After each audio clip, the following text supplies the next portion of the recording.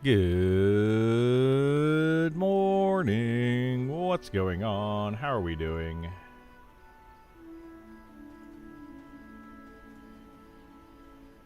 All right.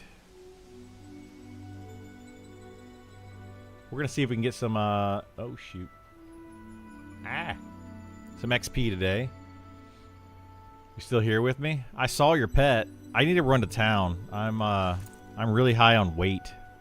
And I need to buy my level 30 spells. So, I'm going to turn the LFG tool on, see if anybody bites. Maybe we can make a group or something. Who knows? Group finder, LFG, level. Let's see, we got a fighter, we got Taser, we got Silk. Me, you, and a druid. I mean, we got a pretty solid group right there.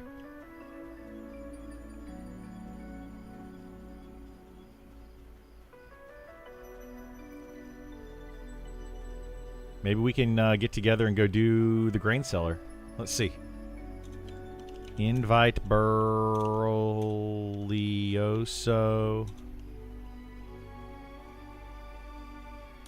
Invite Taser. Invite Silk. Invite Blind Fella. I mean, this is like a perfect group, and we're all about the same level.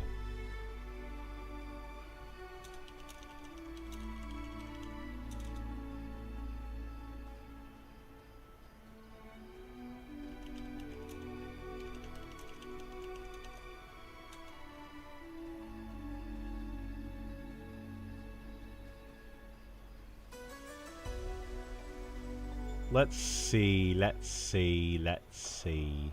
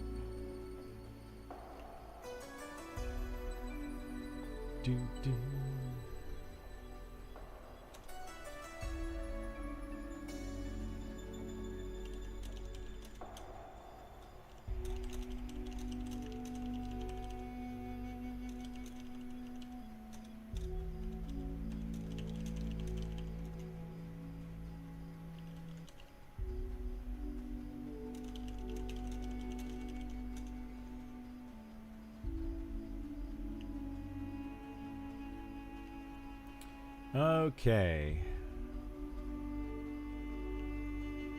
Ba ba ba ba ba ba ba ba.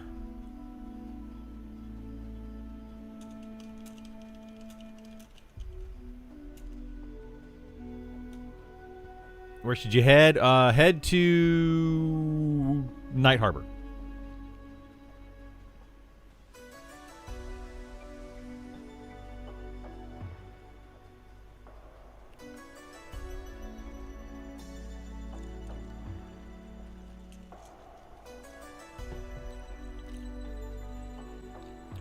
Yeah, you and your gate. I don't like all these people being able to get gate. Not fair.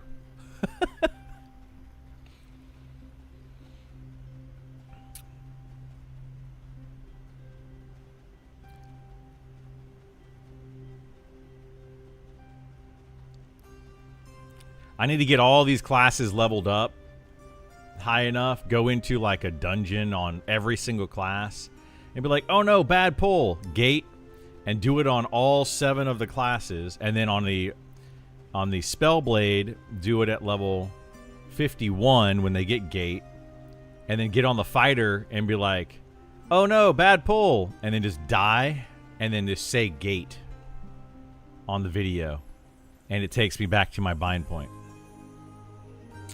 That would be perfect.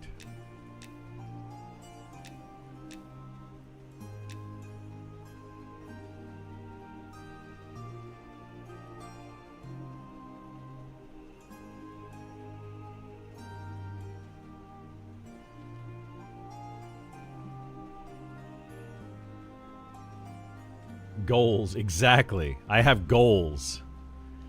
Always set goals, but something that I learned in my vast many years, set goals that are challenging but not impossible, because you need to be able to reach your goal, but it should take work and effort to get there.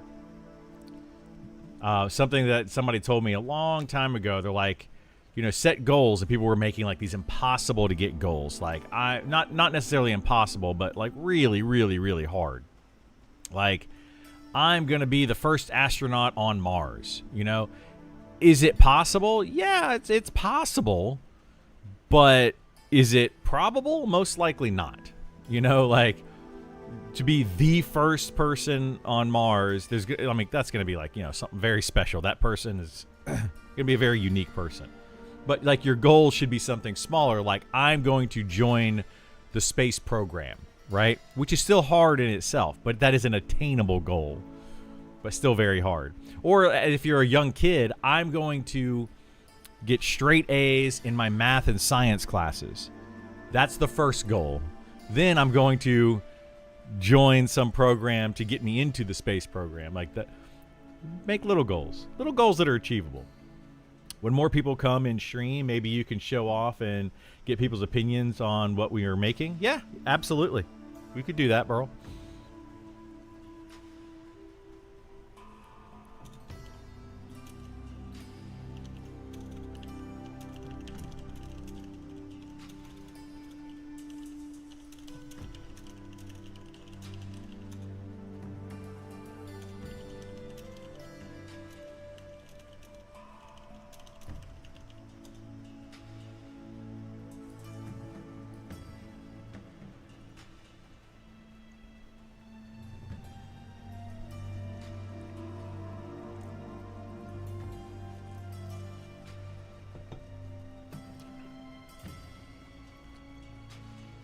Bum, bum, bum, bum, bum.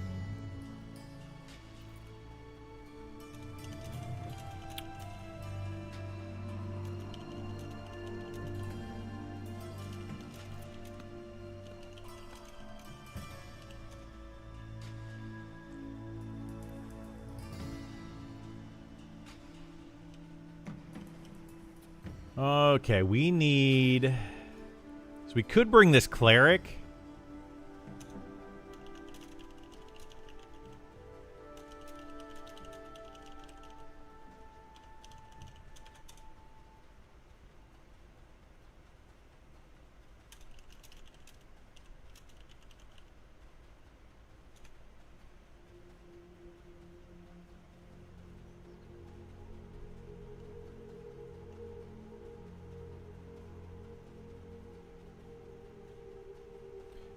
Burl, this guy right here, like, I feel kind of bad, but I don't feel bad.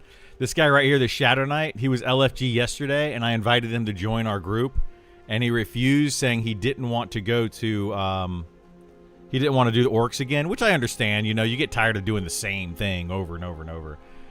Today, though, he's LFG again, same level. So I feel bad, but I don't feel bad. Where to now? You're going into Sungreet Strands. We're going to the grain cellar. So same-ish location you went before, but super secret entrance. How does everyone feel about hell levels? I notice when I'm stuck in one, I play way less. I don't like nor dislike hell levels. I just don't understand the point of them.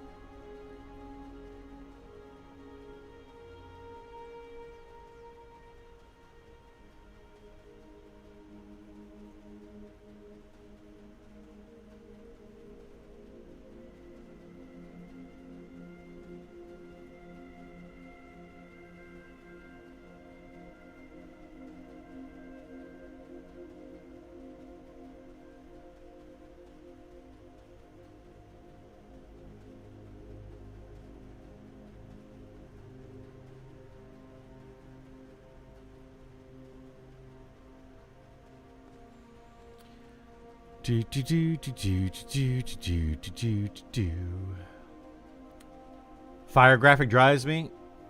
I mean, it's pretty cool, yeah. I like the fire graphic. But yeah, like, I don't know how I feel about it. I think that the hell levels are okay, but not necessary, you know? Like, it's a way to kind of slow you down, you know, take a breath, take a beat. But I feel like what they need to do is in those areas at, you know, 19, 24, 29, etc. In those areas, they need to have more places to XP. Like a couple of additional spots to level up at.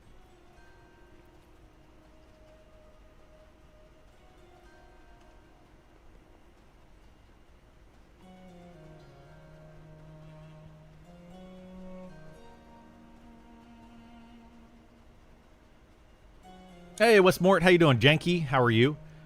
My chat is not coming up from YouTube again today. I don't know why it does this. It's really annoying, but, you know, every once in a while, this is what it does. Keeps you all in a tier. Otherwise, everyone just rushes to the end quickly. But it doesn't really do that. It doesn't really keep you together or anything like that. Because... let's say I hit 29 and my friends are level 27. It gives them a chance to catch up to 29, but then I get through 29. I'm now 30 when they just hit 29. By the time they get out of 29, I'm now like 32, 33, you know? Like, you slow down for a minute, then you speed up. Then you slow down, then you speed up. It doesn't really solve that problem. This house is for sale. I kind of want to buy this house. Is this one even for sale?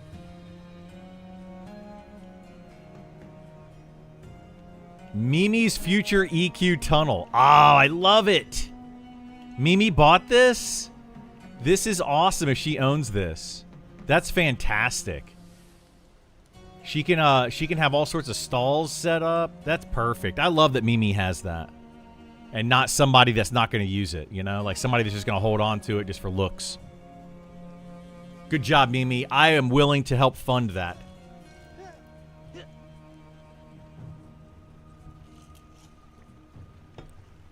Come on, Burl. Follow me.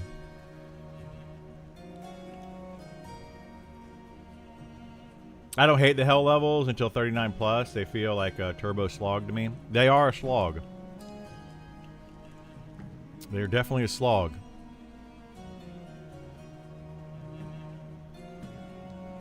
I need to go buy a couple spells real quick, like, bro.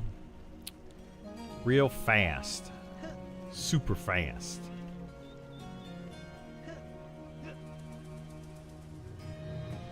You can wait here at the entrance, or you can follow me up to the, to buy my spells. I think I just need to buy level 30 spells.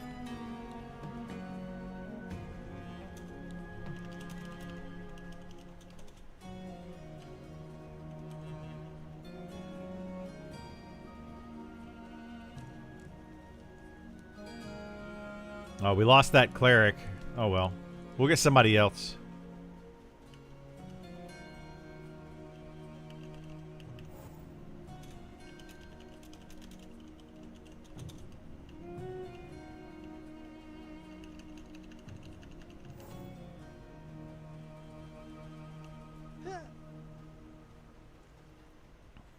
Okay, let's go down here. We need level 30 spells. Implosion, we got that. So we need to get this, and we'll get Exceptional Spell Shield, and we'll get Discharge, and we'll get Bend Gravity.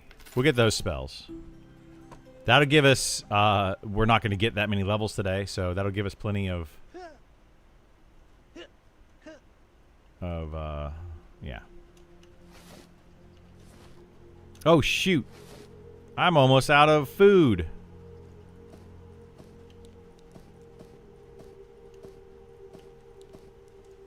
Hang on, bro. Let me buy food. Buy some right over here.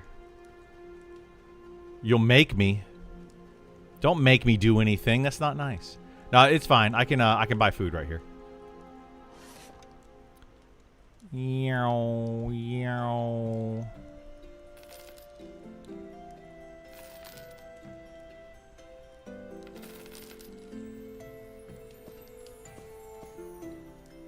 There we go. Plenty of food, plenty of water. My spells. My goodness gracious. What a day this is gonna be.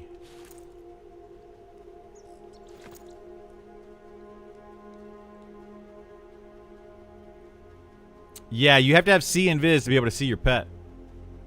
If you cast Invis.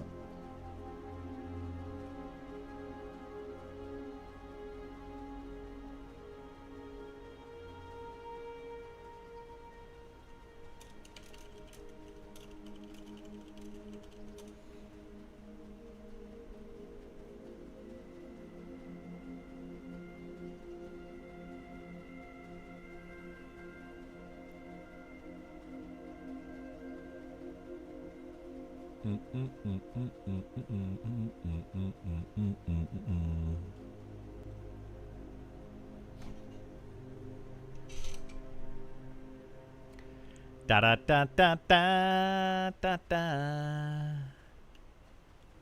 Let's go, Burlio. I need to start getting some better gear.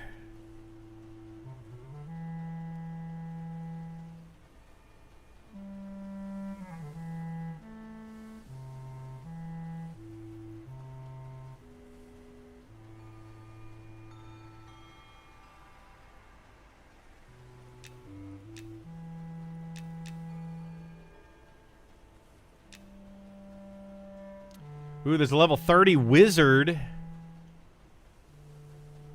Should we get the level 30 wizard? We could use them to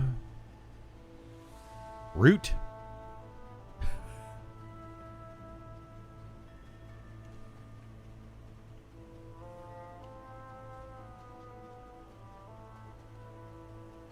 Does a wizard have a dispel? They have purge. Can't remember if they have a dispel. I think they do. Let's get the wizard.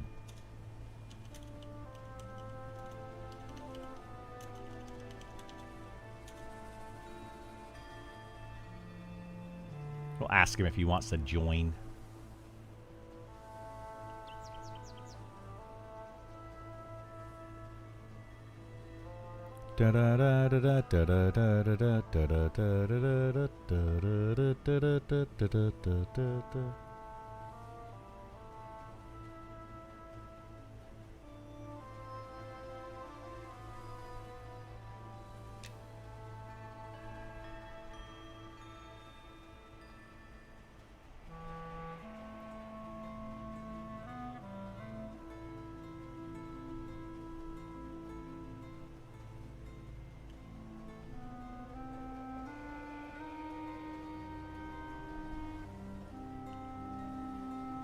A Dunes madman. We're not going in that one. We're going in another one.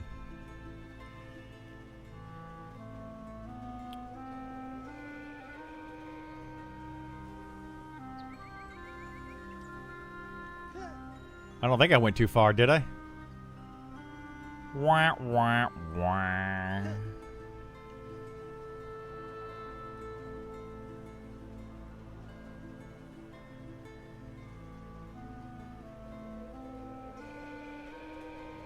I think it's this next building.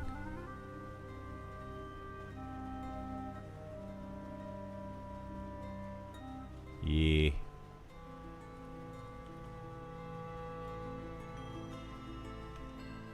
It's this one.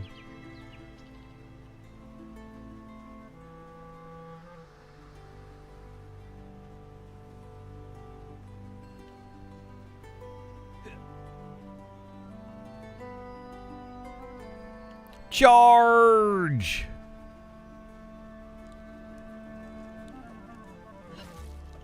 Do-do-do-do-do-do-do.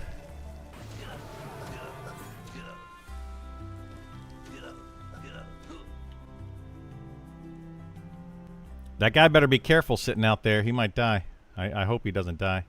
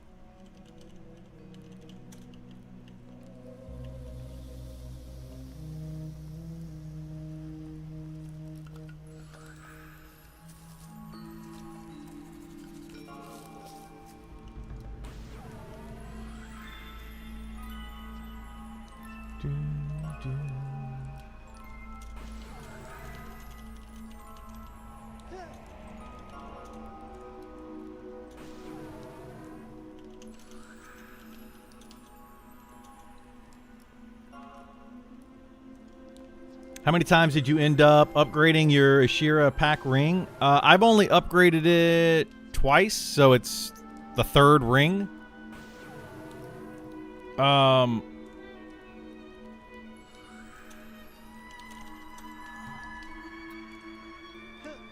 So, yeah. You can upgrade it an additional time.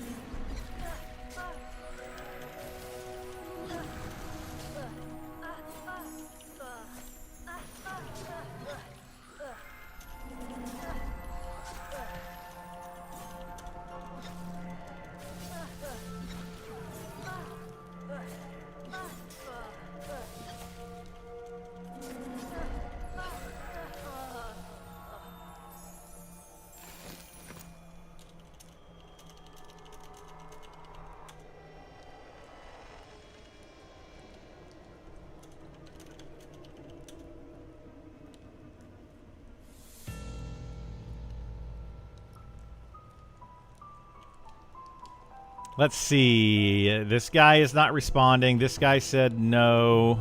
So we'll wait.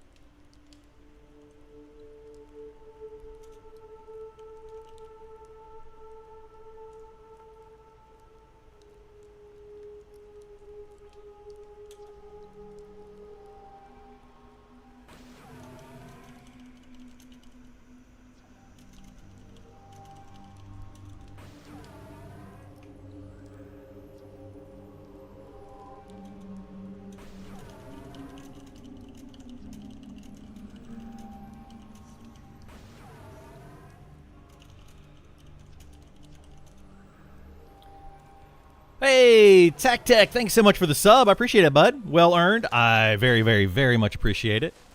You're a gentleman and a scholar.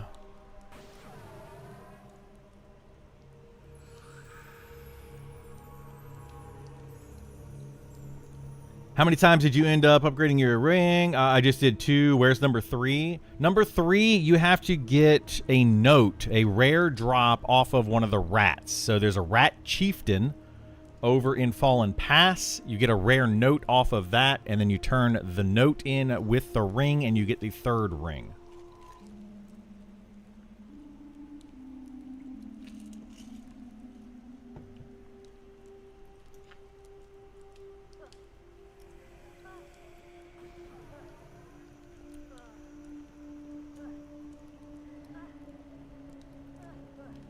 Ba-da-ba-da-ba-da-ba-da.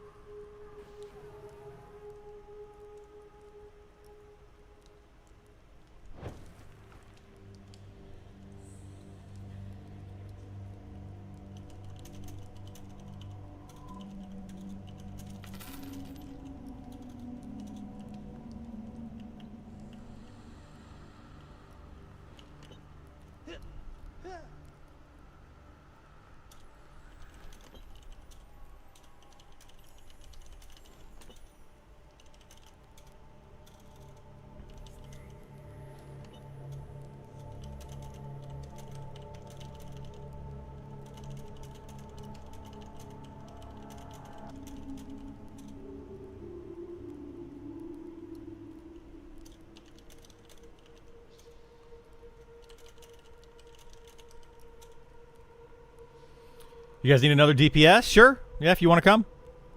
We have a spot.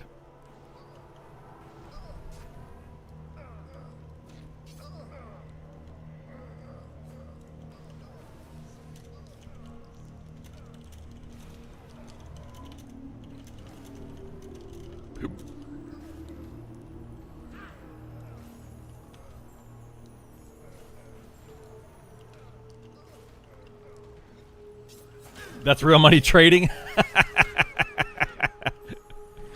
If only that were true.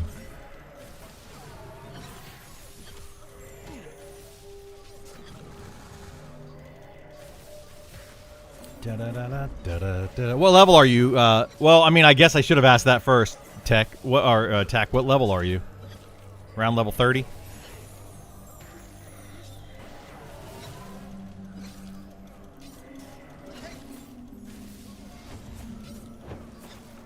$27 Spellblade? Okay. Is that you, Mogwin? Tack? I just want to make sure. Subs priority, right? Okay. You can try to come here. Let me know if you're hitting or not. You may not be hitting these mobs very well, but we could try. Never play with any CC. You don't have to have CC in here. We don't have any CC right now. It's tough to do without CC, but it is possible. As long as everybody's paying attention.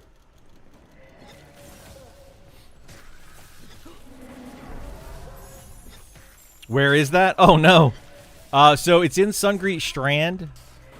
If you go into Sungreet Strand, do you know where the grain cellar building is? It's the one with the henchmen and stuff outside and, well, and inside. The hired henchmen.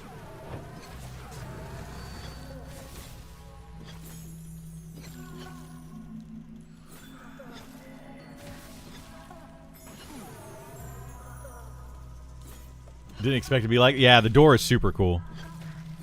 I like to think of Zelda every time I open it. Like... doo-doo-doo-doo-doo. So yeah, you go inside the building with the hired henchmen, make an immediate left, like a U-turn to your left, and there's like a wall that'll be right in front of you. Click on the wall and a door opens.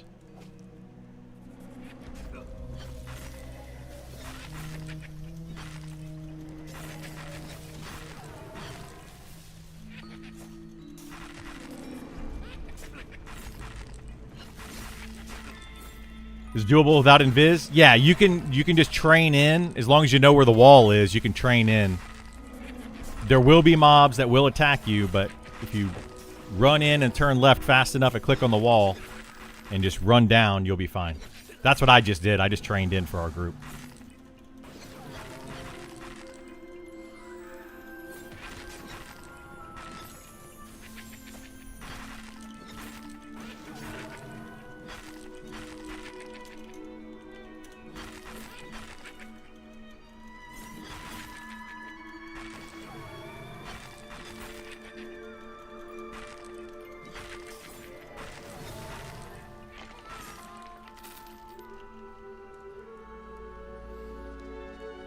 Try without Googling it. Old school. There you go. I don't even know if it's out on, like, I'm sure it's out on Google somewhere, but.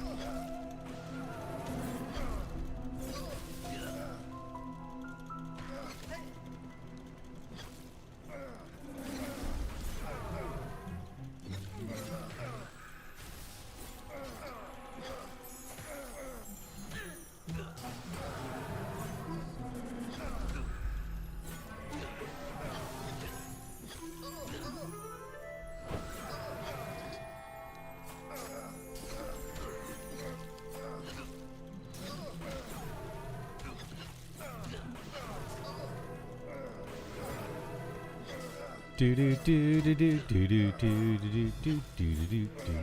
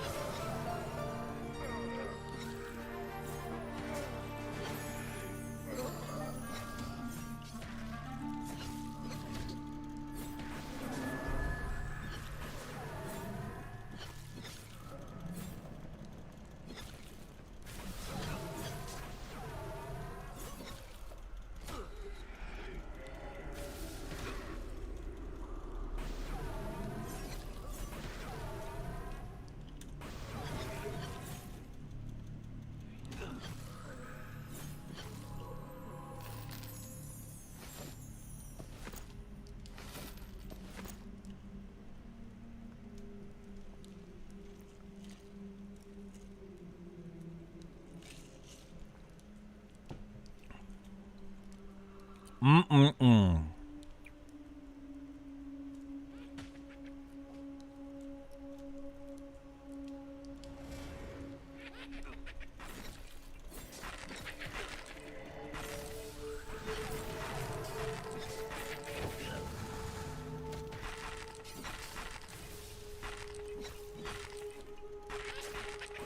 Oh, goodness. I missed a lot of stuff over here on the YouTube side of things. I'm going to do that a lot today again.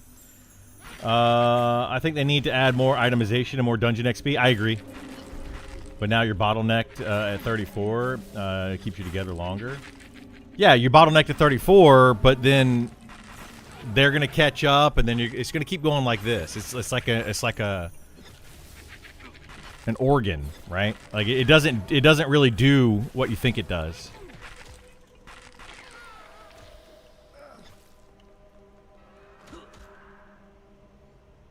Good morning, Pity. How you doing, bud?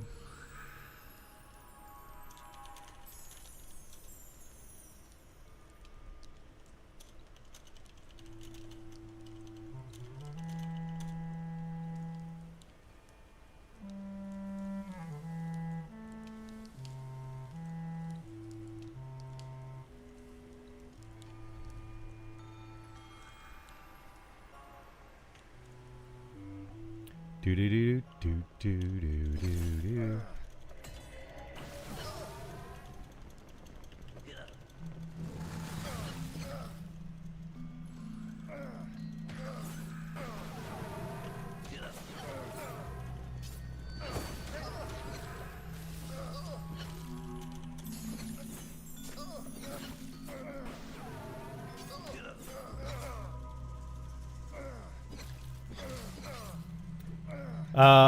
I like to melee and heal a little as well. I pretty much just recommend Paladin because I play Druid right now and the melee is dog water. Melee and heal, yeah, Paladin, but Paladin is really just a tank. It's not really a healer. You can heal, but it is not a healer, if that makes sense.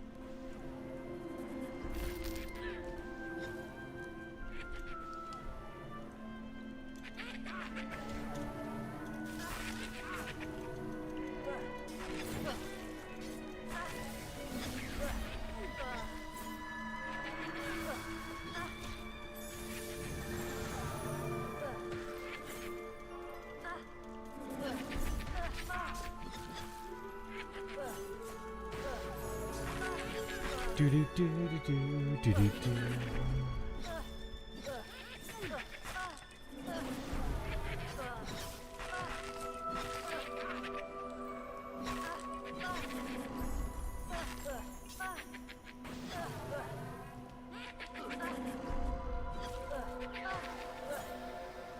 Oh no! That's not good.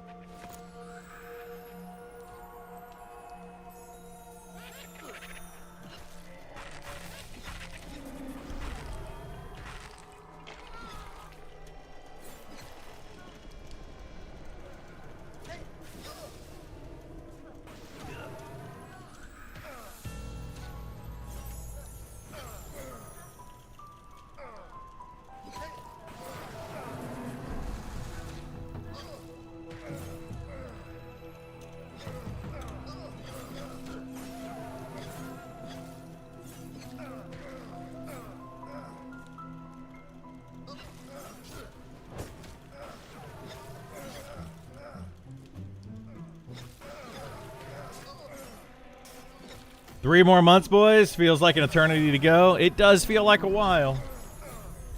We can do it, guys. We can do it. We have it in us. We've been waiting for years. At this point, it's just around the corner.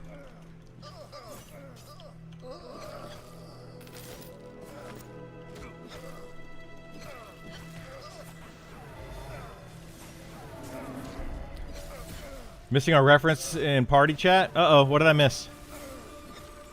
Unless they delay again for some reason, which is possible. Where's the poly market bet on if it gets extended again? Yeah, exactly. Like, I mean, it's definitely possible. I personally feel like they're not going to extend it again for better or worse. So they need to get their poop together. If they don't get it together soon, it's going to be for worse.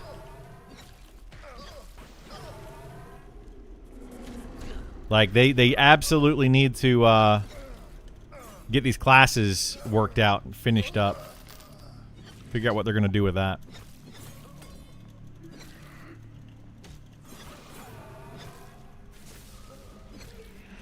We'll see, though. We'll see.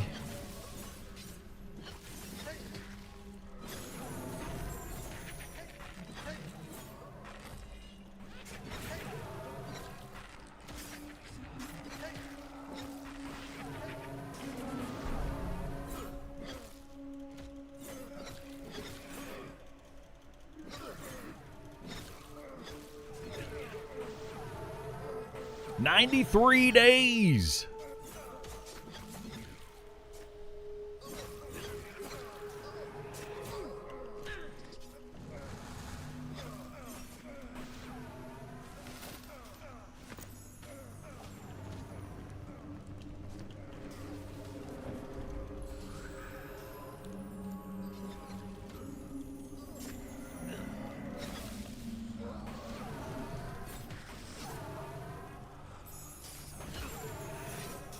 Is there only one door on the...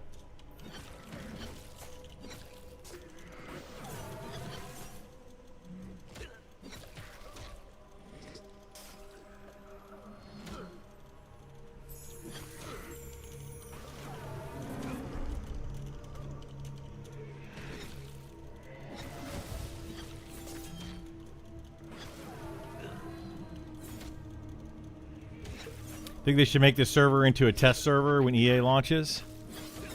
Maybe. I mean, just like a PTR.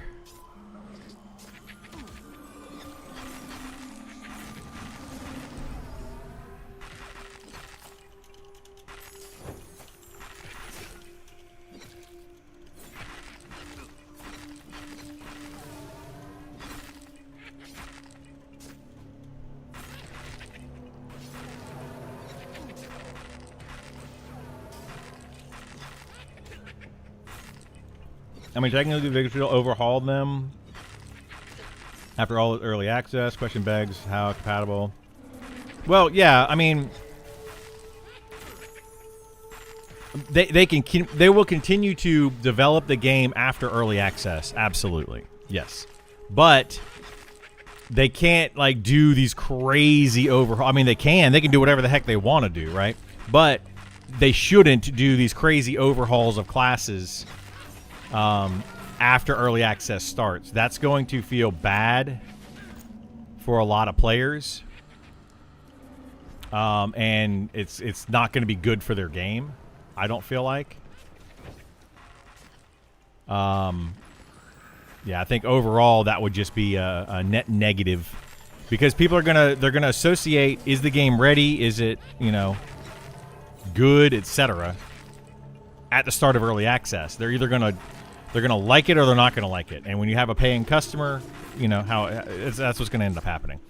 People that are saying, "Oh, well, the game is never, it's an MMO, it's never finished." You're correct. It's not ever finished, but that's not the mentality of players, right? That's not what's gonna happen.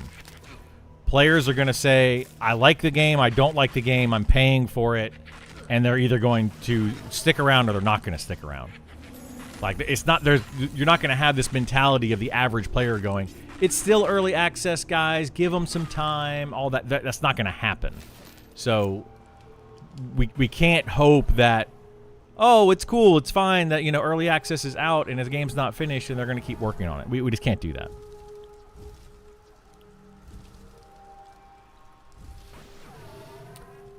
Going to be a lot of people crying about lost their characters, even though it was beta, Pantheon. Yeah, exactly. I guess it all hinges on the promise that there's not going to be any more character wipes once it goes into EA. Pantheon not keeping their promise was just another nail in the coffin. It was, yeah. Yeah, Pantheon, like, that was a whole thing. That was a whole thing.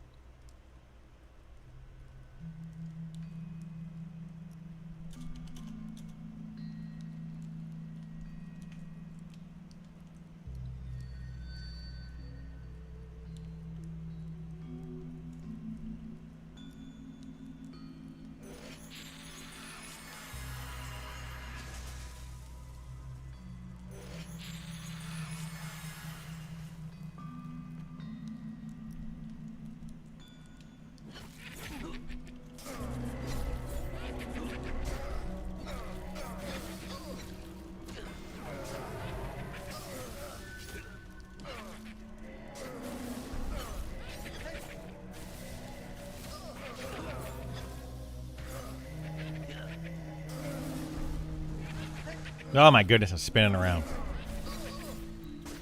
You spin me right round, baby, right round, like a record, baby, right round, round, round.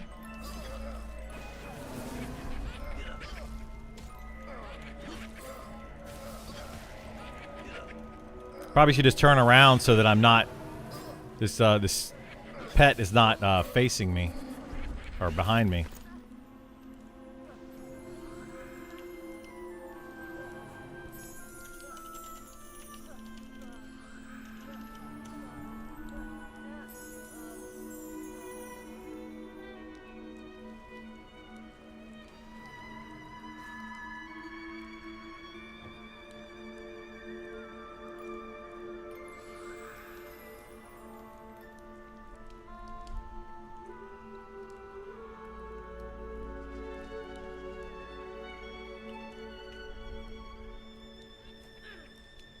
Ba-dum, ba-dum, bum, ba-da-ba-da-bum, bum.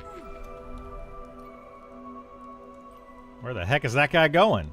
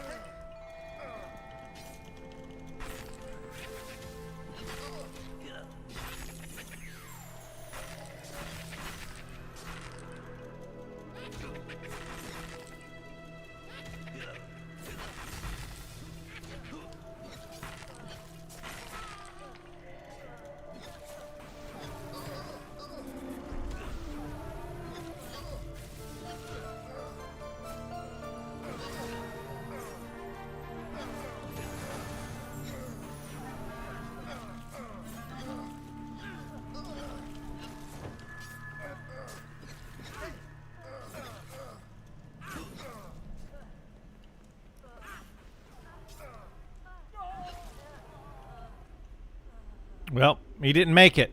We gotta interrupt those fears.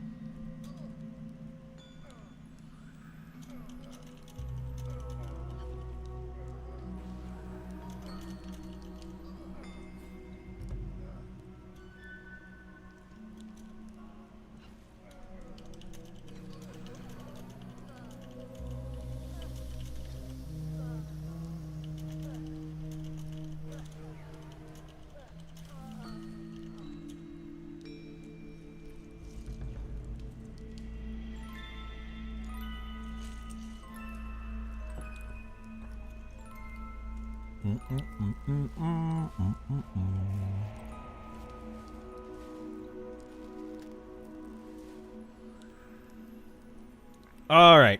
Are rawhide backpacks a hidden craft? No, I've leveled up my leatherworking to 47. I'm still see hide crafts in the list, but no rawhide backpack. Look at the maps on the line, put in the kit, and was able to make one. No, they're not hidden, but you have to do it. Well, you're supposed to have to do it at the tanner.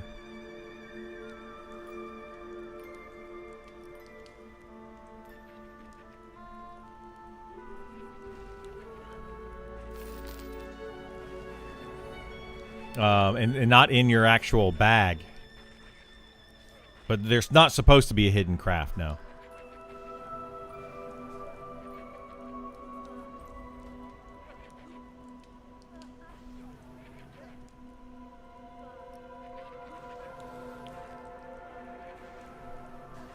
It's not in the kit, but at the tannery. Yeah, it should be at the tannery. How do bags work? I have a backpack, but can have any more on my tune. What do I put in the other bag slots? So you can have a backpack, a satchel, and pouches. So like this slot right here is backpack only. These 3 slots are called bag slots. So you can hover over an item like this, and it says slot bag. But your satchels will be your biggest bags that you can put in here. And then these last 3 slots down here are belt slots. So if you look at pouches, for example, they hang on your belt. And they're the smallest of the bags.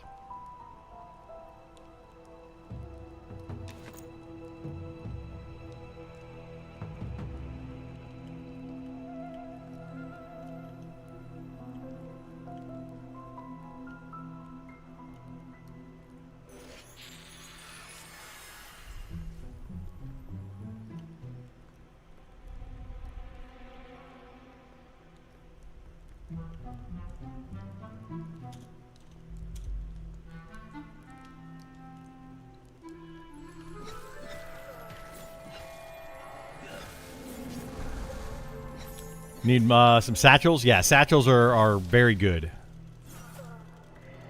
I can make satchels on my fighter up to like cotton very easily. So if you want me to make you some, if you find me while I'm on Criddle, I can make you some. Just bring me some cloth.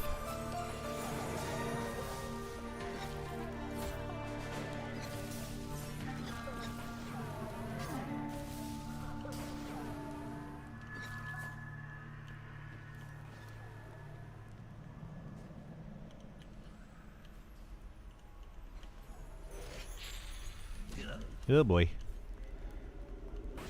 I'm rooted. But then I use face. Oh shoot, did I go the wrong way? I did go the wrong way.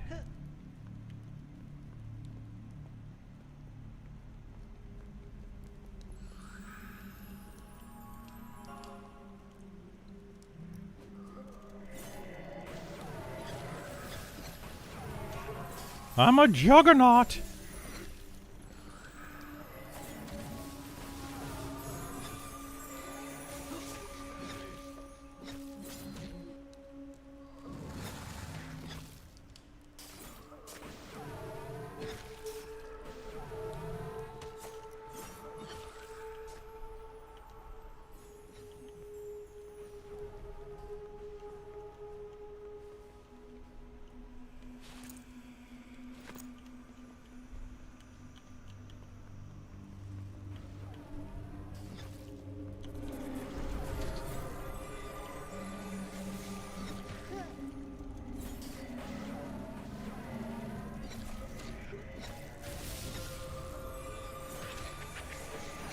I love when ghosts run.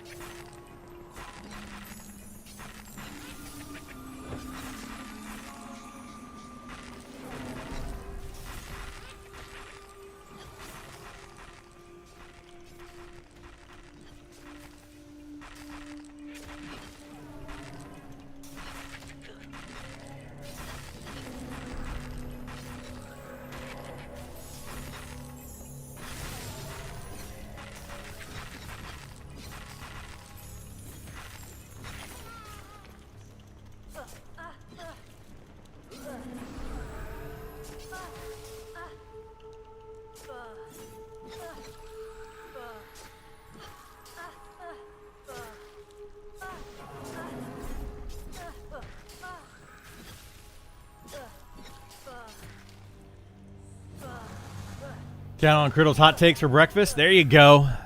Delicious hot takes. Here they come, baby.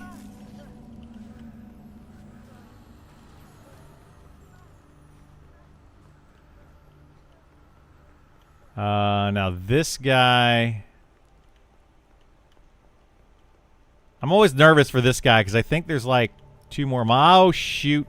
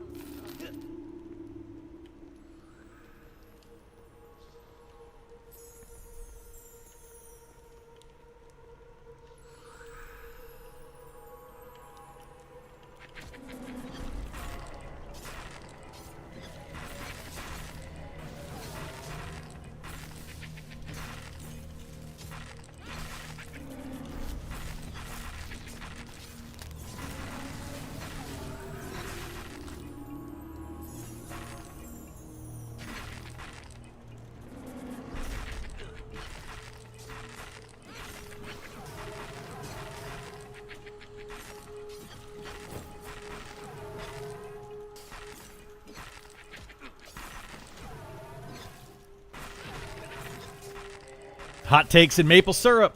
Delicious. They are very high in sodium. How much salt is that? All the salt. It is all the salt.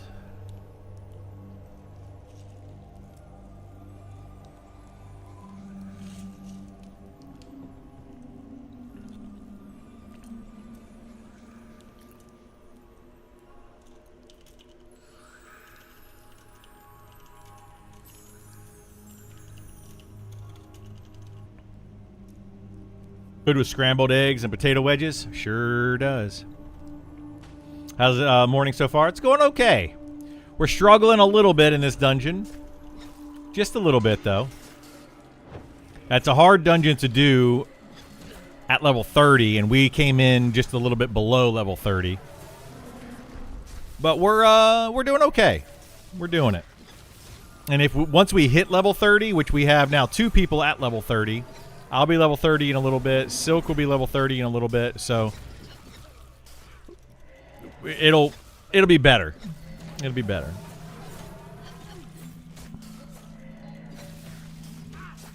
Need to put this on that list, Burl. This dungeon, make sure it's on that list.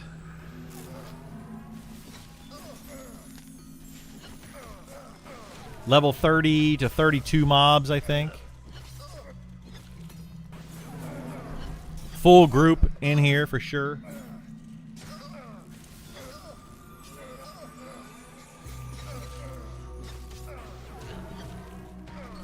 Looks like a very D&D dungeon. It is. It's this is called the Grain Cellar. What dungeon is this? Yeah. Hey, Garm, how you doing, bud? This is the Grain Cellar. Feels great when you stop missing, getting parried, and deal full damage. Yeah. It is. It is kind of nice. It is kind of nice.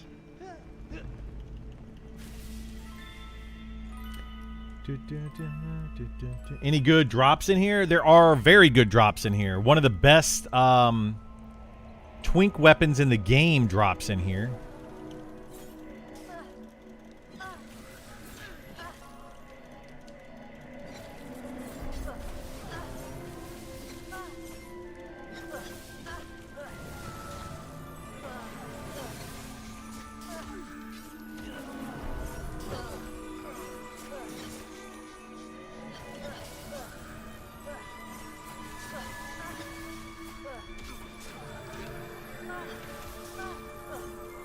But we got to be able to actually kill the mobs first. So we gotta. It's a tough dungeon. This is not for the unprepared or ill-prepared players. This is what I feel like every dungeon should feel like. Like this one, it's a very challenging dungeon. You have caster mobs. They cast fear. They have big nukes. They have pets. There's a lot of mobs kind of all together. This is a tough dungeon. And I want to see more dungeons like this throughout the game. This is the kind of challenge that I've been trying to say we need to have to encourage full groups. Because otherwise, if everything's easy, then they're just going to sit outside and do the easy camps for XP. This one also has, decent loot in it. So this is a good dungeon. And we just need to see more like this. This is called Grain Cellar, is the name of the dungeon. You just bring no utility? You have utility, Burl. It's just a different type of utility. It's not utility for this type of dungeon. You actually... I think you get, what's it called?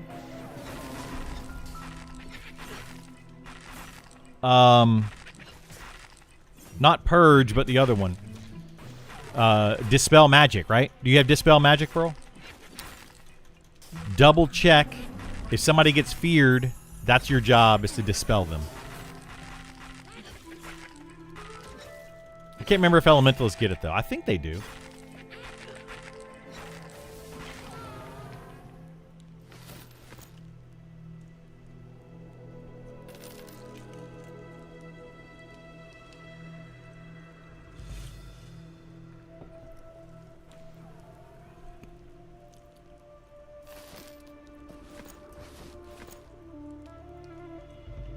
I feel like every pure caster, yeah, I think they do. Like all the 7 casters get Dispel Magic.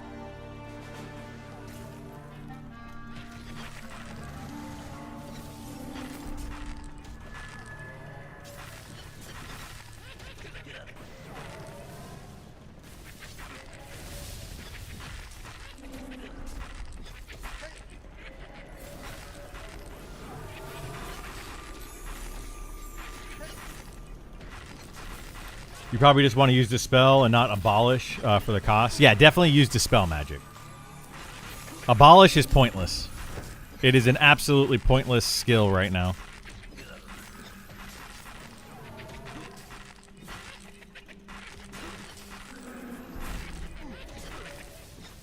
Like, I don't know... I don't know when you ever would have 2 effects on you at the same time to where somebody would want to abolish magic.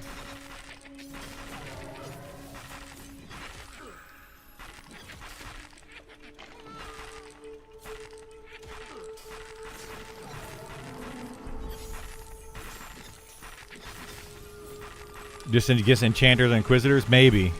Maybe.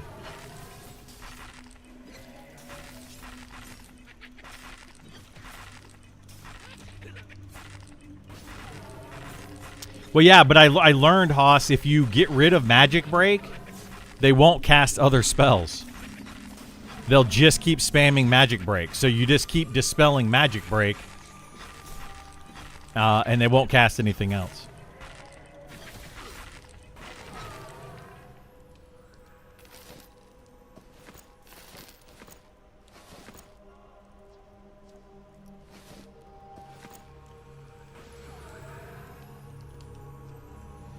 You stay on top of it? Yeah, yeah, exactly. You just stay on top of it. It's not a big deal. But anyway, I mean, that doesn't always happen. Oh, shoot.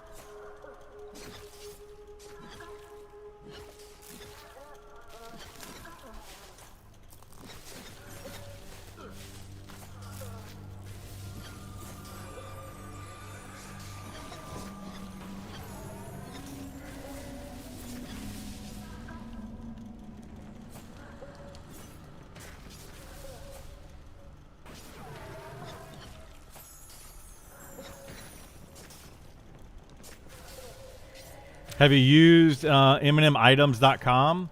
And how good is their database? I have not looked at MMItems.com at all. No, I don't know what that is.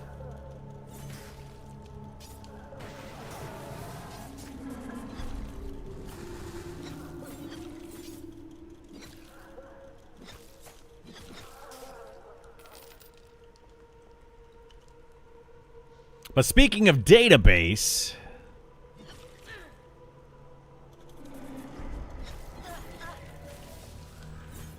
Burl is working on a database for us, which is going to be awesome for finding camps. Why is this? Oh my gosh. There we go.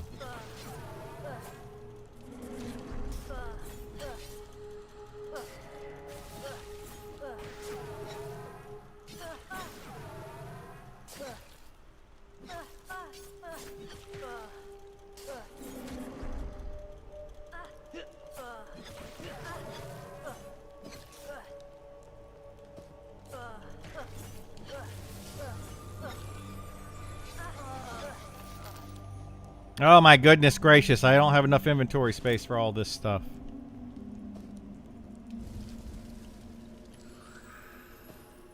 Hang on.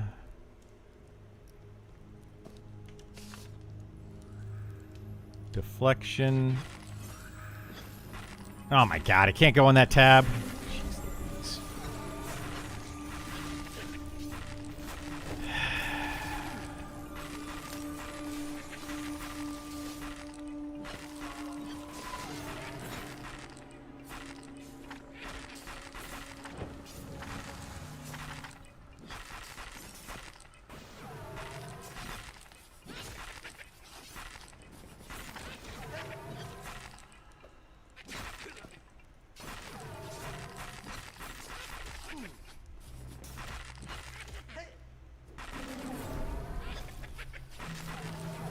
There we go.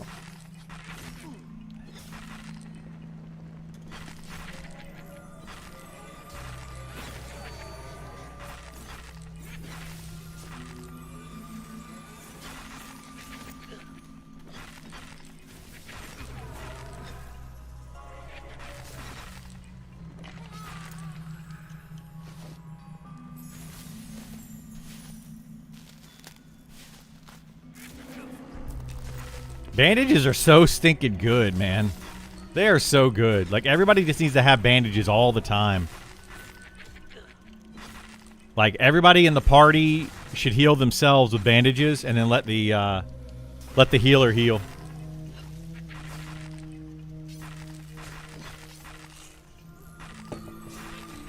Like, if the healer just focuses on the tank and everybody else should use bandages, super easy.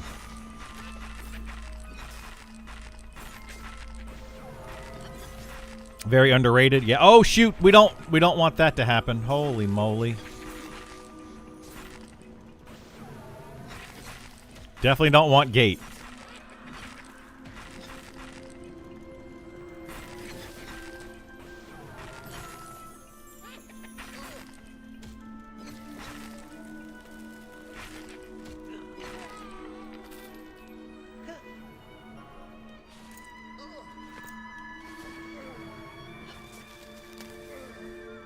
Oh no, he moved out of my way.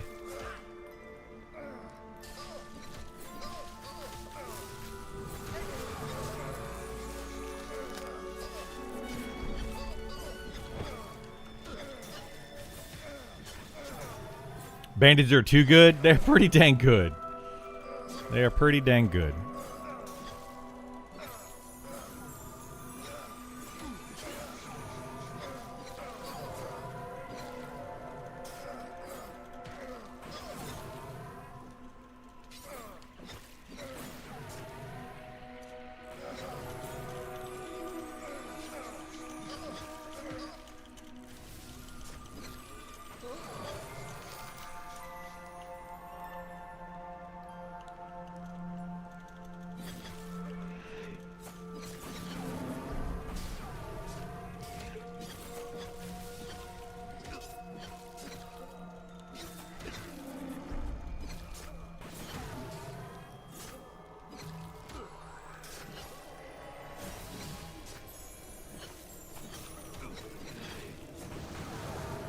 You don't think bandages undermine a lot of game challenges and balance, especially at mid-level? No, I do. It does, yeah.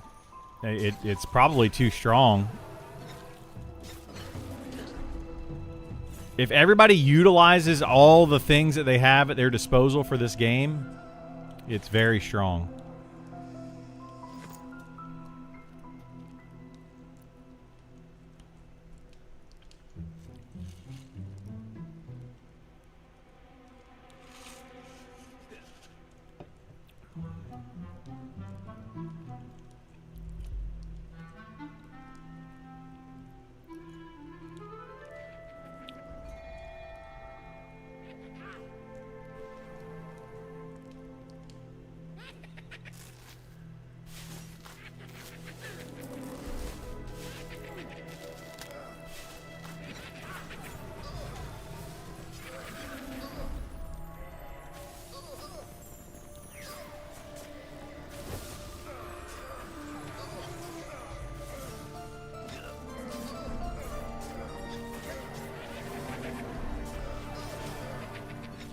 Burl, you gotta clear that fear.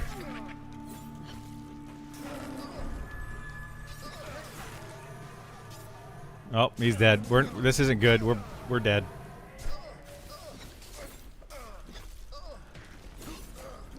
Oh, nope, they didn't come up here. Never mind. We're okay.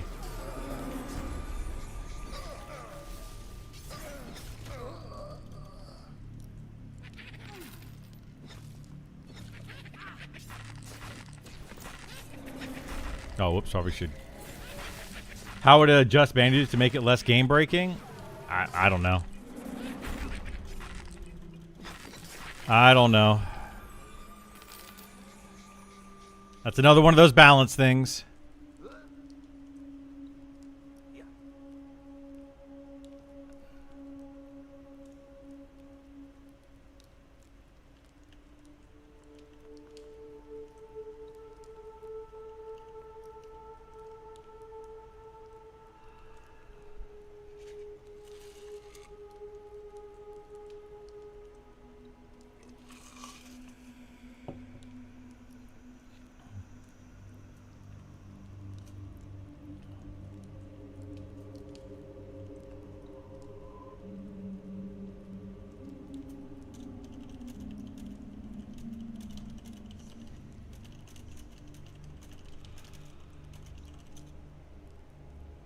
They're getting out of range, line of sight, dispel so quick, so I couldn't. Yeah, you. That's something you just have to learn, Burl. Like when you're watching the mob, you see it's about to fear. You need to be ready to find out who's feared and cast the spell. Like you have to kind of preemptively be prepared to do it. It's not easy to do. The other thing is we should have the healer, and everybody should sit back here. So when they get feared, they don't instantly run and jump off this ledge. Like, be back here a little bit so they run around in this area. So, yeah.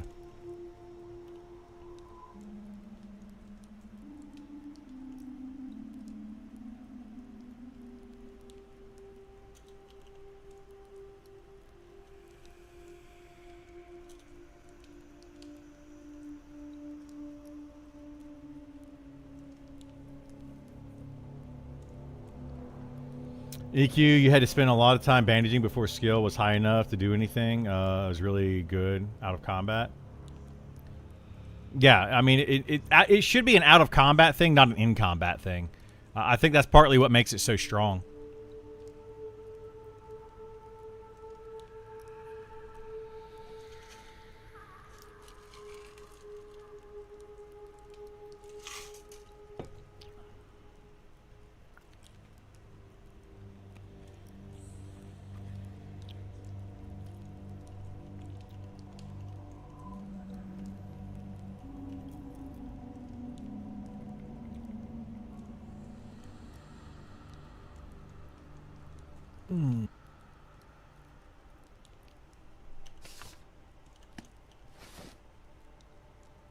Okay, so we get deflection and infuse slash. What level is this one? Level 30. So we get both of these at level 30, which is nice. Why do I have this? To serve a gnome. I don't think I need that, do I?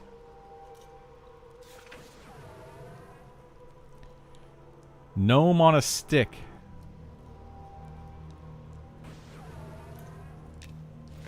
I don't think I need that.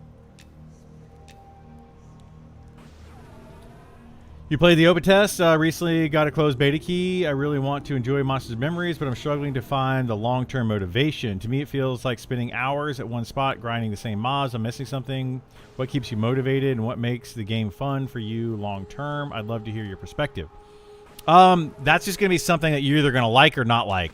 The game is very much a sit in a camp for hours on end, camping mobs, and then hopefully getting items. So the, I guess, proverbial carrot at the end of the stick kind of thing. You're trying to always get that carrot. So always have a goal for yourself. Like today, I'm going to get to level 30. You know, I'm trying to camp this particular item to get this item. You know, have a goal set for yourself, and that's how you kind of motivate yourself to continue going. The other thing is about a game like this is it's not just a game that you're playing. You are in a world with other people, and you want to socialize with those people. If you're not willing to actually socialize with other players, the game is going to be way, way less fun for you. You're going to want to socialize, for sure. So like when people get into groups and those groups just sit there and pull mobs, they don't ever say anything to each other. It's not like World of Warcraft or Final Fantasy 14 where you just queue up for a dungeon, you go through the dungeon, no one ever says any words to each other the entire time. It's not like that. It's more of a social game. You're meant to interact with players in your party. So if you don't like that style, and that's okay, like you don't have to like that, but that's how the game is meant to be played. It's meant to, you know, things are supposed to take time, and which is good because the more time you put into your character, the more attached you become to your character. Things like that happen. Whereas in something like World of Warcraft or Final Fantasy 14, people just want instant gratification. They get their items, they leave. They don't really care to help other people do anything. And it's all about me, me, me. Whereas a game like this is about us. You know, it's more of a we situation.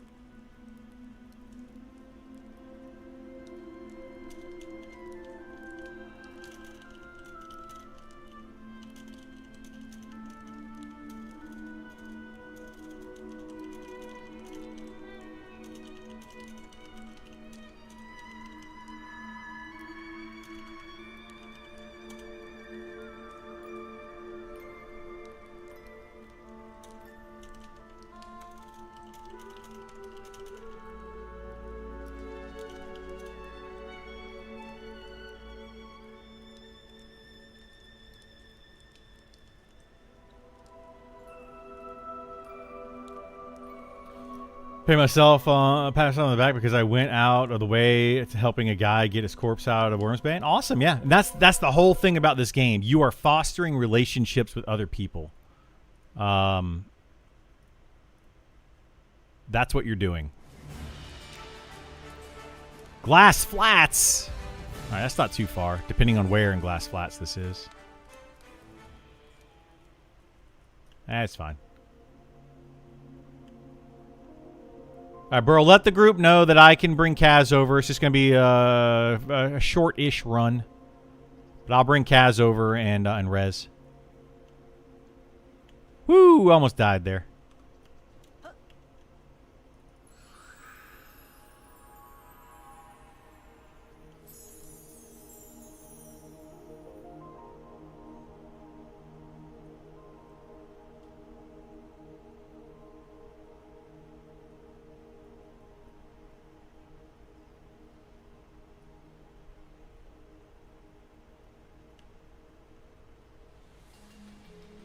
You don't have to sit in one spot grinding monster XP. It's just the fastest XP. Yeah. You don't have to do that by any means. It is not required to sit in one spot in XP. If you can find a group, or if you want to try to solo or duo or whatever, if you can find some people that want to like move around and do other things, you can absolutely do that. That's the cool thing about this, is you can play this game in a lot of different ways.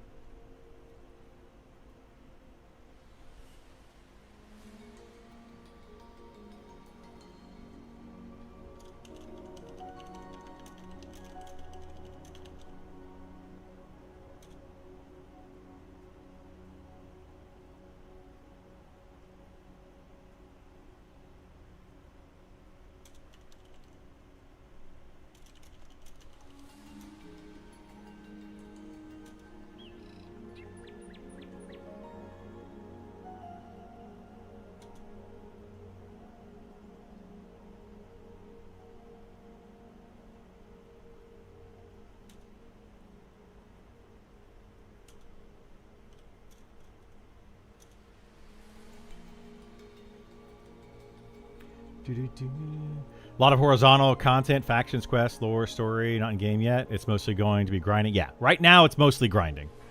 Getting a bit tired of just farming harvest nodes and not getting much XP. I've been trying to level enchanting. Saw your recent video. Anyone know of a good spot to hunt for items for tier 1? Wormsbane is camped. Yeah, Wormsbane is one of the best places. I've heard over in Keeper's Bite. No, Evershade Weld. I've heard that there are the fungus monsters over there, but I have not confirmed that yet, Kerrigan. So I don't know if they have them, but I've heard that they have magic items that drop in that low level range.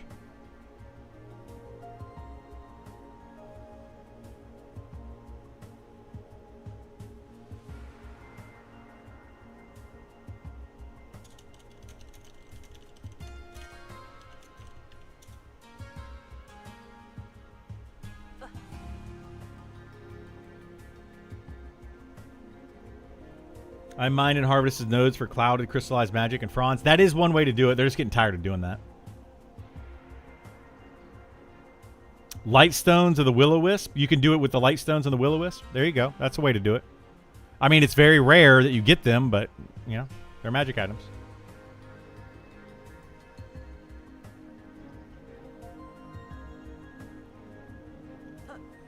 Check out mnmitems.com. We can look at it real quickly. Let me close this.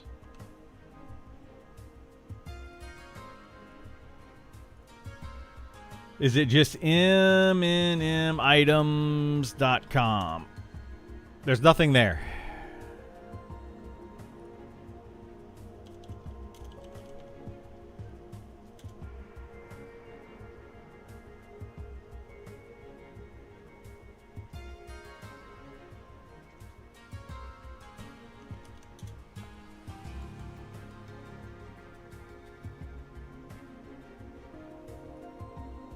I don't see an mnmitems.com.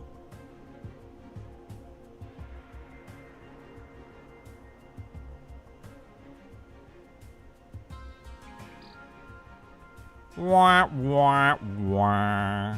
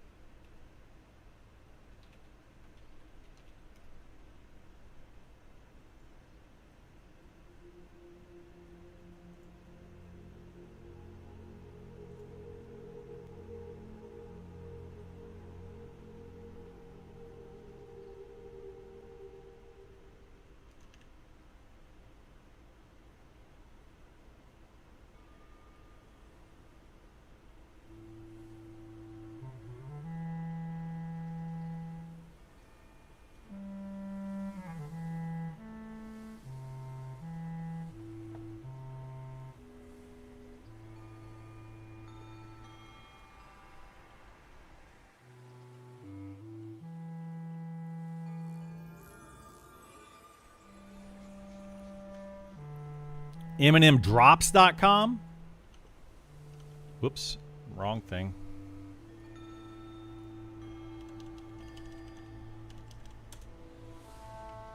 MNMDrops.com. This is almost exactly the database we were looking at making. Hey, Burl. It's the same site. It's like it just copied and pasted what you were doing. Somebody is using ChatGPT.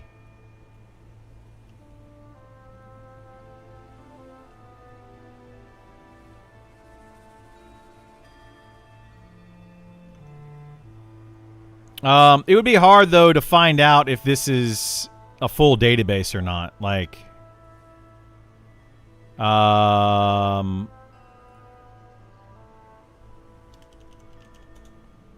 Dark Harvest is in there.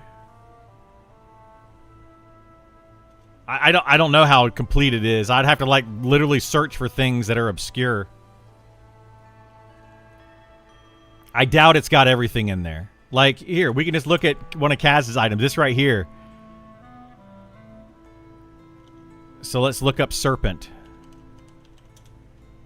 That's in there, okay. Let's look up his shield. The Mire Guard.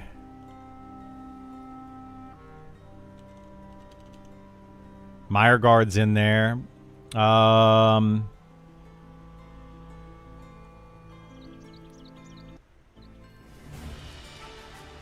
Oh my god, is that Kaz? Kaz doesn't log in this early.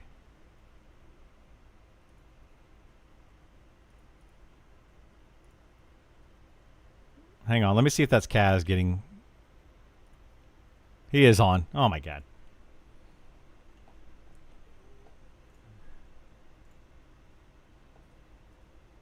Hey Kaz, come to the grain cellar.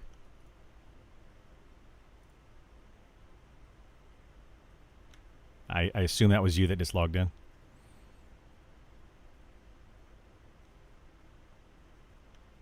Yeah, I assume he just logged into Monsters of Memories and I was running his character for a res.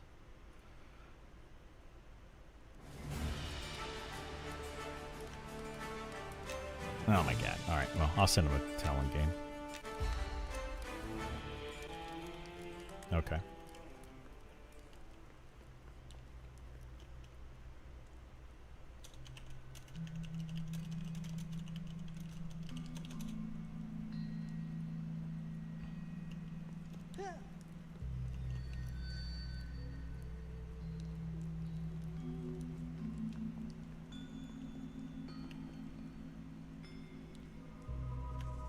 I'll be back in just a second. I'm going to use the restroom real quick while we're waiting.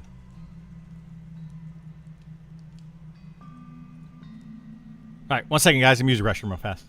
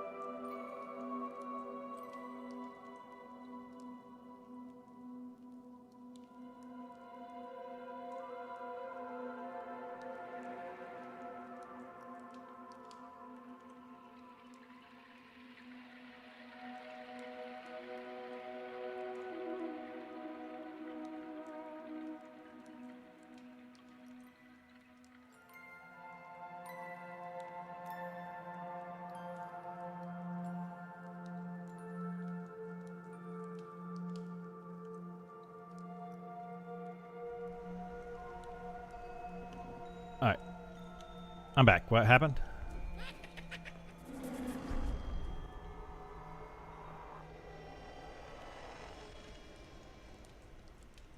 Oh, okay. Where's Kaz at? Oh, he had to log out. I think he was just logging in to kind of like sit and chat or something. So I'm logging him back in. I don't know what's going on. I'll text him or something. I don't know what he's doing.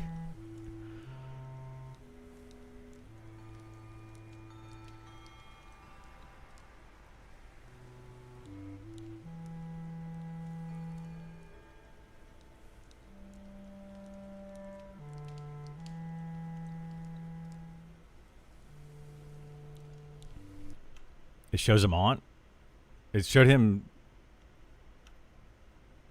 logged out for me.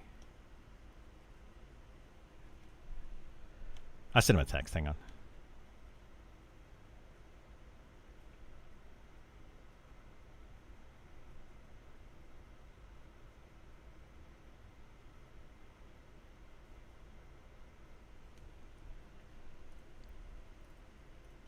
Yeah, he had to log out. He texted me back.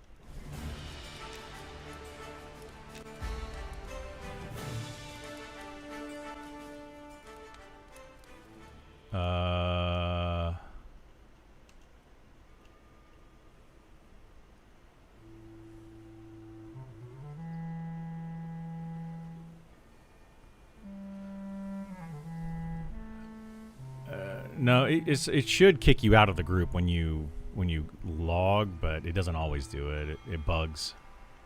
Like, you should always leave a group before you log out to prevent groups from bugging out. Yeah, that's exactly what happens. It bugs out when that happens. So you should always just log out of a group. All right, where's the corpses at? I see blind fella right here. Well, that's the player outside. I'm training in.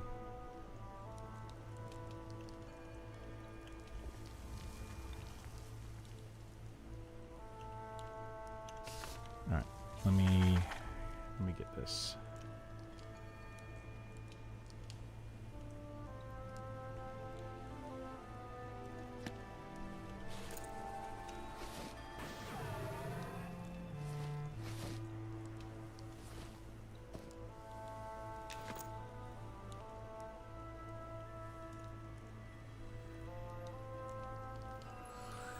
I don't know. He texts, or I don't know what he's doing.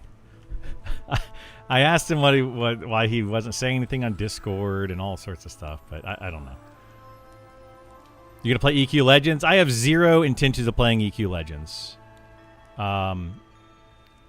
So probably not. But I mean, I'm not gonna say no, but I don't have a plan to play it.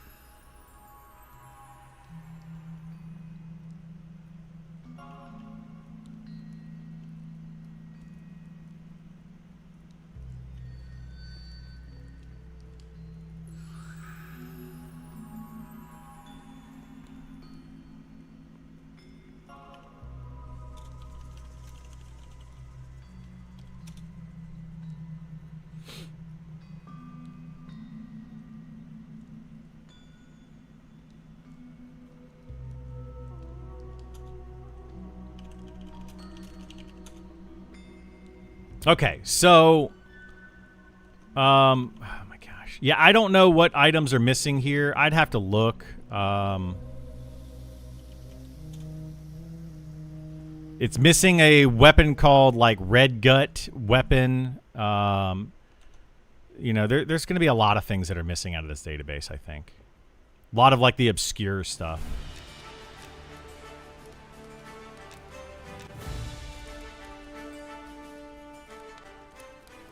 Because I have, like, I have this sword right here, which is called the Red Gut Longblade.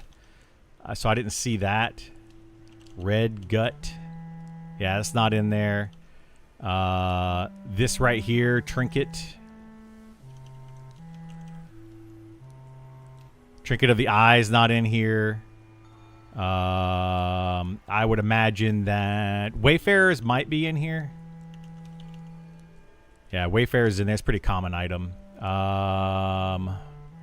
What's something else that's not super common that I have on here? That's going to be common. So, yeah, like the uncommon things that people don't really go camp is not going to be in here.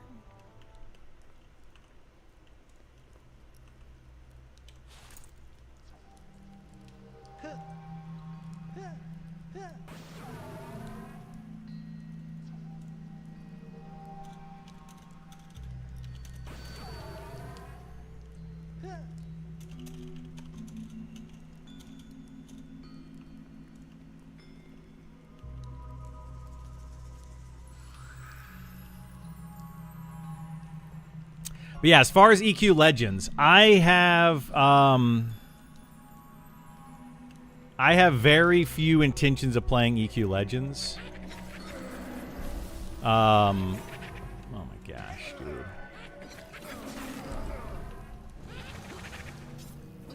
Yeah, I have very few intentions of playing EQ Legends. It's mostly a single player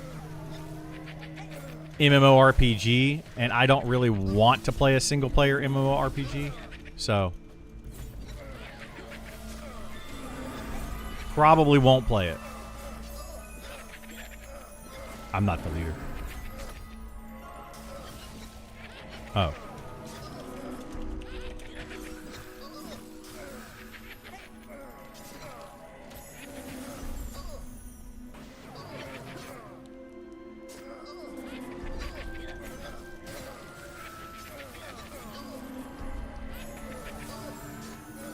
But yeah, I don't know. I might try it out. We'll see. The beta is starting. I think the open beta is starting, like, soon.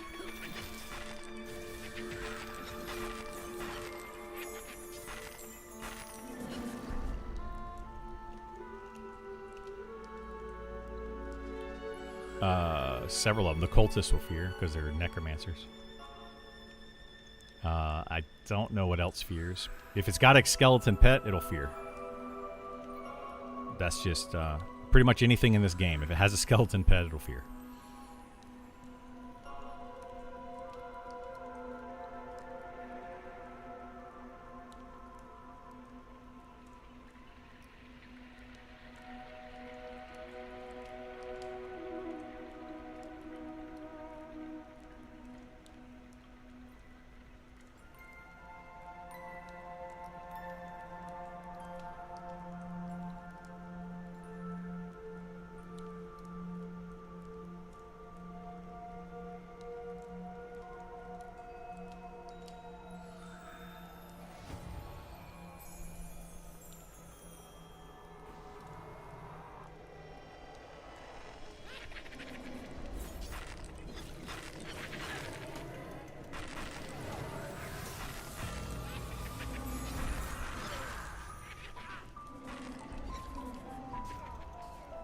Oh, I got feared that time.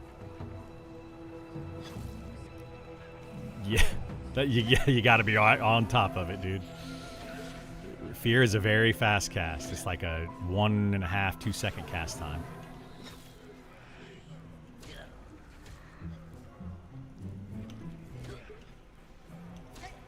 I'm not near you, that's why. Yeah, you got to do it really fast. I'm bringing 2 more mobs up, but I'm going to probably just zone them out.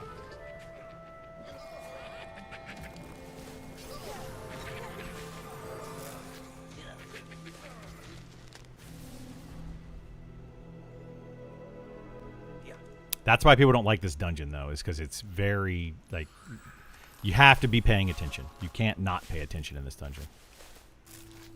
And a lot of people in a game like this don't like to pay attention.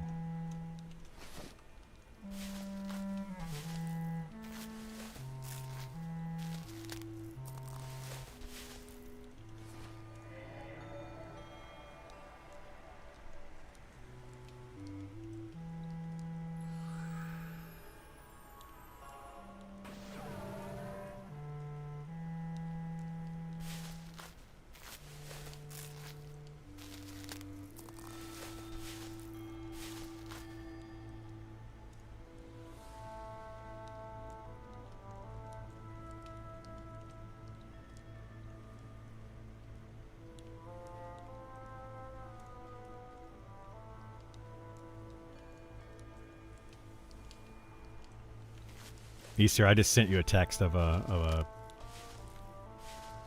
comment I got on YouTube. It's becoming more and more well known and apparent.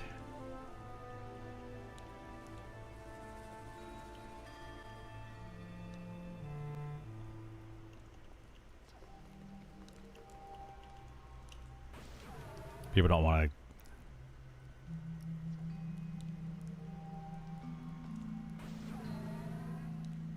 Okay. Yeah, that's the issue with dungeons like this. Is they become kind of annoying, well, it's that, but we also we have to be paying attention, and people just don't know the dungeon very well. This is not a hard dungeon, but you have to pay attention. You have to know what you're doing. Everybody's got to be working together.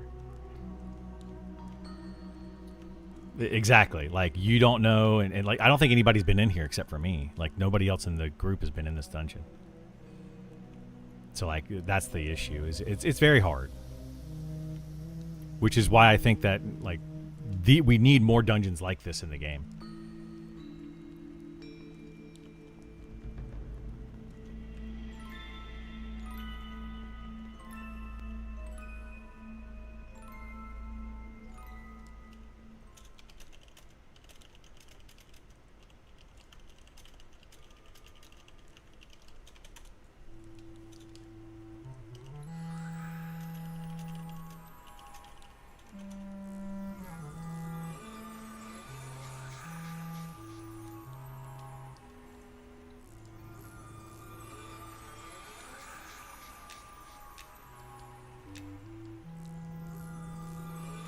But that's exactly why people don't do this dungeon. Like, you don't see a lot of people doing it.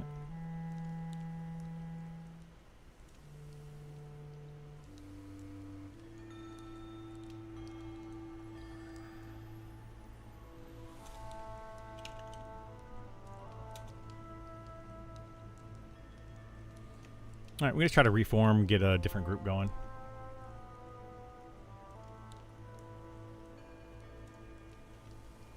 Yeah, well, I mean, a couple people have to go. It's not a big deal.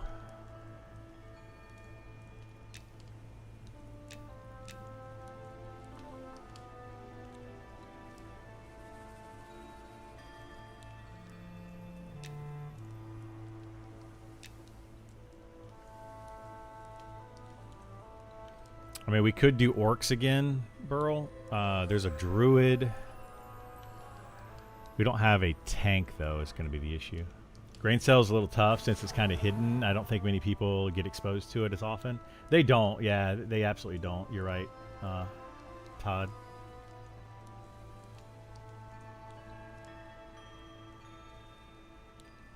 Disenchant item from Limestone Tier 1. I don't remember.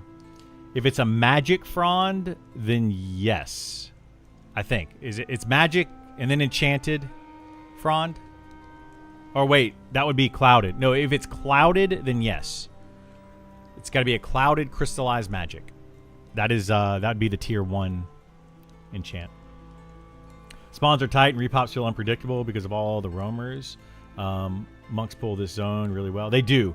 This is exactly good. I like that you said that, Glyph. This is exactly the reason that I say that monks are the best pullers in the game. Because other classes cannot pull this dungeon very well. It doesn't matter what class you are. Monks are the only class that can actually pull this dungeon well. And people keep telling me, oh, no, monks aren't good pullers, etc. Or these other pullers are just as good or better or whatever. This is what I'm talking about. They just can't do it. They can't do it as well, right? A lot of classes in the game can pull, but there's a big difference between can pull and can pull well.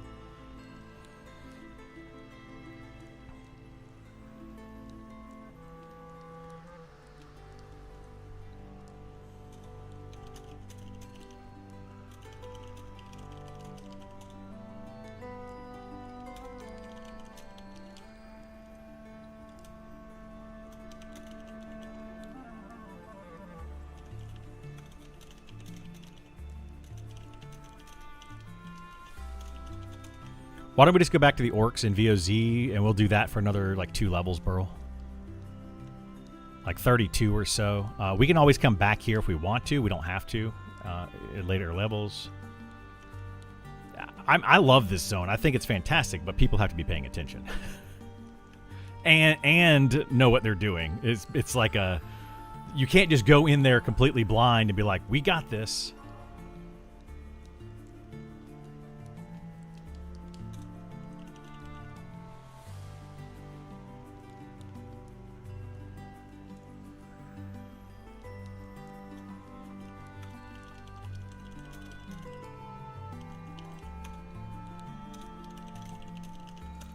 And that's why Isar doesn't like it, because he's like working 99% of the time when he's playing this game, and he absolutely hates that dungeon. And sometimes we used to do it when he was boxing like 2 characters, which makes it even worse. So he's working, boxing 2 characters. It was just the whole thing. Because we used to do this dungeon on Alpha when we were like level 30. All right, I've got a healer.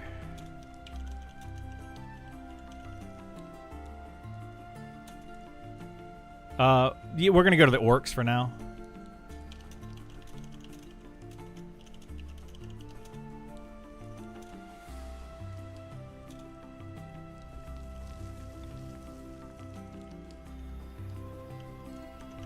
Yeah, the smugglers are easy, but...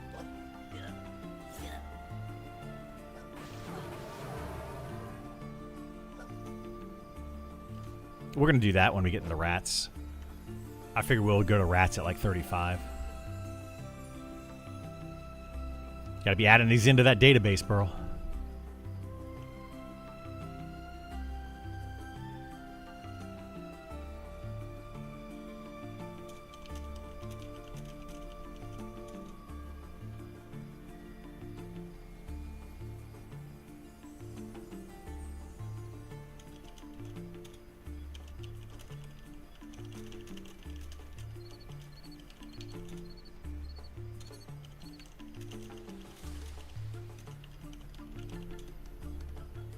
Yeah, we could go do, I mean, we have a lot of options, actually. We can do VOZ orcs, we can do smugglers, and we can do the poachers. All 3 of those are good options. Building a leveling database? Yes, Glyph. Burl has figured out a way to make like a leveling database, very similar to this database for, I mean, it looks almost the exact same. Is this database, which tells me that this person did the exact same thing that Burl did to make the database.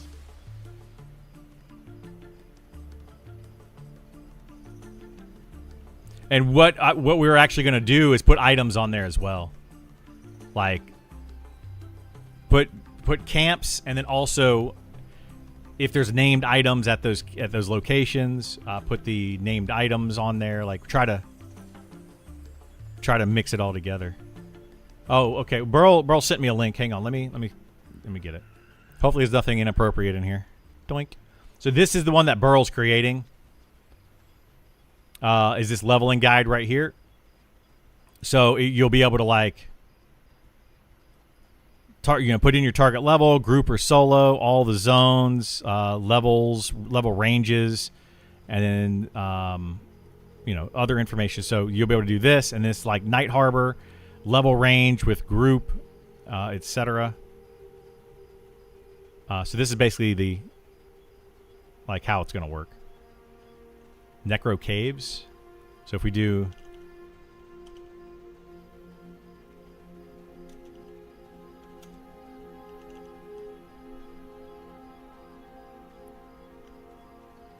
What? Why are you in... What? Why? So here you go. This is the Necro Cave. This is what he's added in. So, Necro Cave... hang on. Let me make sure I'm not dying here. Yeah, you're in the grain cellar, but I'm not on you anymore. But yeah, so targets, undead rats, fallen adventures, name spawned, rot fang, and then The loot that it drops, we don't have anything in there yet, but he does drop a few items. So that's the idea, and we're gonna try to build out this database.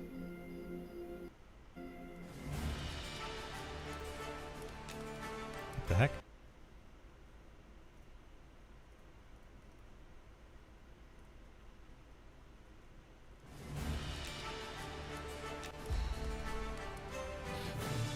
Like, I played tanks and stuff my entire MMO career and pretty good at pulling, but I would never play a monk. Yeah, monks they're definitely challenging.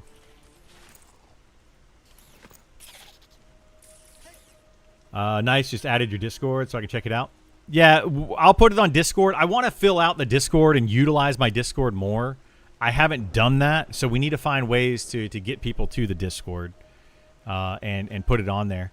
Burl's got access to my Discord, so maybe we can add a section to the Discord and put in that database, and then have people be able to put in items and put in camps and things like that, and then we can confirm them, verify them, and put them out there. Yeah, we'll need some community help to fill it out, so anything that people want to do to help out. Yeah, Burl, I don't know. Burl, do you have access to be able to add and do stuff on the Discord to do that? And we can make like a forum area for that. Yeah, I think you still have. I didn't take it away from you, so. So yeah, if we want to do that, we can just add like a section in there, and we can, people can post things that they find, and we can just add them in, verify them, and add them in. But anyway, that's going to be the plan. We just started working on it. Well, mostly Burl started working on it. This is like 99% Burl's thing. I'm just giving him information. I've just got all the information in my head, and I'm just...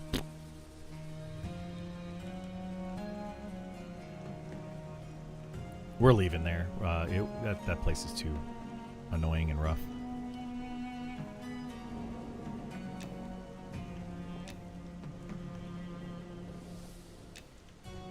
It's got some good loot in there. The best twink weapon in the game drops in there. The Dark Harvest, yeah. Because it is a trash drop, but it's like it's the only weapon that procs at like level 1. Like that life tap at low level is amazing.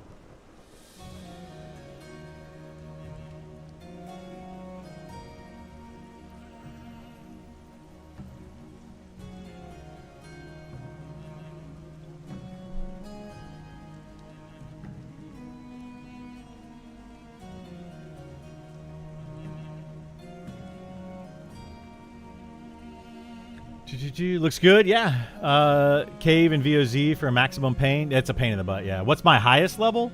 I have 2 level 60s on this server. Are there armor, weapons not in the wiki? I got Dusk Hollow knife. There are things not in the wiki, yeah. The wiki is not up to date.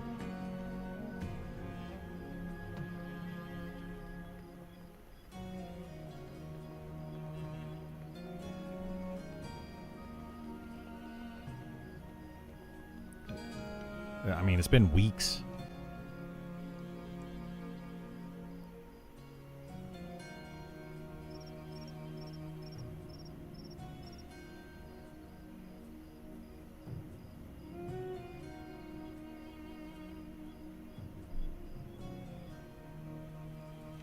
Which is a problem. Well, yeah, it's okay for us, but it's a problem for the game. All right. Game crashed again on zone, because why not?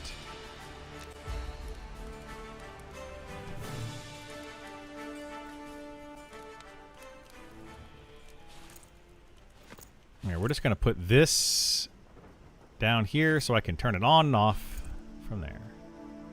I'm going to put this down here too.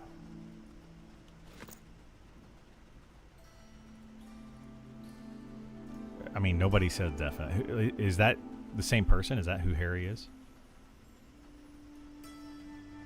Okay.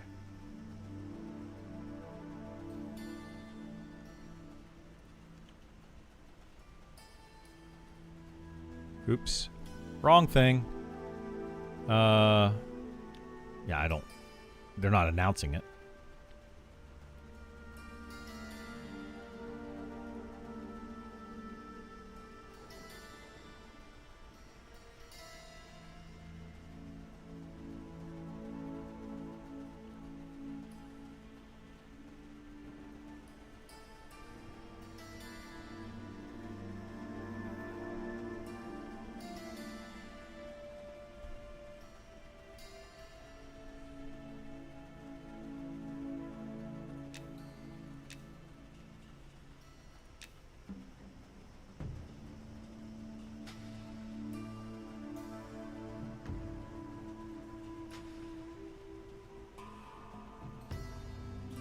Hey, thank you so much, Glyph, for the sub. I appreciate it, bud.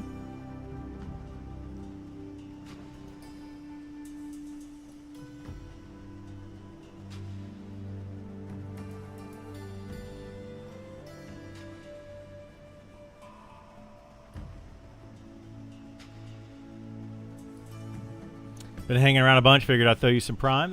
I very much appreciate it. It helps me out significantly. Anything and everything you all can do. We gotta go this way. I'm going the wrong way.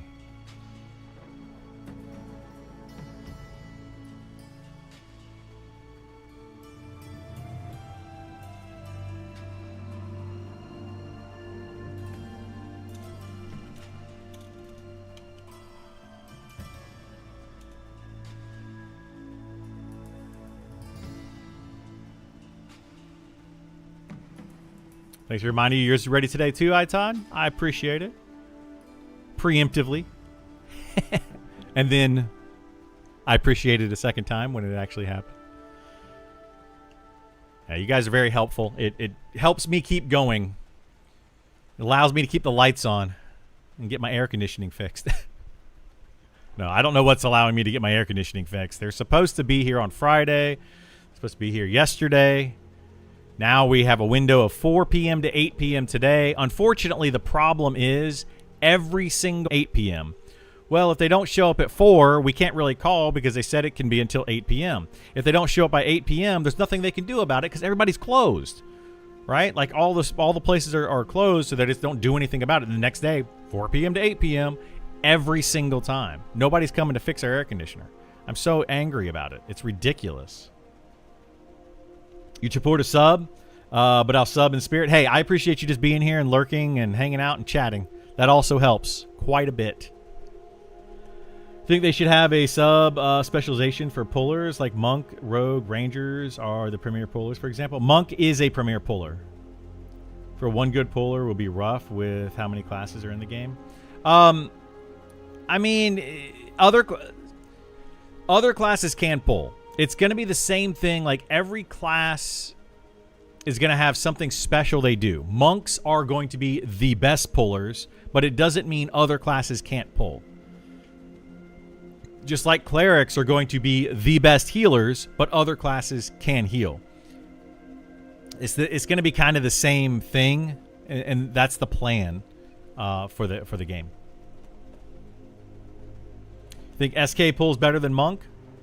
I would disagree with that, but sure. An SK pulls well, sure, but I don't see what does an SK do better than a Monk for pulling. They have the grip ability, but the grip doesn't necessarily help them too much. They do have a snare which can help, so that's one thing that I would say.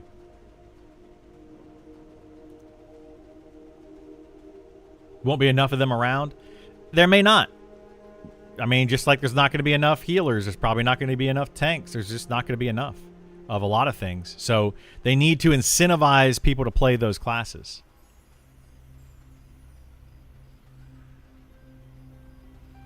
Snare pull on my SK, I FD, then the group grabs, so it's broken. Yeah, that is a good way to do it for sure. Monks, I feel like, could definitely use a snare, like a hamstring ability, or a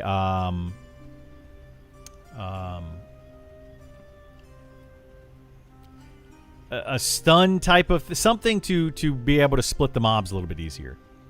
So SK definitely does have that, but they may be getting rid of that in the future. We don't really know. Yeah, hopefully the monk gets... all they really need is a snare. That's really all the monk needs. But the thing is, like, the SK using a snare, running away, and then feign death, then the group has to then pull the mob. But then they don't have a tank in their camp to be able to tank the mob, so they're pulling a mob and just holding on to it. And I get that it's not a big deal right now, but the idea is that later on it will be a big deal.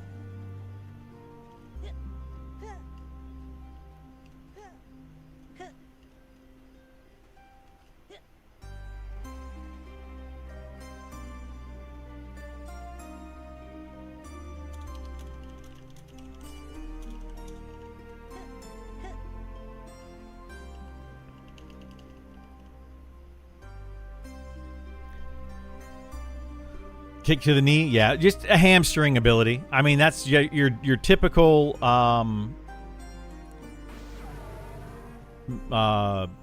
what do they call it? Martial class ability to snare is hamstring.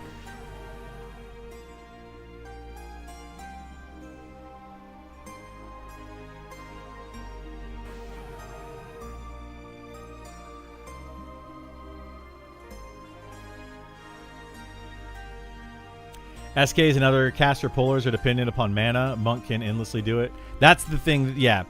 Monks can not only endlessly do it, they also have an instant cast of feign death. Whereas everybody else has a cast time.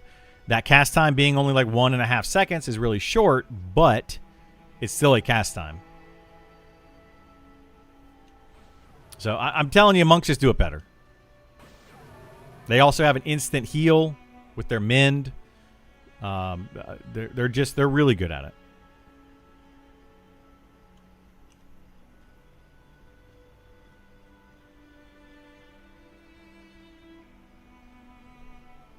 Are people like setting up for that or something right now? Because if they're... Okay, I was like, why are we doing all that?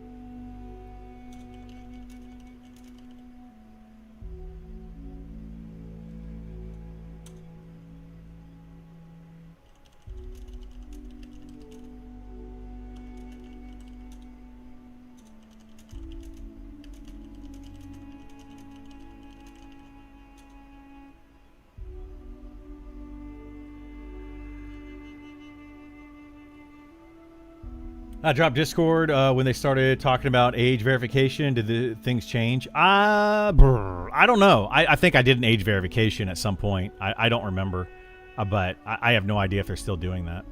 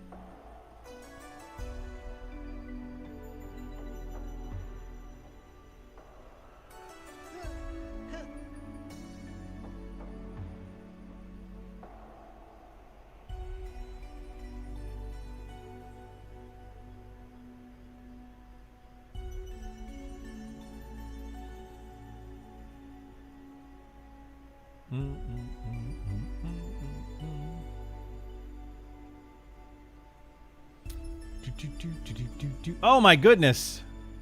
YouTube just caught up and it just gave me all of the YouTube stuff all at once in my feed over here.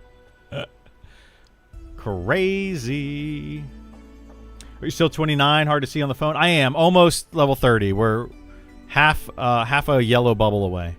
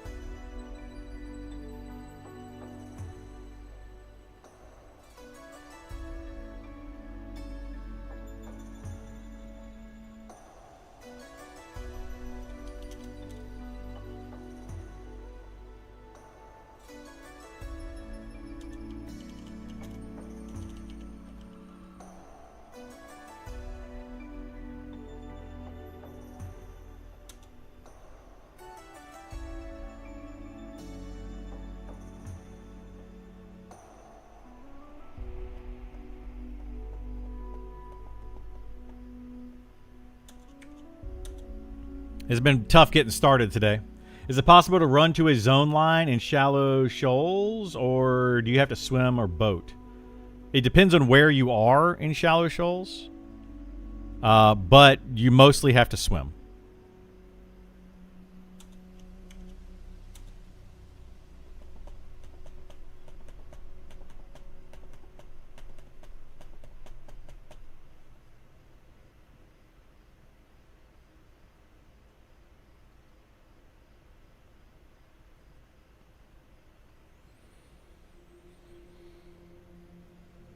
But you can run into shallow shoals from like Fallen Pass has a zone line into shallow shoals.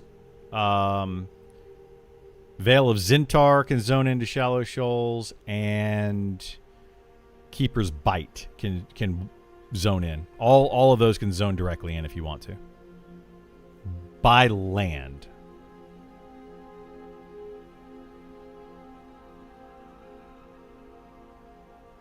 You're soloing there last night and realized how screwed you would be if you had to run? Yeah, it's not good.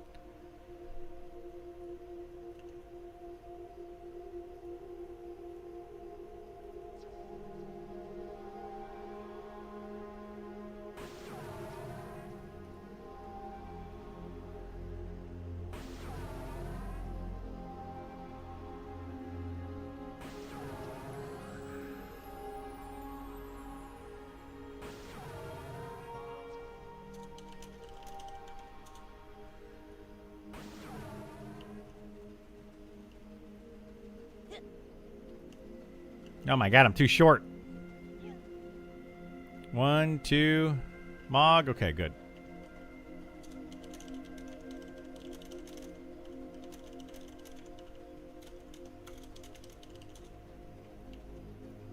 Maybe if they add Levitate to the game.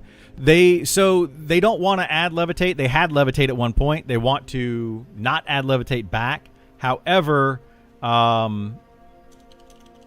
However, I heard that they want to do a water walk ability, so you basically walk on water. So that would kind of fix that for Shallow Shoals.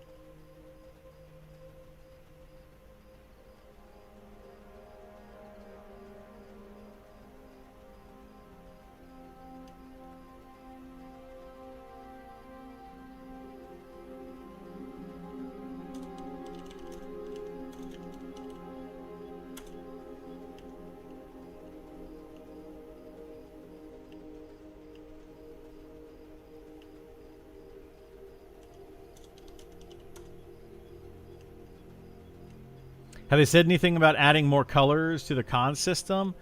They have not. I think, well, I don't think they need to add more colors unless they expect groups to fight things that are higher level than them. Because there's plenty of colors below your level, I feel like. But I think we just need to have, like, I think you can change it, actually, in the settings here. Chat settings. I think you can go in here somewhere and like change con colors, can't you? I want to say I remember doing that.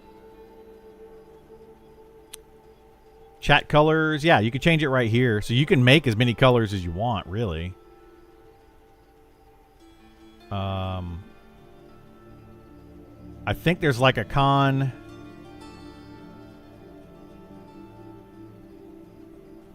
I don't remember. You may not be able to. But yeah, I think there should be more con colors above your level. Like yellow, then orange, then red. If they want us fighting mobs that are above our level. Which seems to be that they want to do, right?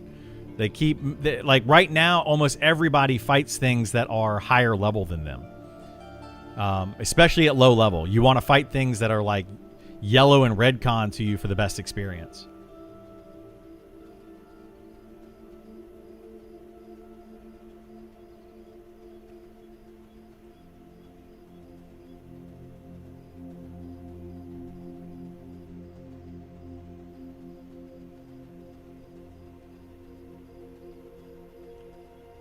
I personally don't like that. I think you should never, like, trying to fight things that are red con to you, I think should be like,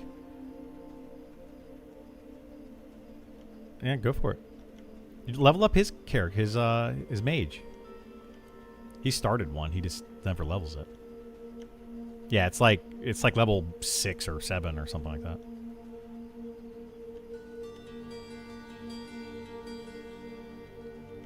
And then just slap some gear on it and you're probably good to go.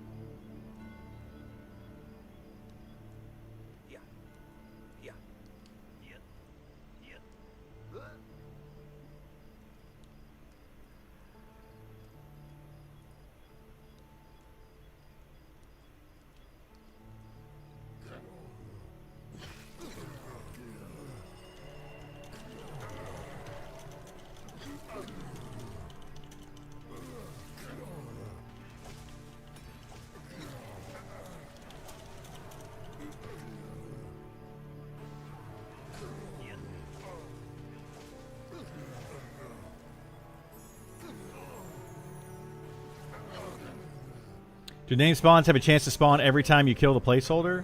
Name spawns have a chance to spawn. Yeah, like it's not when you kill the placeholder. You kill the placeholder, and then there's a timer, and then it has a chance to be either a placeholder or the named after that. For the most part, there are some that are not like that.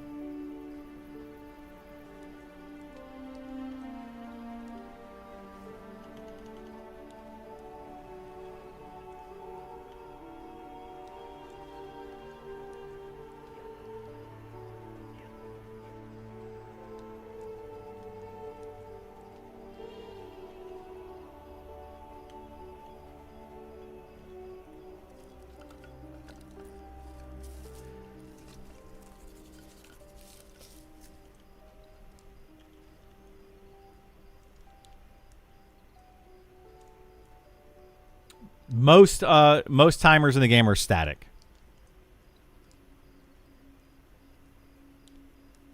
Again, can't say all, but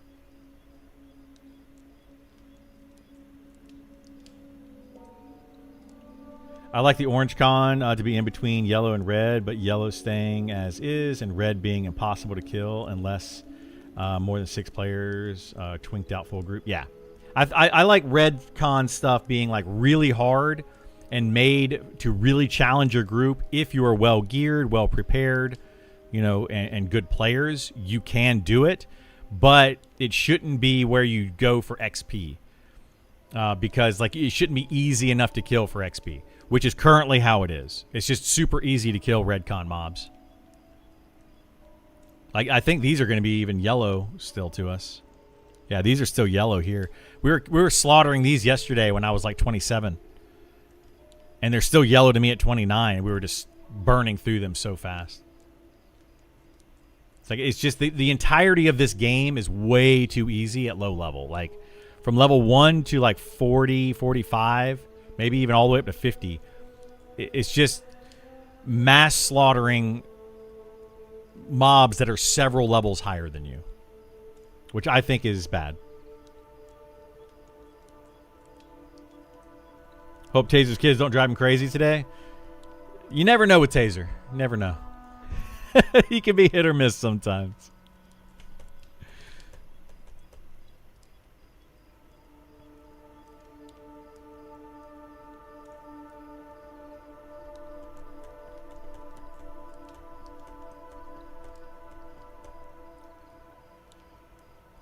Oh boy, oh boy.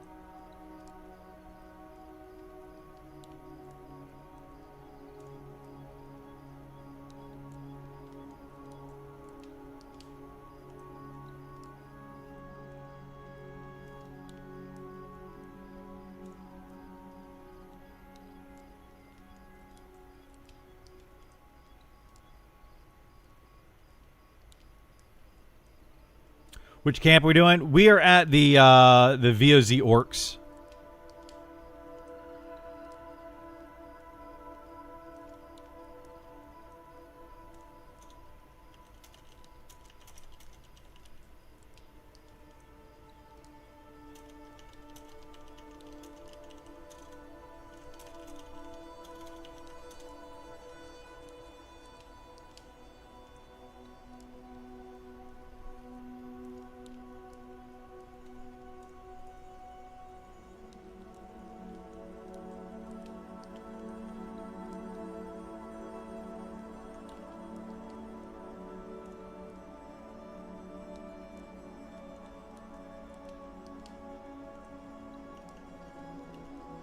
Hopefully we'll do something soon.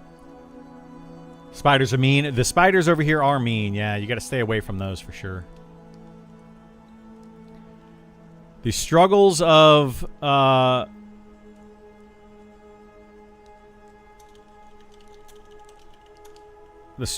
trying to get a group together. What is this guy doing?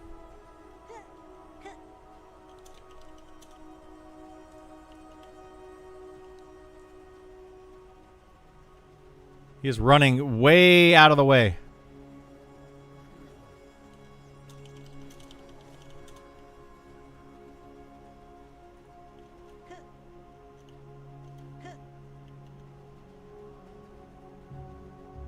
Does magic resist activate root or remove magic resist activate remove root or only slippery? I don't know. It might. I can't remember.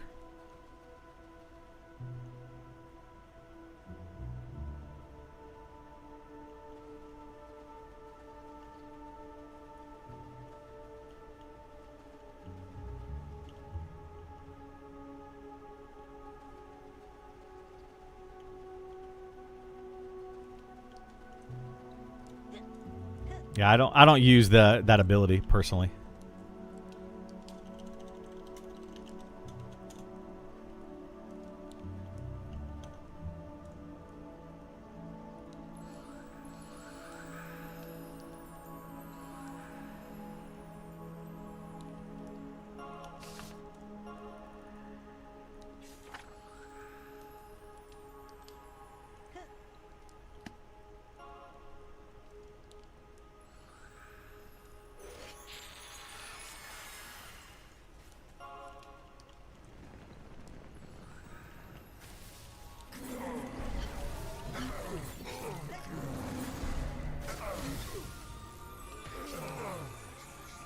Within first 5 minutes of duoing at Orcs with my friend, he got jumped by a spider and died. On the way to loot his corpse, jumped by a different spider and died. Needs to say, he always rules out VOZ when I mention it. Yeah, and that's one of those things. You gotta learn the zone, man. Avoiding those spiders is actually really easy. It's extremely easy. Avoiding most mobs in this game is extremely easy. It's just about... It's about learning where they are. Like, learning where they are, learning how they move, learning where they can go, where they can't go. That's it. It's really not hard. Do Bin's Quest necklace before you head there. That's another way to do it. Yeah, the Bin's Quest. This game is super chill. It's really, yeah, it's not as hard as some people make it out to be. It really isn't. But some people like to make this game just like massively difficult. They overcomplicate things.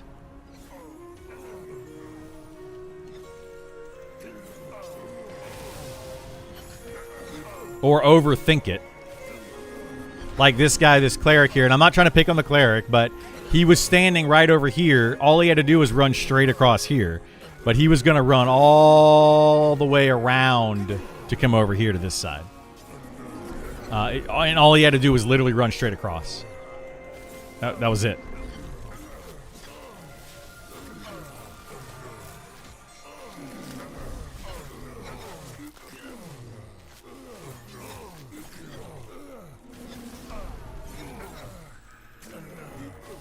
Much easier than I was told. I heard it was worse than EQ. Oh, it's like EQ way back when.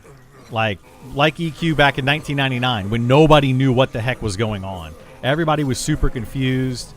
That's what it was. But now that everybody knows how to play EverQuest, it's the same thing as EverQuest.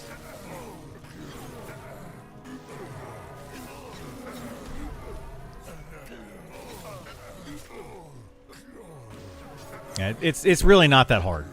The game is not hard.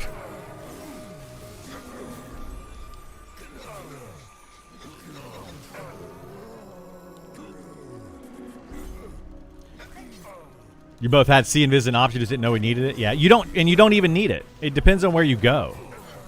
When you go from Fallen Pass into Vale of Zintar, go down the ramp.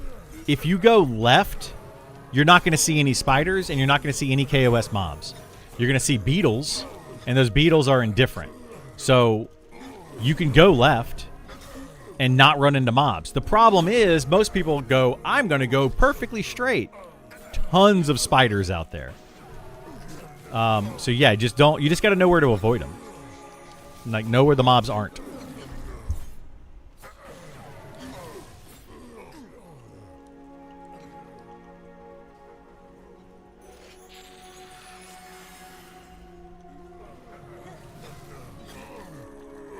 Unreasonable number of giant skeletons out there last night. They like to clump up together for sure. Those giant skeletons clump up like crazy. Easier than Pantheon after the Chevron mob removal. I haven't really played Pantheon much, but Pantheon is also very easy to me. When I played the PTR, it was actually really easy.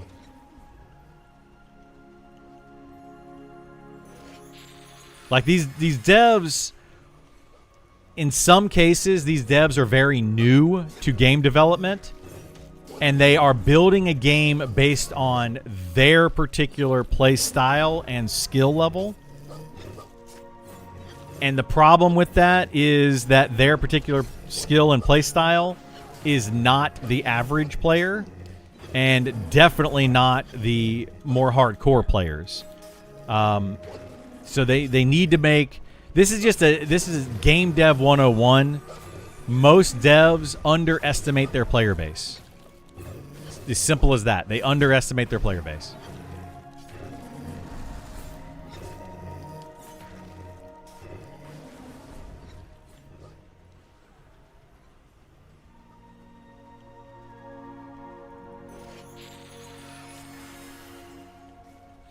Like, devs are thinking, oh, it's going to take you, 600 hours to get to max level, let's say, right?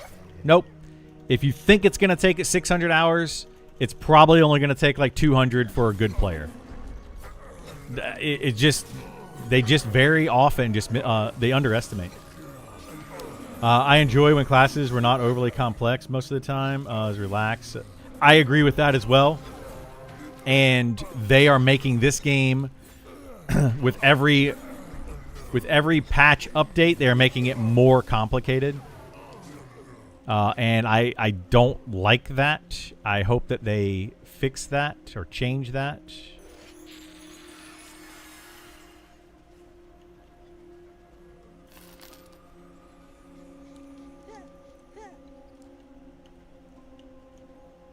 But yeah, they're just adding. They're making them way overcomplicated for no reason. Like, they're just overcomplicating these classes, and I personally don't like it.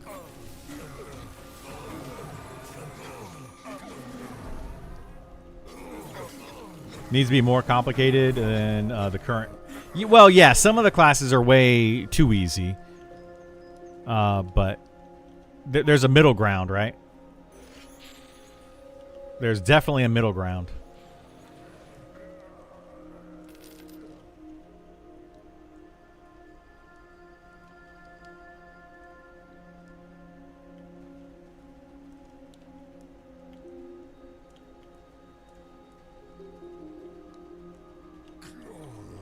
This mob is broken. There we go. I like to play without having to constantly push buttons. Me too. Me too.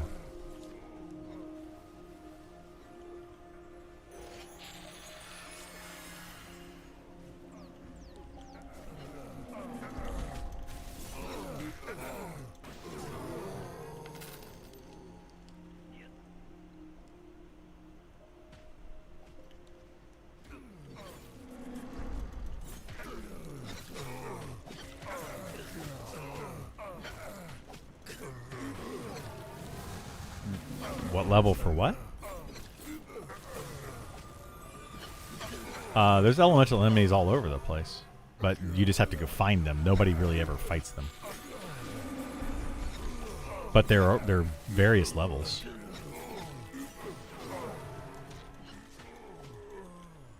Okay. Yeah, there's elementals that start at like level in the like 10-ish range, and then there's more at like 20 and then more at like 40. But they're... Yeah, at your level, you could go to Shallow Shoals and fight some. You're just never really going to see them in this game. Like, playing the game normally and just leveling up and where people want to go to level, you're not going to see elementals. Very often. You might see them every once in a while. I mean, maybe, yeah. Maybe we'll get some in new areas, but...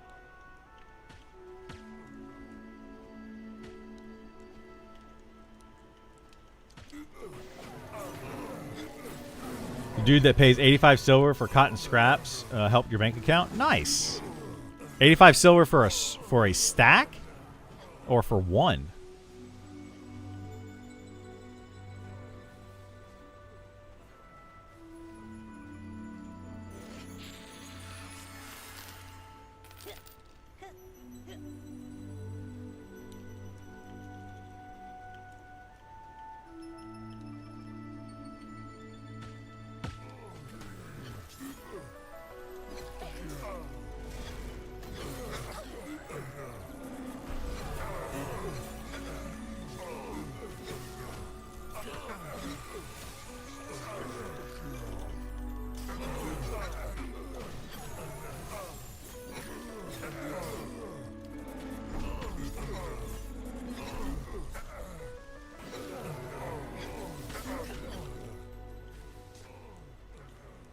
I guess that other group left. That's fine.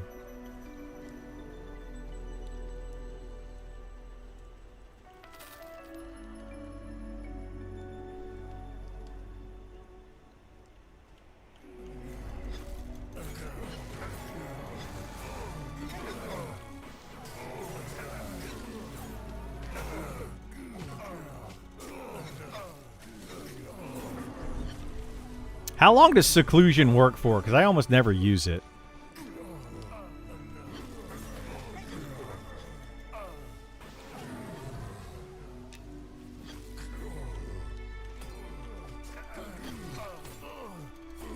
Like 15 seconds? Is that what it is? Yeah, I almost never use it. But I also almost never have mana for it. I do think there should be range of complexity. Yeah, I would agree with that. Some classes being super simple. Yeah, absolutely. There should definitely be like high APM, low APM, all that kind of stuff. Like, absolutely believe that.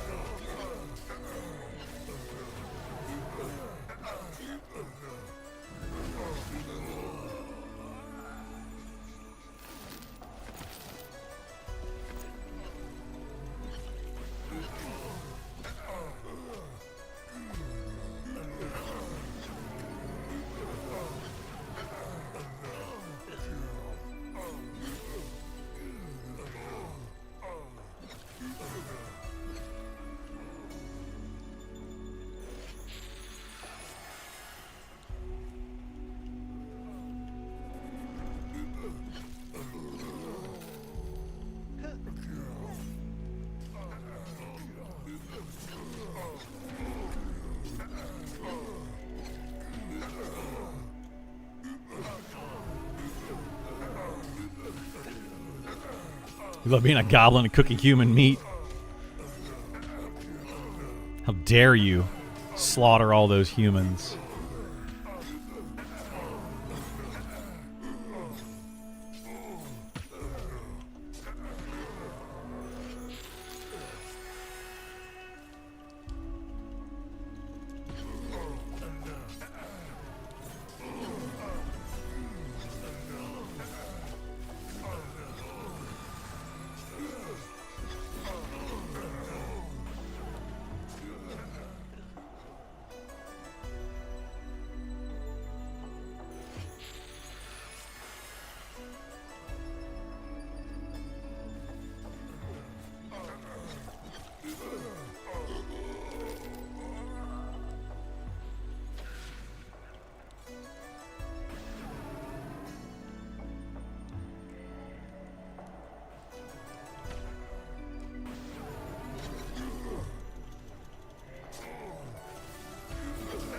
Terrible, Burl.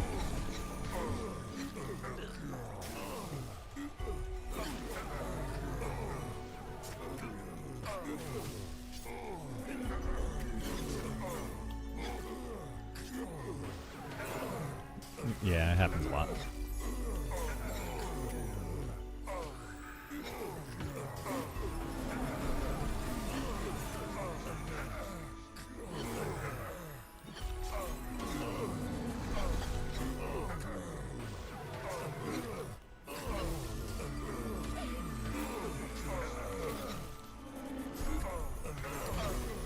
Definitely want a brain dead class, lowest APM. Yeah, I mean, some people are going to like that for sure.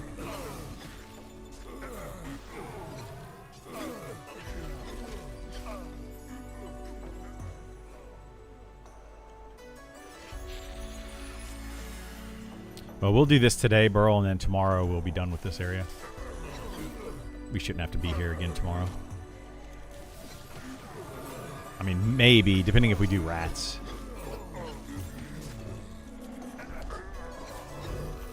I don't remember what level the rats are. I think they're like 35, though, so we could probably start doing those at like 32 pretty easily. I undervalue a lot of stuff that's for sale, so I don't buy too often. Sometimes the seller throws me a bone. Yeah. Yeah, this game is just it's a lot of work to learn how to play it well, right? As opposed to playing something like World of Warcraft or Final Fantasy, those games are about button mashing well. Like how well you can push a button in the right order to do the most damage. This game is all about knowing where to go, what to do, how to do it, more than anything else.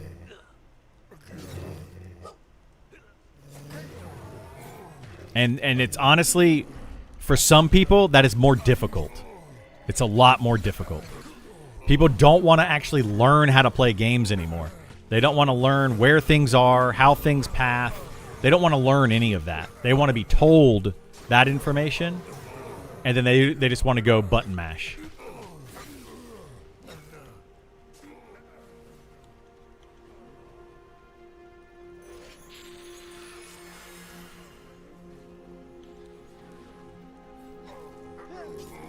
What's the lowest AP and most brain dead class to play? Right now, probably the cleric.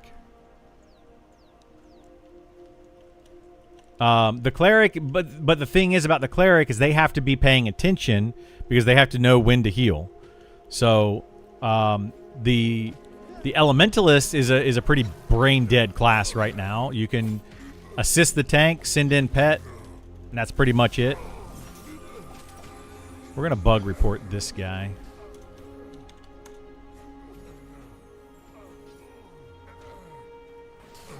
Hang on. NPC pathing movement. Stuck. Well, I'm going to say NPCs falling through terrain.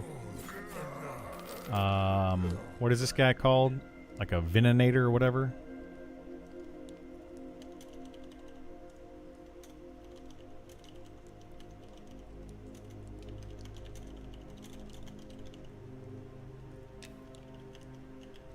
Come on.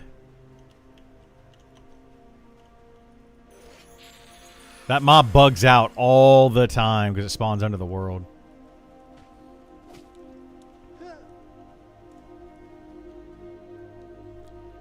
Necro is easy. Necro is actually very complicated if played right. It's a very high APM class, especially if you're trying to solo on the Necro. If you're trying to just play a Necro, you can play it easily. Target or assist tank, send in pet, cast dot. Sure, you can do that as a necromancer, but a necromancer can do a lot more than that.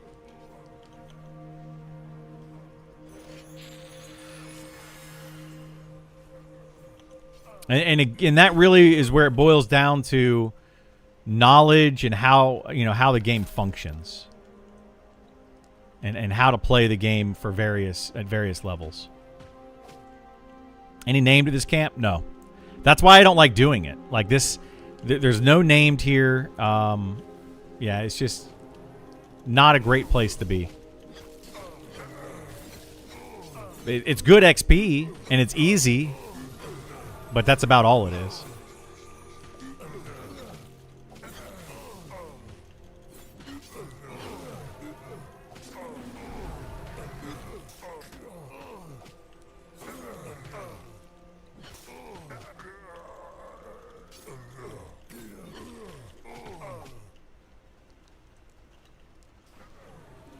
And this is another thing that people need to learn is how to move mobs, right?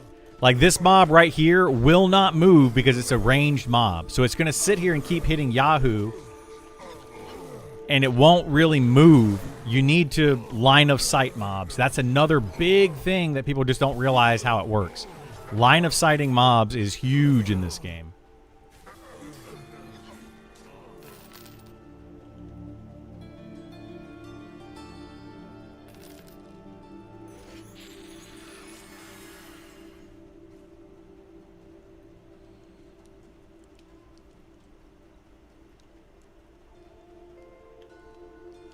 The tank did move, but everyone pulled aggro, so it didn't move. Yeah, well, that's what I'm saying. Like, you gotta...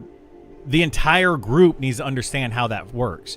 If just the tank knows how to move a mob, then it won't move, because other people are just going to sit there and beat on it.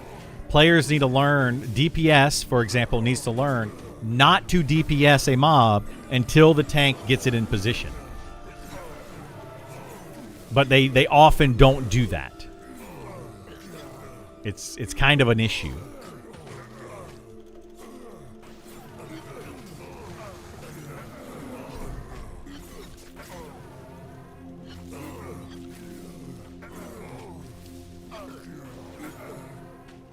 First, smugglers have an enchantress named that drops a bunch of shaman stuff.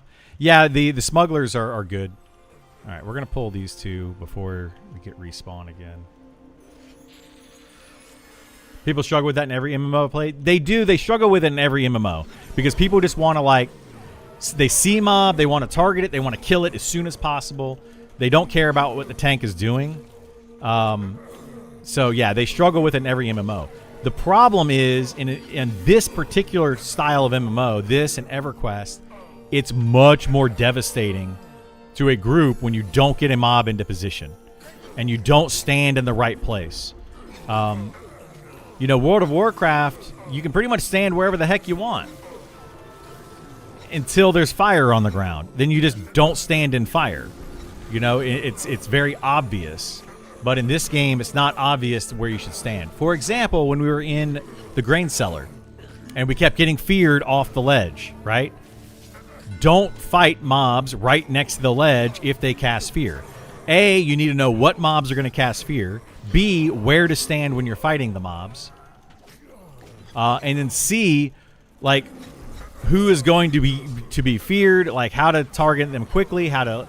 All of that stuff is knowledge more so than gameplay. It's just knowing what to do and when to do it and how to do it. Being prepared is way more important in this game than being skilled.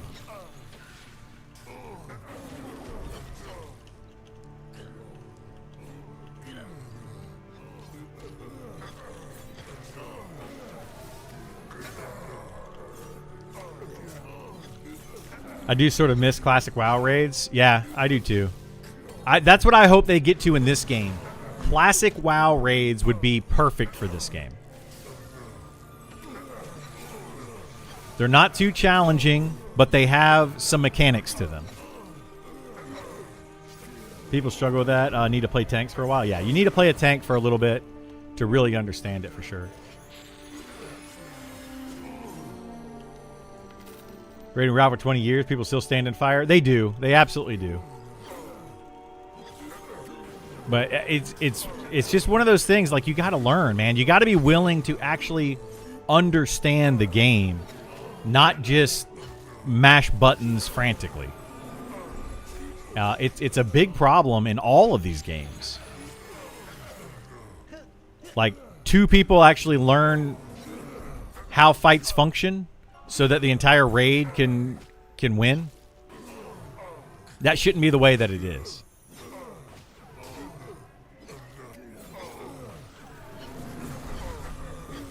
Like, everybody should know how the game works.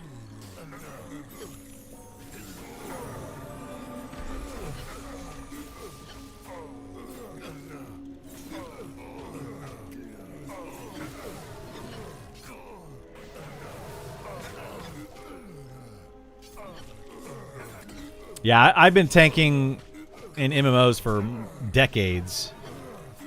And yeah, it definitely makes you a better DPS when you understand. It makes you a better player. Everyone should play a tank for like, you know, some amount of time, like 20 levels or something.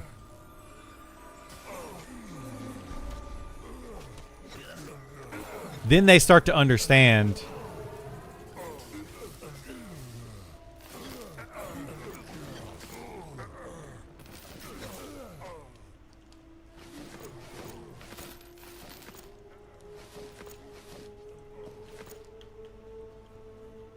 All right, let's see. What mobs can we pull here?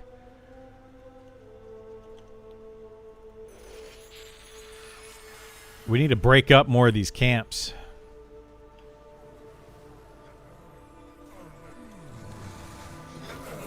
BWL and Nax are the best vanilla raids. Perfect amount of mechanics, knowledge, complexity to deal with. Yeah. Like, I don't want them overly complex. I don't want them like... Final Fantasy 14, I feel like, is too much. Because there's just stuff happening all the time, and your entire screen is just like a... It's like a seizure waiting to happen. You know, I like to have some mechanics, and it makes the game fun. It makes it challenging. So yeah, just like a middle ground. Everyone should play a healer because people need to know how to adapt on the fly, because no two fights are the same.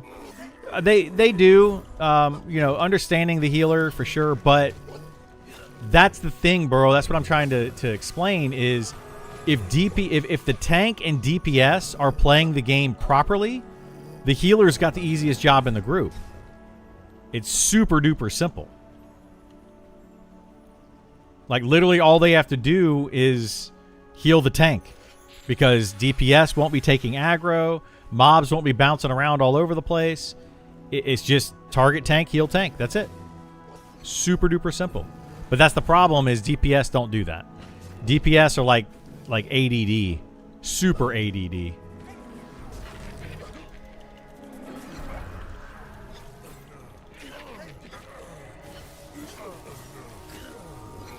No, it's not exclusive to this game. I'm just talking in games in general. Just overall games. But in this particular game, healing is one of the easiest things you can do. If the other players are playing well and knowledgeable.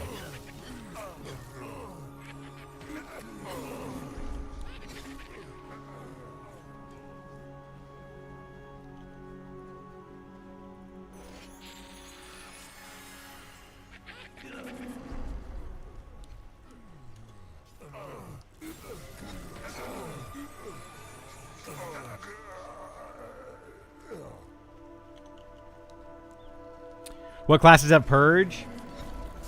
The Shaman, Wizard...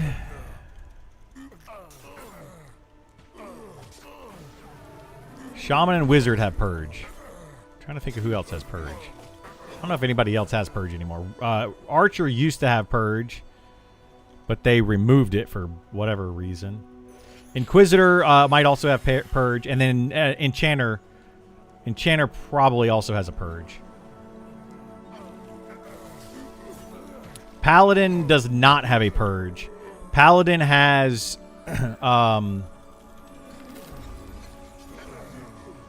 Mark of the Crusader, which removes damage shields specifically, but it does not remove other buffs.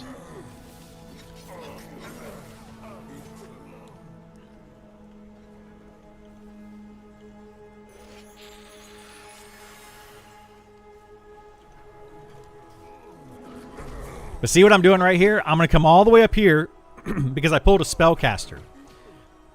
So now the Spellcaster, see him right here? He's still coming after me. When he gets to the camp, then I run out. Pulling 101, guys. That's all you have to do. Get the mob to the camp. If you don't get it to the camp, people will be fighting all out here where mobs spawn, and it's going to cause a problem.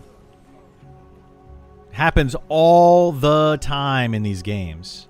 Simply because people do not understand. This Venator right here, Venator, whatever you want to call it, same thing. It's going to get stuck, though, in the terrain, but you come all the way around so it can't see you.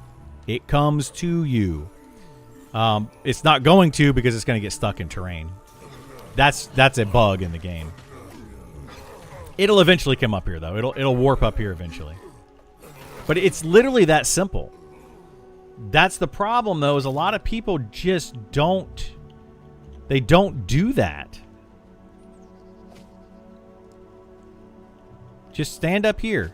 And it's still targeting me. It'll now try to run over here. There it comes. Da-da-da-da-da-da-da. Oh, look at that. It's at the camp. Then we kill it. This is actually, he went in a little too early, right? He needed to wait until it got to about here, because if mobs spawn over here, they're going to aggro us.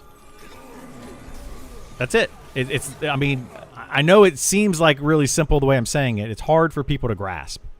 Extremely hard for some players to grasp.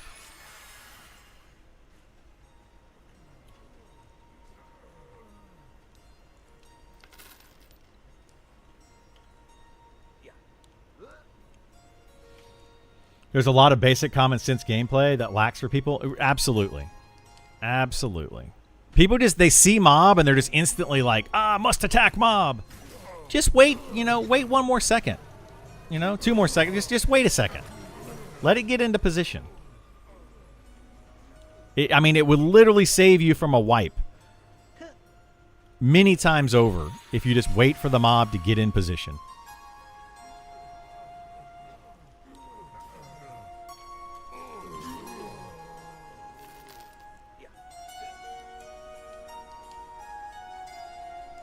DPS also impatient sometimes. It starts DPSing the mob before the puller. Yeah, absolutely. They do.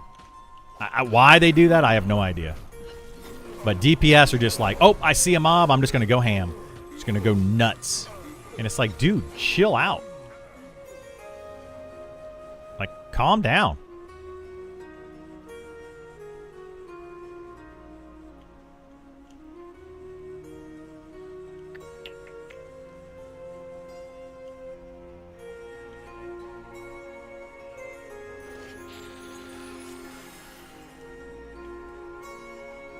It's worse in WoW since everyone has a DPS meter. It does, yeah. DPS meters, generally speaking, make everybody freak out because they're like, "Oh my god, I have to be the #1 DPS," and it's like, you really don't. You don't. It's not necessary for you to be the #1 DPS. Are you killing the mobs? Are they dying quickly enough? Like, you're good, right? We don't need to go crazy here. But it's like an ego thing. I gotta be #1 DPS, and they just like freak out. It's crazy.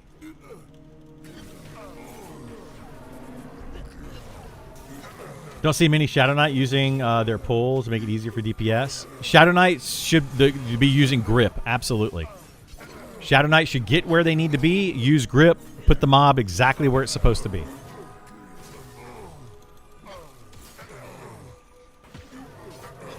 There is, in fact, no prize for being top DPS. You're right. There is no prize. It's just it's an ego thing. But you know what there is? There is a prize for being in the right place and fighting mobs in the right location. It's called winning.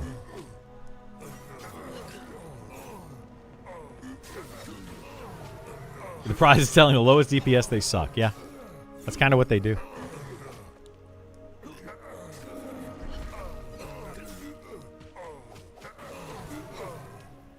Yeah, but you say the competition breeds better results, but oftentimes it doesn't.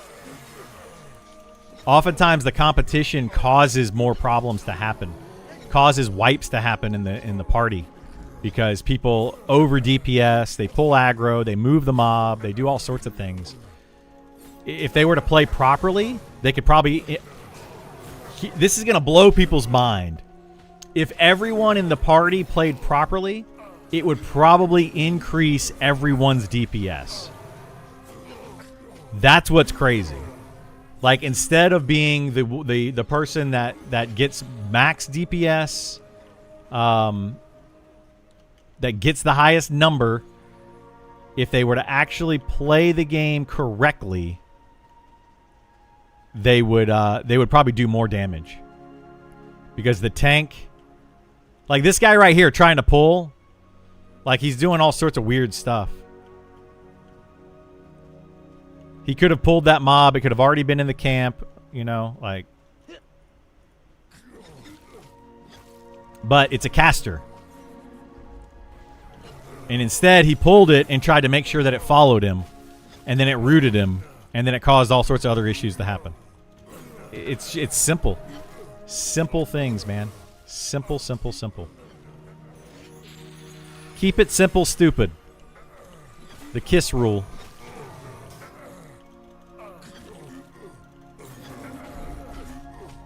That's the thing. Most people don't have any idea how to really even play their class correctly. They don't.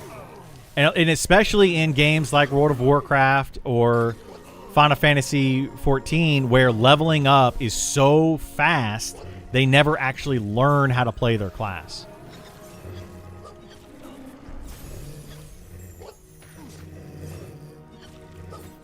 Preparation and knowledge is key. Yeah, it absolutely is. Absolutely. Another thing that people don't realize, very, very, very simple thing. Target mob, look for blue bar. If it has blue bar, it can cast spells. I know that seems like something very simple, and people are like, duh. It's amazing how many people don't realize that. If it doesn't have a blue bar, it probably can't cast or do it. It does very few ranged abilities, most likely, if it doesn't have a mana bar. It's not going to root you, most likely. Like, it changes things drastically.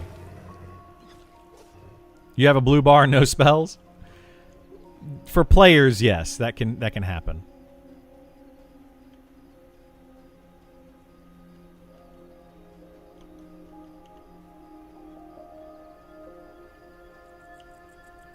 Oh my god, we got to break up another camp here.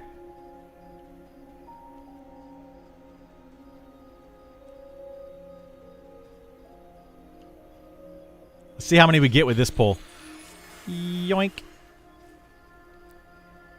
Yeah, just 2. See, that's an easy camp. I don't know why people don't break that camp. It's just 2 mobs.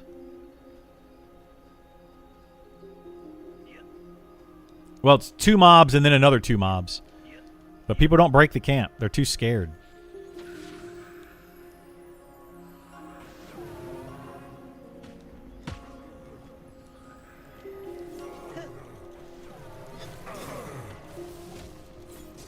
Didn't know what the different colors of health meant. Became debuffs. Yeah, that's another big one, right? If you see a health bar in your party that is green, they're poison. If you see a health bar in your party that is purple, it's some sort of CC effect. Like, you need to learn all of those, like what to cast for those situations. Make sure that you know on your class what abilities you can remove. Can you remove poison? Can you remove disease? Can you remove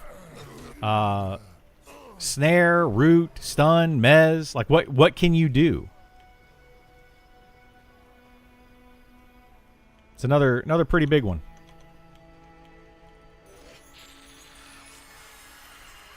Yeah, let's get this guy instead.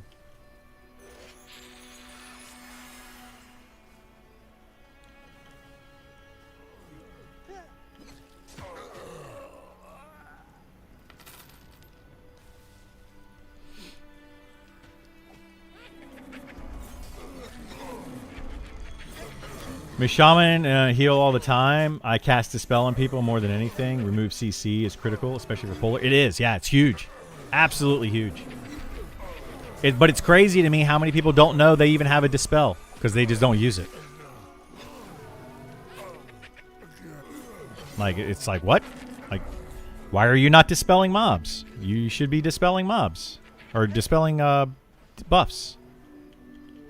Let's get these guys first.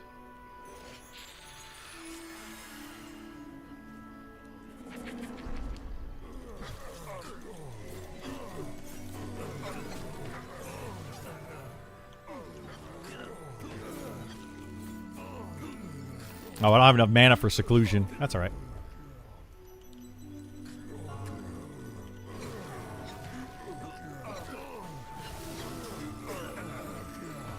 Another thing that a lot of people don't do, just to throw it out there, to since we're picking on people, I guess, they don't mind the mana of their party, right? I've seen it so many times. The healer's completely out of mana, and then the puller's like, incoming 5, and you're like, what? Like, how about wait 2 seconds? Like, slow down, dude. Like, chill out. You can literally see their mana bar on the left side. Hang on 1 second.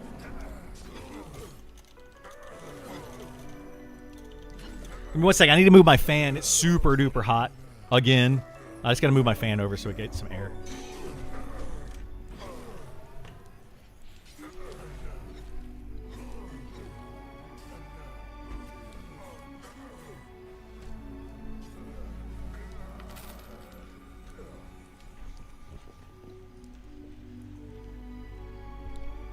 Alright, really should have moved that fan earlier. That's going to feel so much better to get a little breeze. I need Speed of the Wild. Here, we're going to get both of these mobs.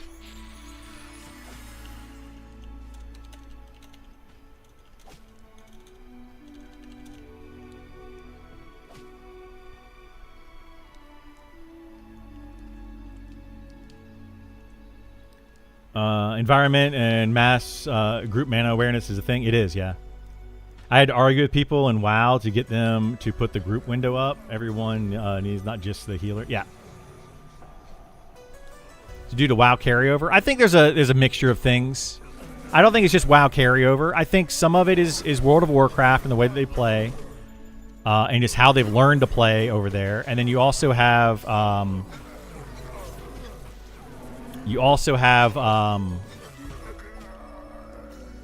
new players that are coming in constantly that just don't know. There we go.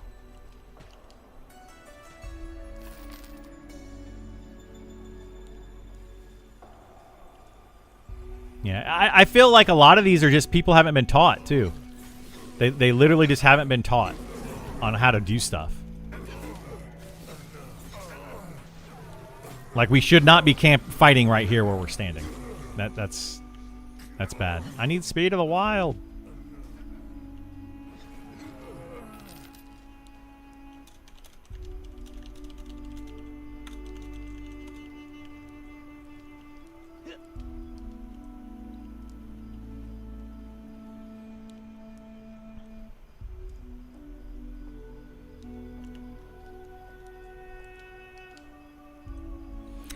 So since we're getting buffs, I'm actually asking right now for some buffs.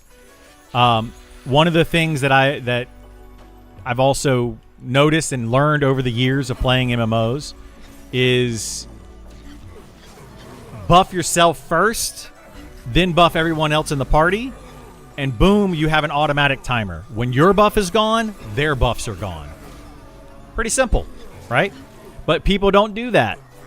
They like to buff like other people first, and then they sometimes, like they get their buffs are out of whack, and it's just like, no, when you buff yourself, buff everybody else at the same time. Oh my gosh, this group's not pulling fast enough. Oh my goodness gracious, they're not pulling fast enough, but they're pulling the mobs. So like they're letting this camp respawn. It's driving me nuts. So we're having to constantly break. Oh my god, Burl. What are you doing to me, Burl?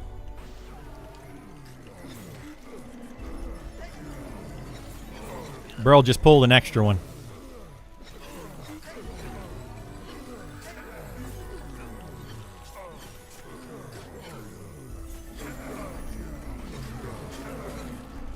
People don't do that with buffs. I thought that was common sense. It's not. People will literally... I know people that will buff when you ask for a buff, and they don't keep a timer of it. They just literally, oh, you need a buff? Okay, I'm gonna cast it. If you don't ask, you don't get it. And I'm like, what? Why would you not just keep the entire party buffed?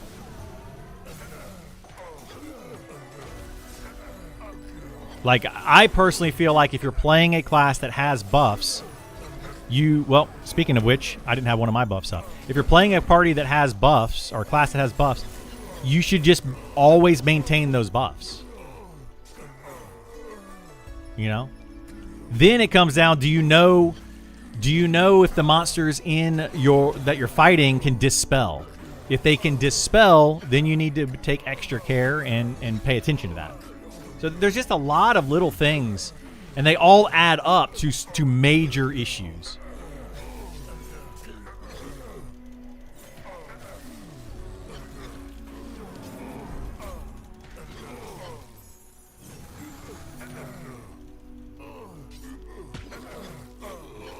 And I think that's why people thought that EverQuest was hard in the beginning. They found it a challenging game in the beginning, and it's because they didn't know what to do. Then once they learned what to do, game became super easy. Tank has his focus target, the guy, for like 5 seconds. That's why he ran out there. I get it, Burl. I get it. Again, we can't assume that the other players are playing properly. That's where mistakes happen and things fall apart.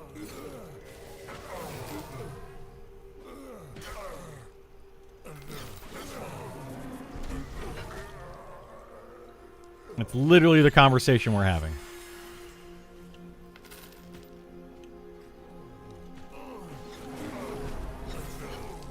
Everybody's got to like know what they're doing. If everyone knows what they're doing and is playing properly, it's not a problem, right? It's not an issue. You won't the tank won't be targeting the wrong mob.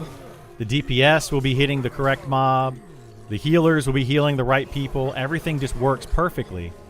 But when you have one person that's just not paying attention and not doing things the same as everybody else, it can change. Like it can literally throw the entire group into a spiral, and it'll fall apart.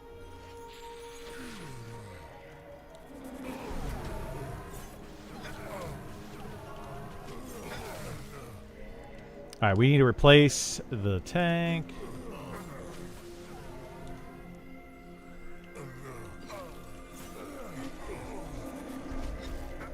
Nothing feels better when there's a oh crap moment and things go sideways and everyone boss in their class and can handle it. Yeah, it's absolutely amazing when everybody knows what to do, like what they're supposed to do next, and everything just works.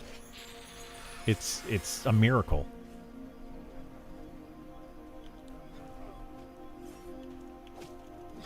What's your Spellblade rotation generally? Target mob, spam buttons. There really isn't a good rotation for Spellblade. Because you're going to run out of mana anyway. So then it becomes, it doesn't matter. Technically, the best thing to do as a Spellblade is to switch to your Arcane Infusion stance, which is this one right here. Then hit Conduit. Then switch to your Electric Infusion stance. And use your Discharge ability. Then hit Conduit again. Then switch to your Telekinetic stance, this one right here. And then wait. Just keep doing your normal martial abilities.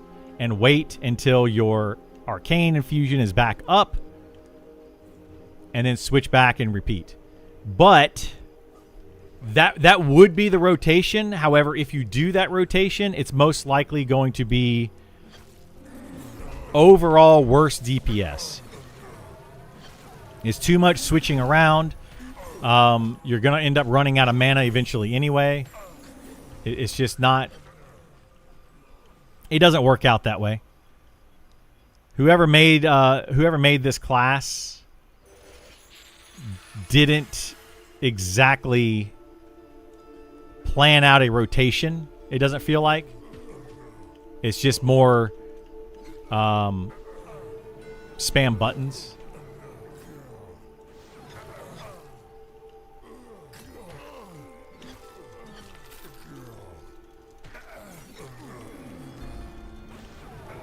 Very unfortunate, because they could have made the class super fun and cool and unique with like an actual rotation.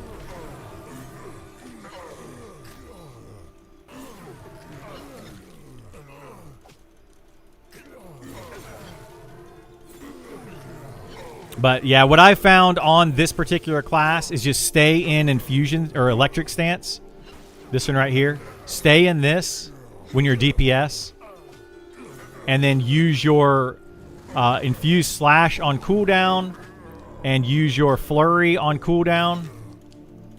And then use your discharge ability if you have mana. That seems to be the best DPS. The thing is, your conduit ability is mana free. So technically you would feel, oh, I want to switch to my mana free ability. Well, you can do that and it will add some more damage. However, switching to that ability means you have to hit this button down here to change your stance, which takes a second to do. Then use your conduit. Then switch back to your other stance. Meanwhile, while you're doing that, you're not hitting your other abilities like your disinfuse slash. Like if you do it perfectly, you can switch, use conduit, use your infuse slash, use your flurry, switch back to electric infusion, and then hit your discharge, and then hit your slash, hit your flurry, and then use your conduit again. And then so you can do that. It's a pain in the butt to time perfectly, and most likely you're not going to time it perfectly, and you're just going to miss out on ability uses. And if you miss out on those abilities, you're going to just lose your DPS. You're going to be lower in DPS, and it just feels really bad. So you may as well not do it. Wish Spellblade was out on buffs the last an hour. Turn on auto attack. So football class. I mean, yeah, that could be a way to do it. Stance dancing is a horrible mechanic. It is absolutely a horrible mechanic, and I don't like it. I feel like they're going to do that on Fighter as well, and I'm going to hate it. I really hope they don't do stance dancing. Can you hotkey all that so it's all in one key? You cannot, no.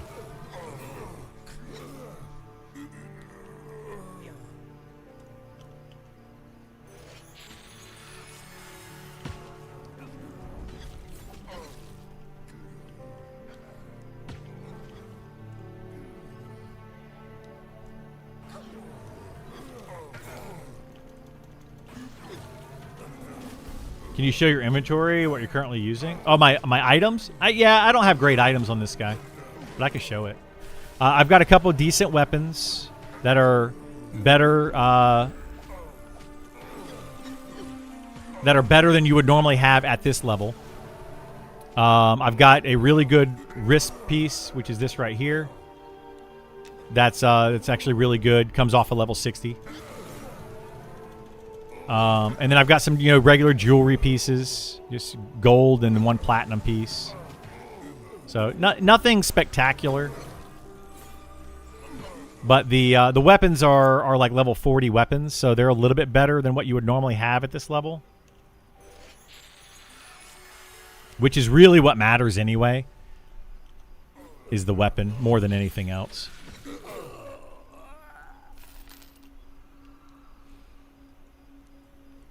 Yeah, the bracer's pretty good, but there's arguably better bracers. I also have this bracer here. This one gives me stamina and intelligence. There's some bracers out there I think that have strength on them, like strength and intelligence or strength and dex, which would technically be better. Even for a Spellblade. The 5 dex is really nice on a Spellblade, but it's not just 5 dex is not always great. Like, strength is also very important.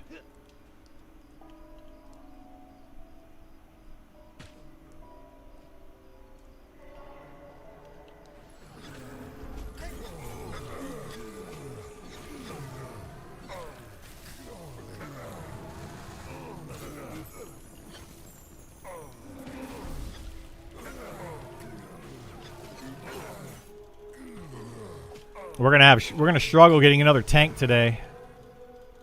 Seems like.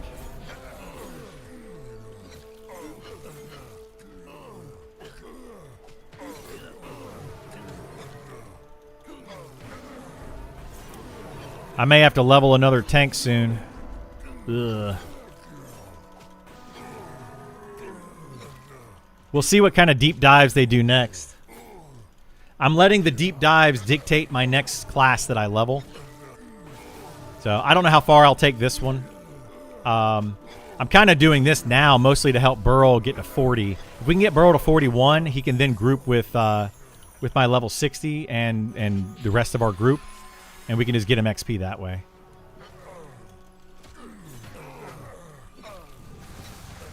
You're interested in trying out the Inquisitor? Yeah, the Inquisitor is a solid class. It's actually very good. Do groups have a main assist, or do you usually assist the tank? Usually, I would say you assist the tank. It's just easier that way. But the idea is to have a tank and a CC in your party.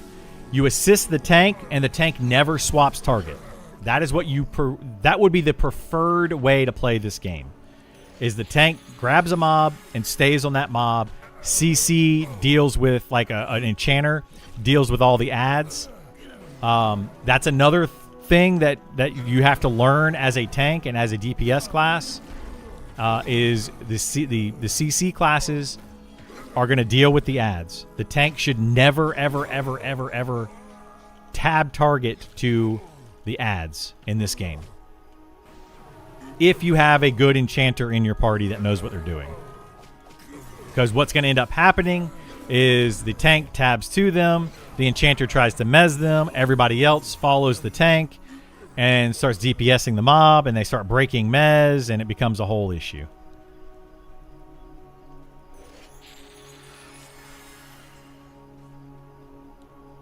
I hope they make the Elementalist pet much stronger. They got to be careful with what they do with the pets. They really have to be careful. I don't think the Elementalist pet needs to be stronger. I think the synergy between the Elementalist and their pet needs to go up. But the pet itself, if it's too strong, causes problems. It'll become a better tank than tanks. It'll become a better DPS than DPS. And all the Elementalist has to do is pet attack, win game. That's not good. The Elementalist should have to actually do something to make their pet strong. Someone dots a mez target? Yeah, that happens a lot too. Pet feels good, but the mage feels weak? Yeah, exactly. Like the pet doesn't need to be stronger. That's a... You would think that because you're like, oh, the whole point of an Elementalist is pet, right? So you would think, yeah, make the pet stronger. But no, that honestly will make the game worse.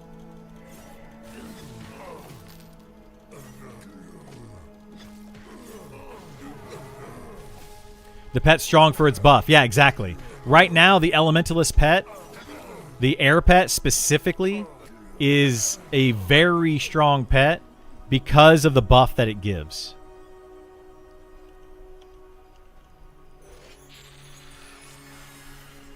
Oh, I think that party over there must have wiped or something. Had to run. Something happened.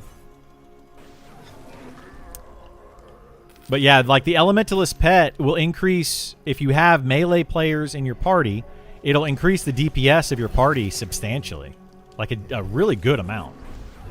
It's shocking how much actually it increases your DPS.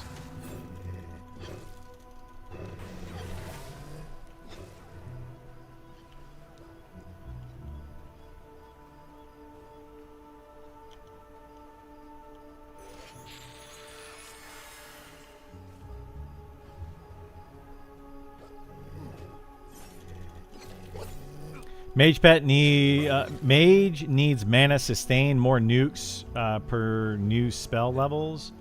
Any other pet besides air that matters? I don't think it needs more mana sustain at all. I think it needs to have abilities that empower its pet. Right? So the pet itself doesn't need to be boosted. The mage or the elementalist needs to get abilities that boost the pet. That's it. That would make the elementalist amazing. So like your elementalist, you send it into attack, and then you tell the elementalist using mage abilities, do this ability, or like like when to use certain abilities and things like that. Or an empowering ability. For the next 10 seconds, your mage pet does, bonus damage or whatever. And have it do those kinds of things. That would make the elementalist a fun, interactive class that does decent damage and works with its pet. But if they just make the pet strong and just pet attack, it's just that's not good. 4 classes, deep dive, 14 left with 2 months. Oh, I'm very concerned. Yeah. Extremely concerned.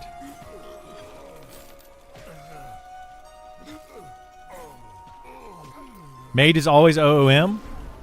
Is it? Because mine's not. Berlioso still has half his mana right now. The reason a mage goes out of mana is because they're trying to do too much. They're just spamming their spells. Don't spam your spells. It's literally that simple. They don't need to spam their spells.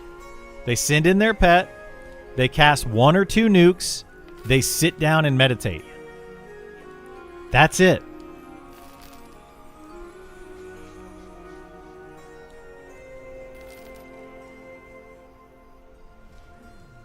The mana efficiency is awful. It should be awful. They have a pet.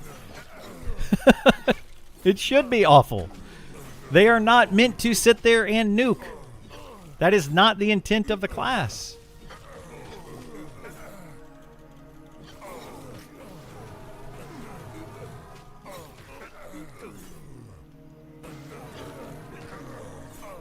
They will not be out of mana if they don't constantly cast nukes.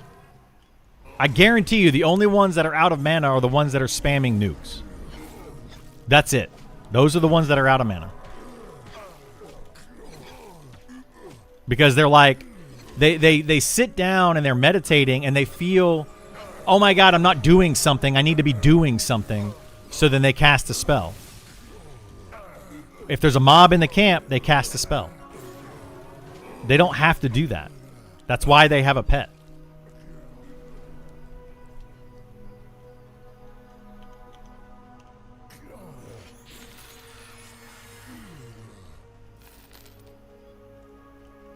But that's partly because they built this class terribly. They just did a bad job with it. They made it a wizard with a pet. So then as an elementalist, somebody playing an elementalist thinks, oh, I have to cast my nukes. I have to send in my pet, and I have to cast my nukes because I'm a wizard with a pet. They did a very bad job of creating the elementalist class. Very, very bad job. The reality is the elementalist is contributing an incredible amount of damage to the group without pressing a button. They are. Absolutely. The elementalist just needs to send in their pet. Their nuking is like, it's an added bonus. It's like, oh, we have a burn phase. Okay, elementalist nuke. Like we have a named mob or we pulled too many mobs. Burn all your mana, nuking this down as quickly as possible. Then you get to meditate for the next 3, 4, 5 fights. Like, you don't need to do anything. Send in your pet. And meditate. That's it. And they're still contributing. But, yeah, unfortunately, people have this, like, idea that if they're not pressing a button, then they're somehow not contributing. And that's not how this game functions.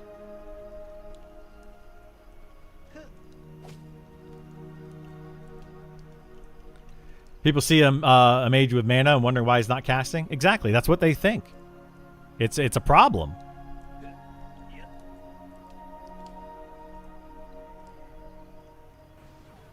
It's kind of like DPS pausing for 2 seconds, let the tank the mob, get it in position, then DPS. But DPS see a mob in camp or near camp, and they just instantly think, I have to go full damage and go crazy to kill this thing. And it's like you don't need to do that.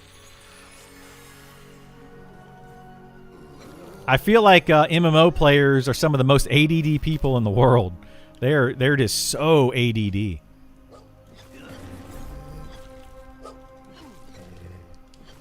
Who gets aggro from damage shield? There is no aggro from damage shield. Yeah, the threat, damage shield threat goes to the void.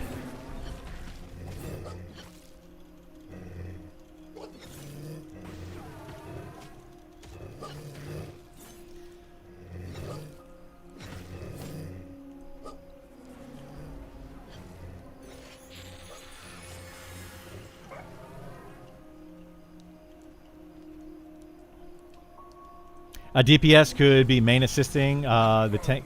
Well, that is another way to do it. Yeah, you could have a DPS main assist. For raids, you often have a main assist. But in a group with CC, if you have like an enchanter or even a bard for CC, it's better to just assist the tank. And the tank needs to know not to tab around and target a bunch of other mobs. And the rest of the party needs to know what the tank is going to do or not do. Everybody just needs to know. You guys got to learn.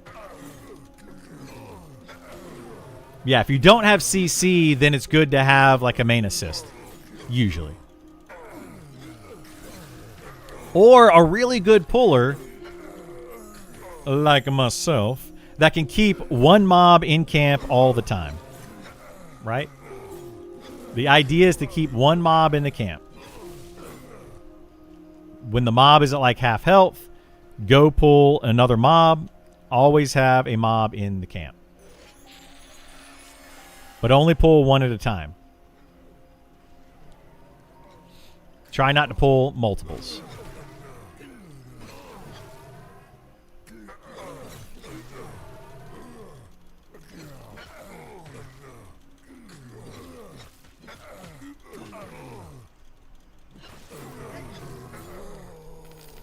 For the most part, yeah. And then you have the ability to burn.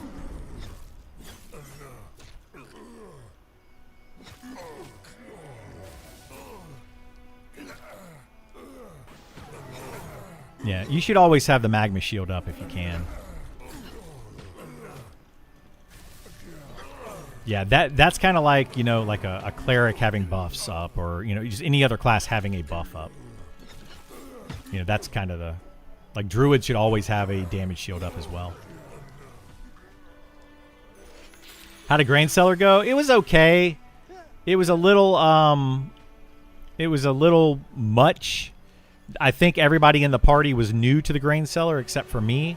So they didn't really know all the nuances of it. So it was challenging, but you know, we could have done it. Absolutely could have done it. But this is way easier to do this. Which is why people generally don't do the Grain Cellar. Why would you do the Grain Cellar when you can come out here and get XP much easier? Now, granted, the Grain Cellar has better loot.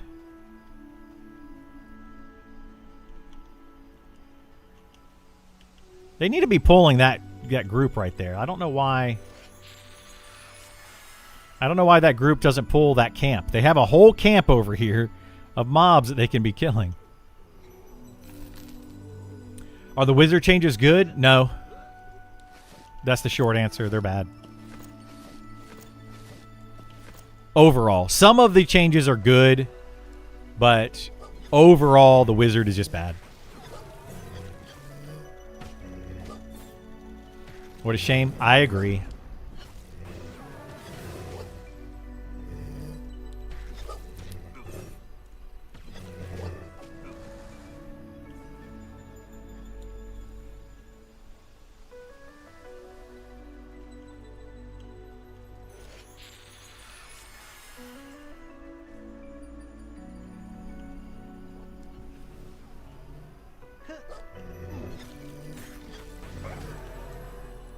Maybe iteration 2 will be better. We'll see. They've stopped working on the wizard. I think the wizard, the druid, the spellblade, and the archer, for the most part, they're just like, okay, this is where they are. We're going to work on the other classes, and then we're going to tune those other classes when they get them finished. Which is a problem, right? It's taking them a very long time to get out the class updates. And then on top of that, it's taking them a very long time to balance those classes. And it's causing problems. Because if they're going to be spending all of this time trying to do all these things, then like the game's just not going to... Early access is just going to feel really bad.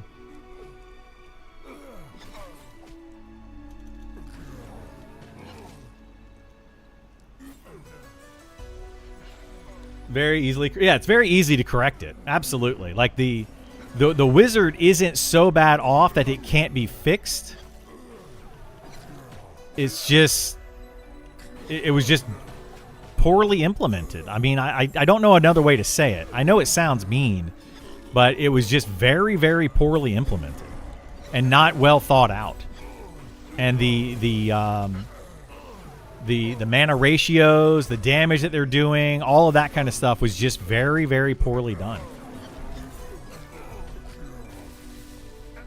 What kind of things would make the elemental stronger? By making more pet caster cohesion. So what they should do, in my opinion, with the elementalist is instead of the elementalist having nukes that they can cast on a mob, they cast a spell on their elemental pet. So let's say you have like you pull your pet. The first thing that I would do, hold on, let me back up a little bit. The first thing I would do with an elementalist pet is you only have one pet, but that pet can switch elements at will. So in your pet window, you can tell the pet to be a fire pet, an air pet, a water pet, an earth pet, and it's got like a 30-second cooldown. You push the button and it changes into the other pet. That would be the first thing that I would do, which would get rid of a lot of extra fluff spells that the elementalist just doesn't need. It doesn't need every 4 levels getting all 4 new pets. First and foremost, it's just ridiculous. The only reason they did that, in my opinion, is EverQuest. So, give the elementalist 1 pet every 4 levels if you want to do that. I say give them 1 pet at level 1. They are an elementalist, and have it just level up with them. Solves the problem. Then 4 buttons on the pet window that allow you to switch the elementalist class or elementalist type to the different elements. That's the first thing I would do. The next thing that I would do is have the elementalist, when they cast a spell, they cast a spell on the actual pet, or they tell the pet to cast a spell. So like if I was going to do like crazy nukes, I would put the fire pet out, and I would use my mana to focus into the pet to cast a fireball type spell or a nuke type spell or a nuke type ability. Or if I had an earth pet out, I would use my mana to empower my pet temporarily to gain armor class. Or I would empower my pet temporarily to get mana regen to my group, you know, like for the water pet or whatever, like things like that. You would use your mana to empower your pet temporarily. That's what I would like to see them do. I don't know if they will do that, but that's what I would like to see them do. And I think it would make more interaction with the pet. It would make the pet good. You know, like, I don't know. On top of that, though, they need to make pets, at least this is my opinion, just for quality of life, they need to make the pets non-aggro. They don't aggro mobs themselves because the pets are very difficult to move around. They're very difficult to control until they get pathing worked out properly and all of that kind of stuff. They should also bring back the ability to summon your companion to you. Like, that should just be a spell that summoners have or elementalists have.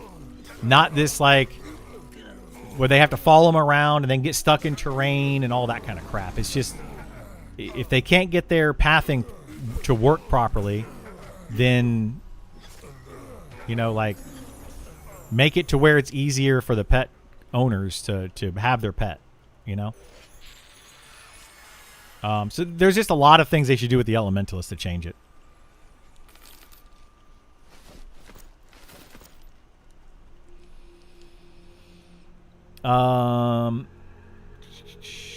You think there's significant chance they would delay EA? I don't think they're going to delay it anymore because people need to get paid. But there's a significant chance that early access will not be as complete as they want it to be and as players want it to be. That's what I think is going to happen. I think it's going to feel very incomplete. I don't think it's going to be much different than how it feels right now when early access launches. It's just going to be different issues at that time, but it's still going to be a lot of issues.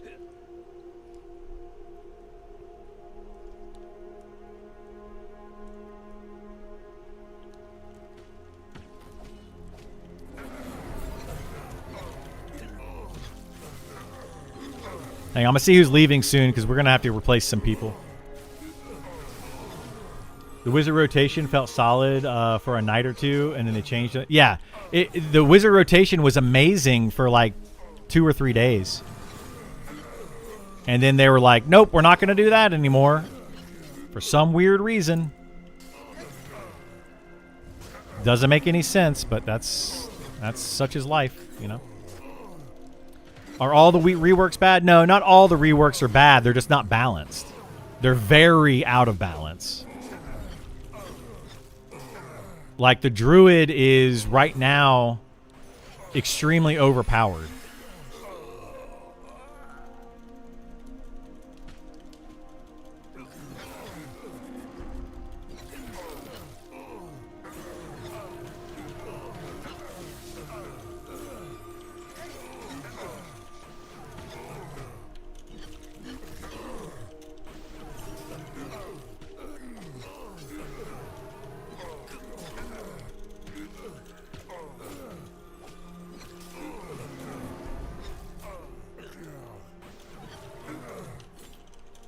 I told you about my my wizard getting resisted by a level 1 snake, right? Yeah. Yeah, I had a level 60 spell. A level 60 wizard, level 60 spell on a level 1 snake, and it resisted 100% of the damage. Like, what? That makes no sense.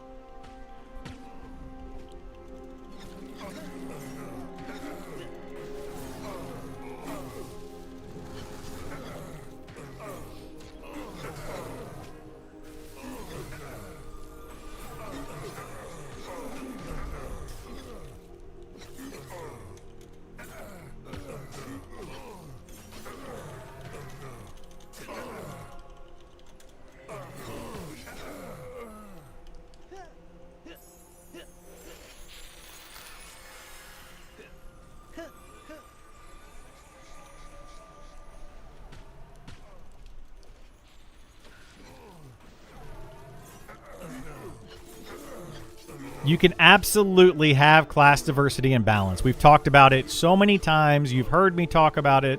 You're just choosing to ignore it. But you can 1,000% have class diversity and balance.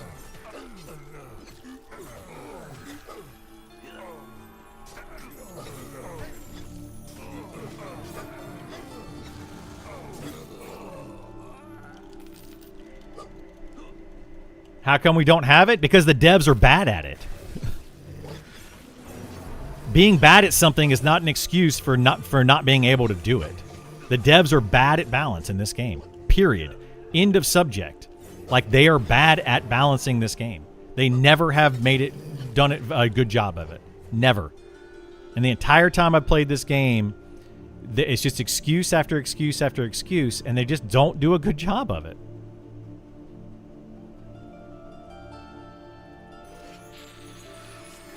Like, I'm not here to suck up to the devs and be like, you guys are doing an amazing job. I'm not here to do that. I'm here to tell you what's good and bad about the game. And balance is not good. It's utter garbage in some cases. Like, it's really bad. And I know I'm probably hurting somebody's feelings right now by saying this. Not saying that they're not doing their job. It's just that they're not good at that part of the job. Hate to say it. Like, you gotta, you know. Like when somebody comes in here into my stream and is like, hey, you're not a good content creator. Cool. I appreciate the feedback. I may not be good at certain parts of being a content creator. You are absolutely right. Please tell me where I'm bad at it, and I will do what I can to try to fix that problem. Maybe I will, maybe I won't, but I don't get mad about it, right? Like, that's the thing, is some of these devs just, they need to stop trying to balance because they're not doing it. It's not happening.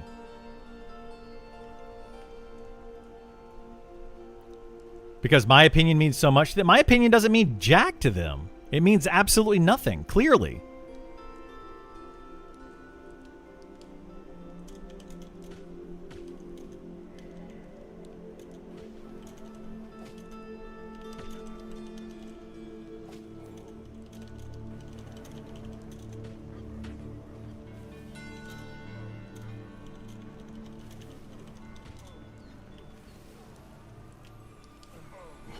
No RPGs have balance. It is not unmathable, dude. Like, just because you can't do it or you haven't seen it happen doesn't mean it can't happen. There's absolutely balance.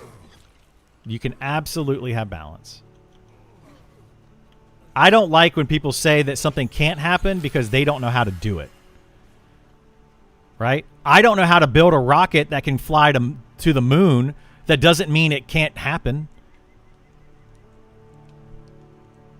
Right? Like, come on.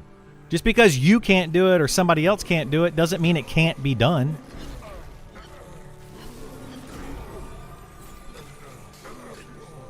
You can't have balance in the sense one thing will always be the strongest and one thing will always be the weakest. Yeah, well, you're always going to have a meta. Yeah, you're always going to have a meta where something is going to be better than something else. But that is different than balance, right? The thing is, right now with balance in this game is you have wizards doing this amount of DPS, druids doing this amount of DPS, right? But a druid can also heal and a wizard can't. Imbalance. It's way out of balance. So what do they need to do? They need to balance that. Make it to where the druid does less DPS, or take away the heals from the druid, or add heals to the wizard. Well, let's think about that for a second. Which one of those options is the best option? The best option would be reduce the amount of damage that druids can do so that they are not an overpowered DPS powerhouse and can heal and have ability and have utility. That is how you balance it. Like, it's not hard, guys. You just don't know how to do it. It's not hard to do, though.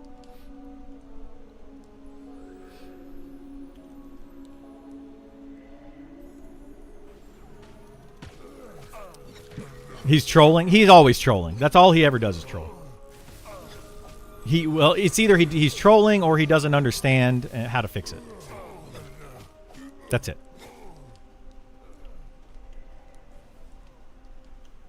But it's absolutely possible to balance and have diversity in classes. Absolutely possible. Okay, that's fine. I've got an enchanter coming.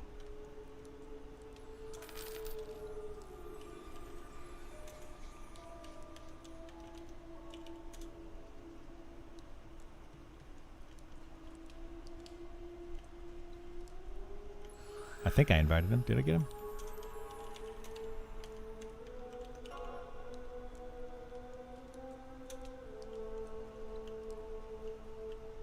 There we go.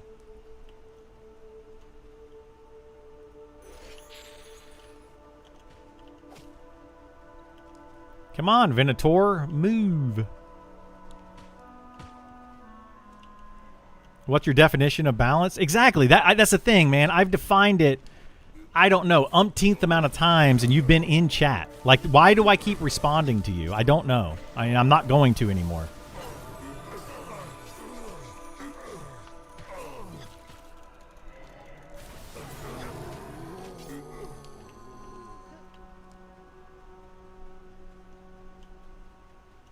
Like, I've already explained it to you specifically. I don't know how many times. You don't care to listen. Is the main problem clerics? I still see a reason to play a shaman or druid. Yeah, well, that's part of the balance, right? Clerics are not needed in the game. Druid and shaman are far better to have as your healer in this game. Period. They're just better.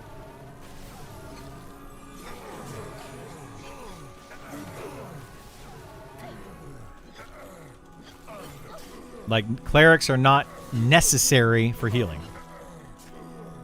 That is a balance problem. They have made clerics subpar, and then now nobody wants to play a cleric. So why even have a class in the game if nobody wants to play it? And nobody needs it. The only reason you would want a cleric is for the res. But who's going to want to level up a cleric for res? Right? They're going to have it like the cleric that I use for res.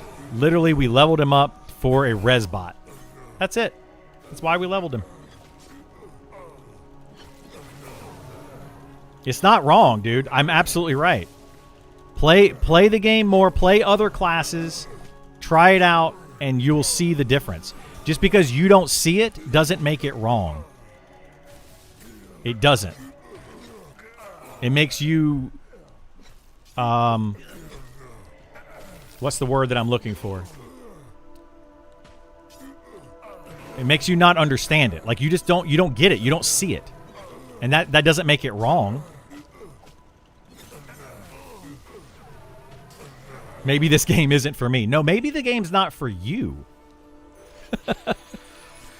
That's the thing. This game is absolutely being built for players like me. 1,000% being built for players like me.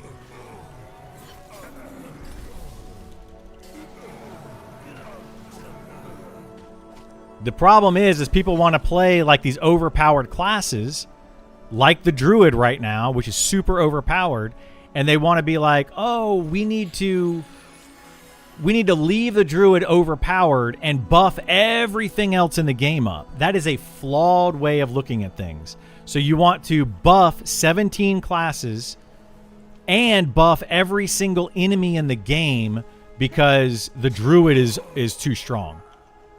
That is the way that some people are thinking, and that's wrong. That is just like, what? No, absolutely not. You don't go online and cry? You do every single day in this channel.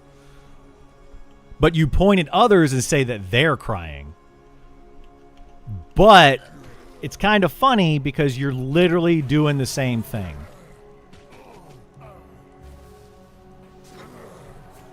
I don't know what to tell you, dude.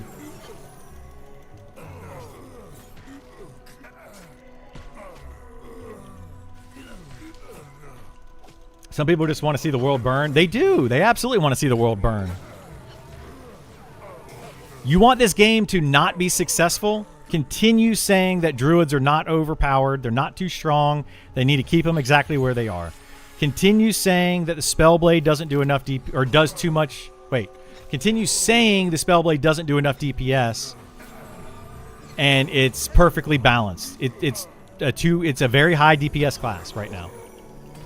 Continue with your imbalance ideas, and this game will absolutely, utterly fail. I can promise you that. That is a guarantee.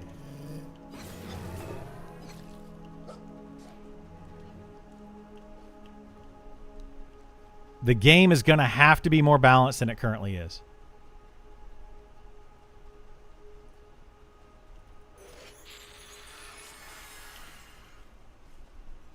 Because if you start a class, let's say that I create a paladin, and I play that paladin to level 60, and then I realize at level 60, after putting in 500 hours into level 60, then I realize, oh, the class is not good. Nobody wants it in my party. It's not a good tank. It's not a good healer. It's not a good DPS. Literally no one wants me. Okay, they're going to quit the game. What do you think's going to happen?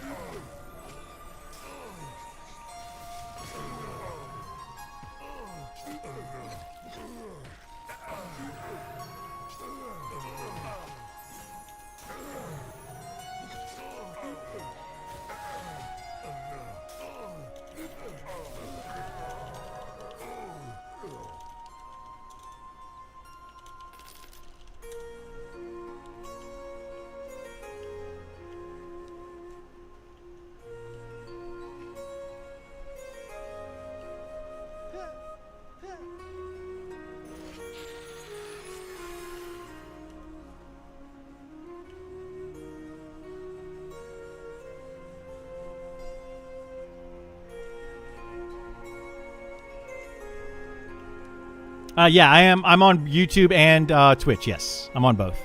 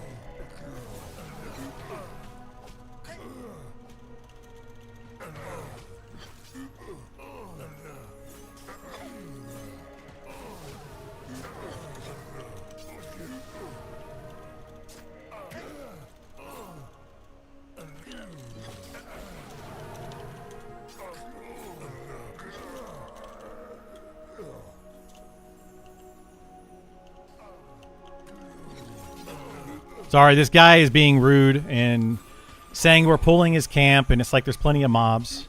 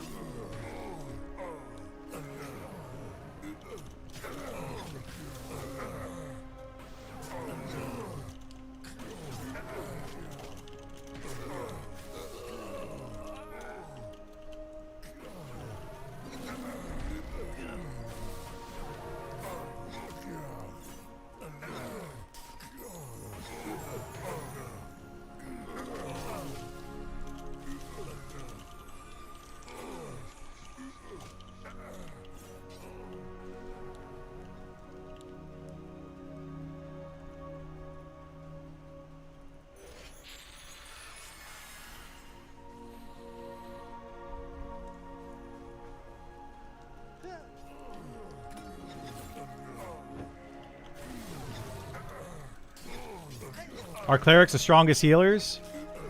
Depends on how you define the strongest healers. Clerics have the most mana efficient heals in the game. They can heal for the most in a single heal. Or in it like at once. They're going to be able to recover the health the fastest. But, huge but, that is not necessary in this game. The only thing that is necessary is can you keep your party alive? If you can keep your party alive, then that's all that matters.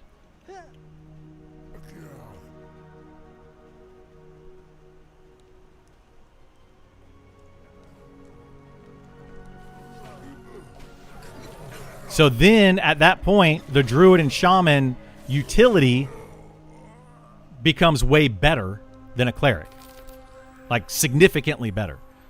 On top of that, because the shaman has the ability of slows, it's got the best slow in the game, it can reduce the amount of damage that a mob does significantly, making them the overall best healer in the game because they're reducing the amount of damage that the party is taking and more easily able to keep up with the health.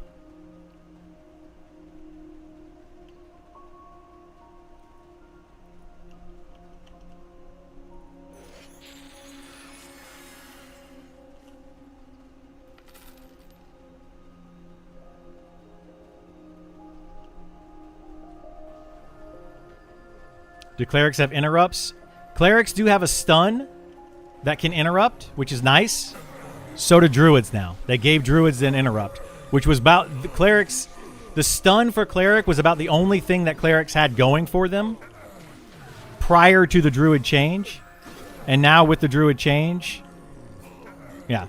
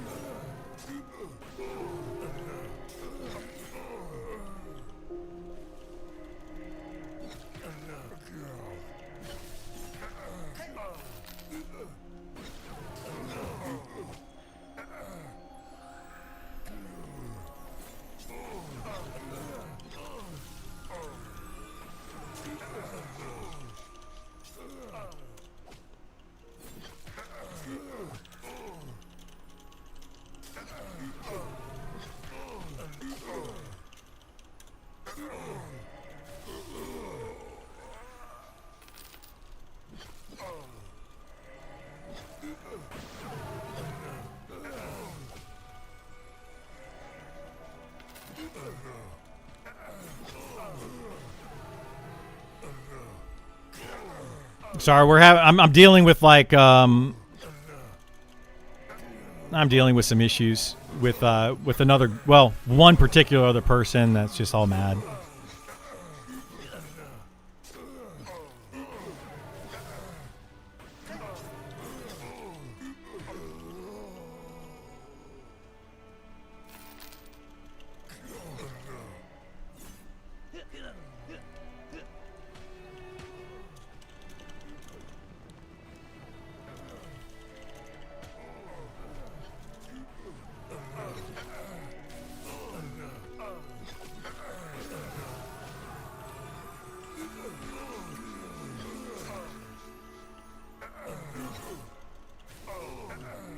Is he giving you crap for being in a camp?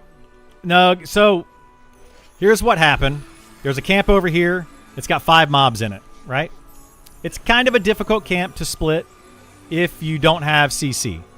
I've watched that group that's over there on that side struggle with splitting it a couple times. I saw a mob up, so I pulled it from that camp. He got mad at me and he said, "Don't pull from our camp." And I said, "I was helping you because, you know, it's challenging camp, you know, it's hard to pull, blah, blah, blah, blah." And he took offense to it. He was just super mad about it. But meanwhile, there's mobs at this camp, and there's mobs at this camp, and there's mobs at this camp. There's tons of mobs up. So he's getting bent out of shape because we're pulling from his camp. And it's like, yeah, but there's tons of other mobs that you can pull from. That's basically what happened. So I'm just not going to touch that camp. That's fine. I won't touch it.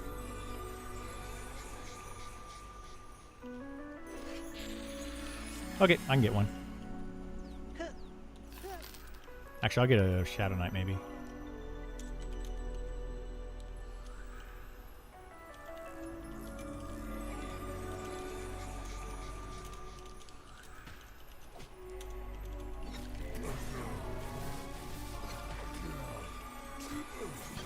Some people round a bit too tight. They are. I would understand if there was limited mobs, right? I would totally understand if we didn't have this entire camp of mobs and this entire camp of mobs to pull from. Would totally get it. But we have a lot more mobs to pull from. There was other mobs that were up when I pulled that mob. They were currently fighting one, and there were other mobs for them to pull, so...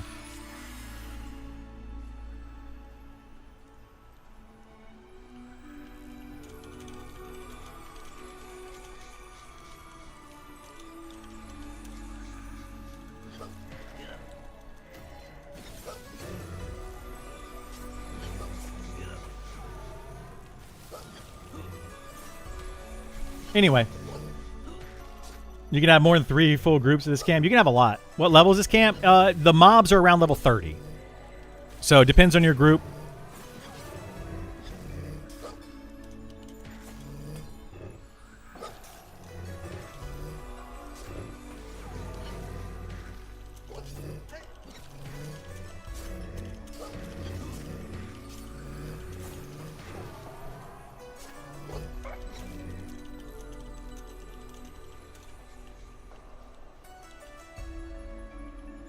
Apparently that player also got mad at their own group when I was pulling the mobs. He got mad at his own group. It's a whole thing, man.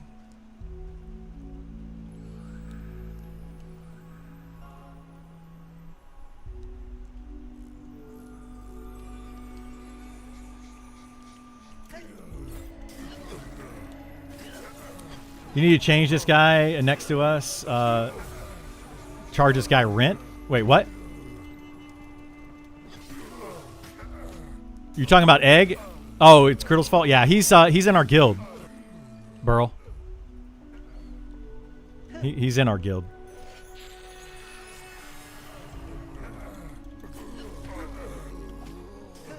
He's a pretty chill dude, actually. He's actually here in stream. He's here just a minute ago.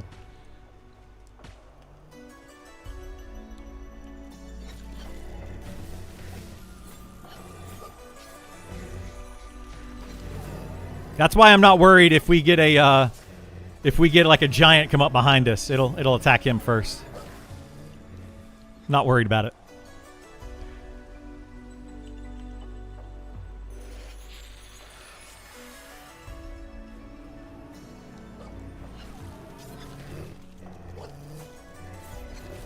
I love the inside caves over there. Oh, that works so good. The inside is really good. It's a little dangerous. You can get a lot of trains in there, but it's awesome. Yeah.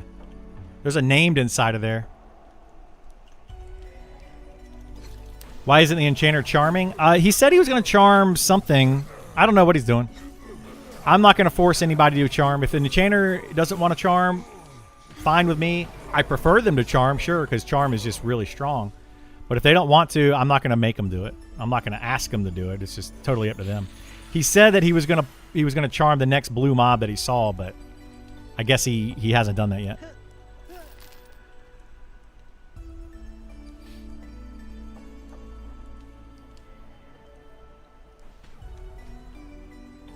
He's acting all uptight like that during the closed beta. Yeah, it's a closed beta, man. Like, I get it. People are playing this game like it's early access, and I totally understand. I mean, I'm playing it kind of like it's early access, but I'm not getting bent out of shape over it.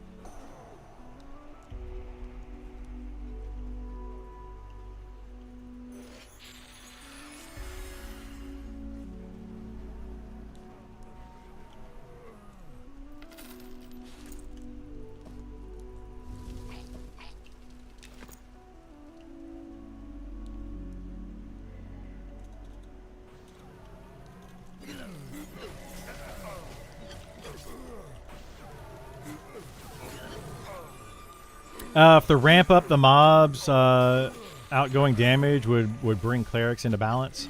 It might help, maybe. But yeah, that's another thing they need to do. They need to increase the TTK.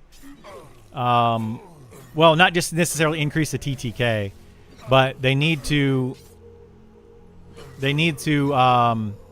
increase the damage that mobs do, which will effectively increase the TTK as well.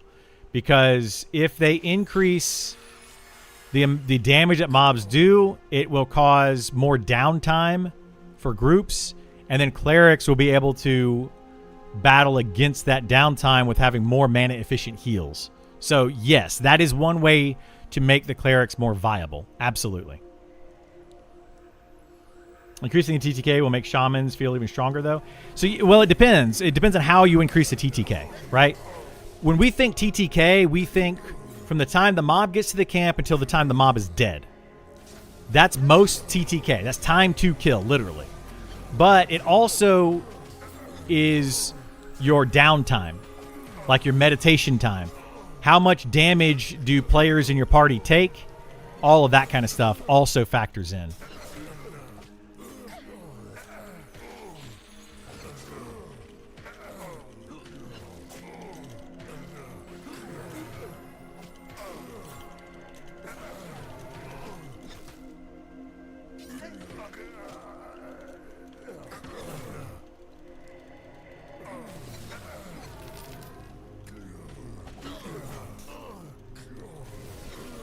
You said it more better? Yeah.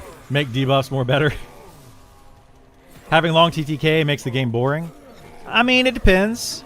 It can make it boring. It can not make it boring. It depends on what the monsters do during the fight, right? I find raids to be a lot of fun.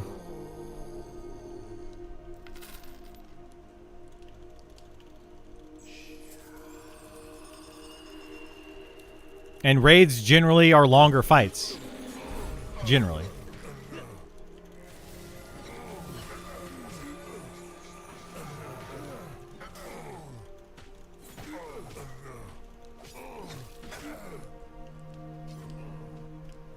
Game needs more challenge. It's too easy. Yeah, that's the thing, right? That's the thing about it. The TTK.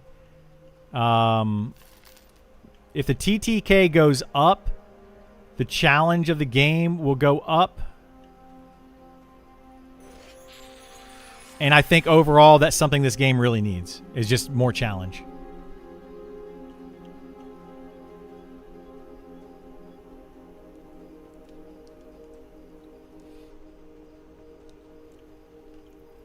I don't know if it needs to be more punishing. I don't think they need to increase the punishment at all. Like, the game already is very punishing when you make a mistake. So if they increase the challenge to where more punishments happen, so you just are punished more often because it's a harder game, I think that'll be punishment enough. Like the 10% XP loss, you know, all that kind of stuff, I think is plenty punishing. The corpse recovery, you know, like all that's pretty punishing. And if they need to increase the damage of monsters, probably the first thing they need to do is fix armor class. Once they fix armor class, then they need to increase the damage of monsters probably by 20 to 50%. Like, it needs to go up significantly. And I know a lot of players are going to be like, no way, you can't increase the damage by 50%. I'd get killed in 2 shots. Well, maybe that's the way it should be. It makes the game too easy to solo when when the mobs are not doing enough damage to be able to kill you. So, like, that's my opinion on it, is they need to... The damage definitely needs to go up. Horrible take on two-shotting you? What do you mean by horrible take, though? Like, I don't think it should literally be, like, two-shot you. But give classes abilities. Like the wizard now has an ability to put up like a rune shield, right? So it will two-shot you if you're not paying attention and you don't put up your rune shield. right? You have ways to deal with it, sure, temporarily, but you shouldn't be sitting there being able to face tank. Like right now, we don't have a tank in our party at all. At all. I am actually tanking this as a DPS. That tells me that DPS is too low. The damage of the monster's damage is too low.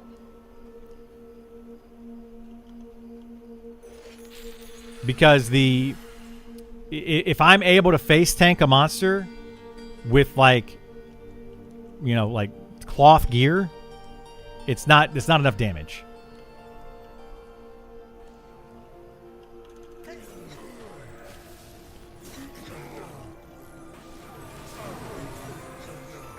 Attitudes like that make the game so hard.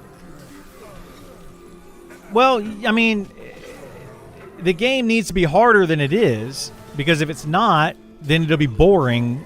It'll eventually become too easy and it'll be boring. So you have to find a balance, right? People are already saying that the game is too easy and it's boring. So if it's boring, people won't play it very long. They'll quit. You know, if everything is handed to you, then it's not good. So you can't have it too easy. You can't have it too hard. You need to have it somewhere in the middle. I'm not saying make the game so hard that nobody can play it. I'm saying make the game harder than it currently is so that there is a challenge. You know, it's like, oh, you can be 2-shot, not 1-shot, right? Where's the difference? How many times should a mob be able to hit you before you can die? And that's kind of where we're at. Like, I say 2-shot and it kills you, but I'm obviously exaggerating a little bit on that. It should not be able to kill you in 2 hits unless the mob is super high level, right? If the mob is 10 levels above you, then maybe it should be able to 2-shot you.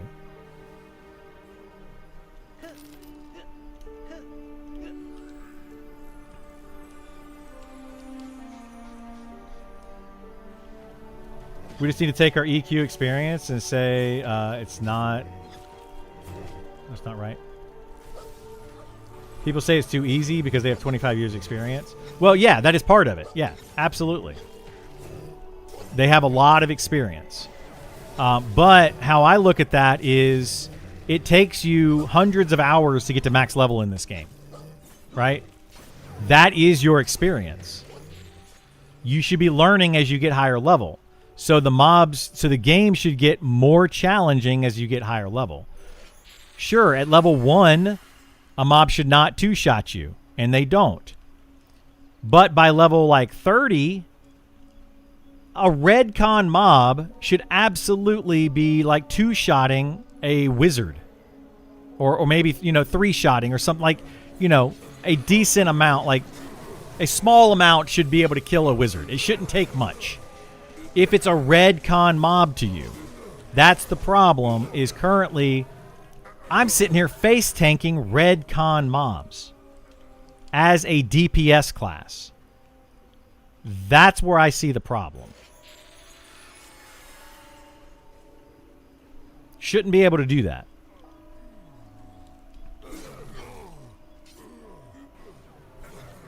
High level mobs should clip your wings. Yes, and that's where I'm saying, like, that's literally what I'm getting at. Is these mobs are higher level than me, which means that they should be kicking my butt as a DPS class, absolutely wrecking me, but they don't. At this level, at level 10, have a little bit more leniency. At level 50, these mobs would be wrecking me if I was trying to face tank them. Well, actually, they don't. A level 50, a level 50 Spellblade fighting level 50 monsters with a healer in their party, still doable. Still very much doable.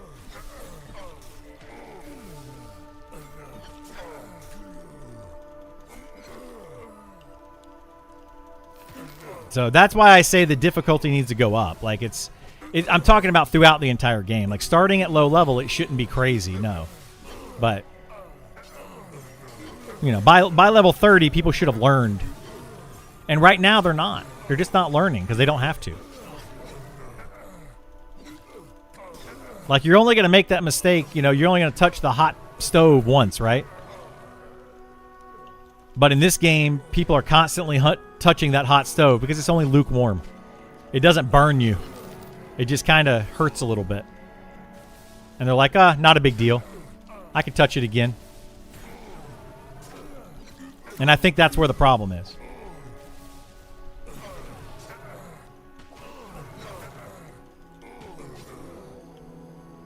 I mean, it's not the only issue. There's a lot of other things. There's lots of little issues in this game. And they all add up to bigger issues.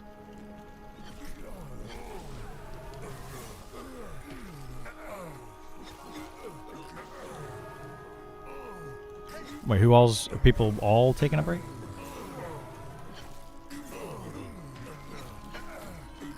Oh my god. Oh, is he here? Oh.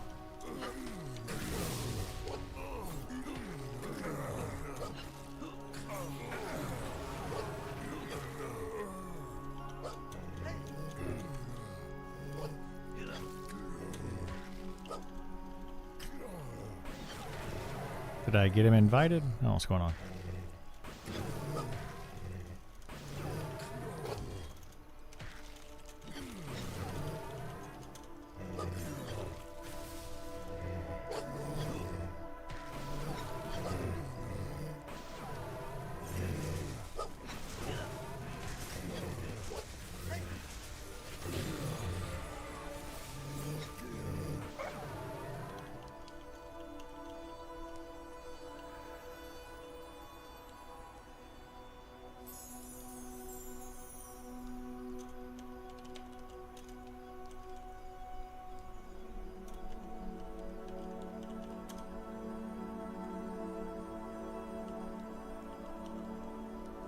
I don't know what's happening here. Good expedition. I agree. Should be warm water on entry, but I think survival on reds. Yeah, absolutely, Miss Lippy. That's exactly it. Like, dip your toes in. At level 1 to 10, gets a little bit more challenging. Gets a little bit more challenging at level, 11 to 20, etc. And it just ramps up.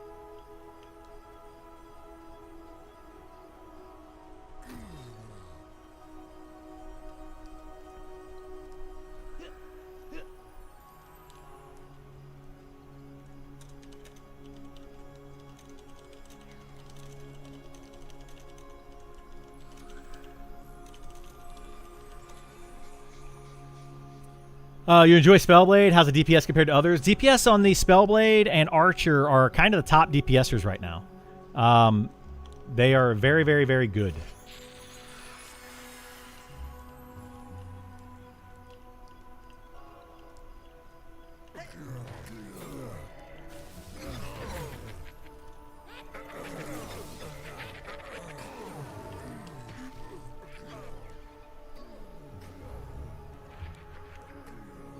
Oh, he mezzed it. Whoops. It has more utility class. It's a DPS class. There's very little utility on the Spellblade, so it's basically just a top DPS class, and it performs as a top DPS class.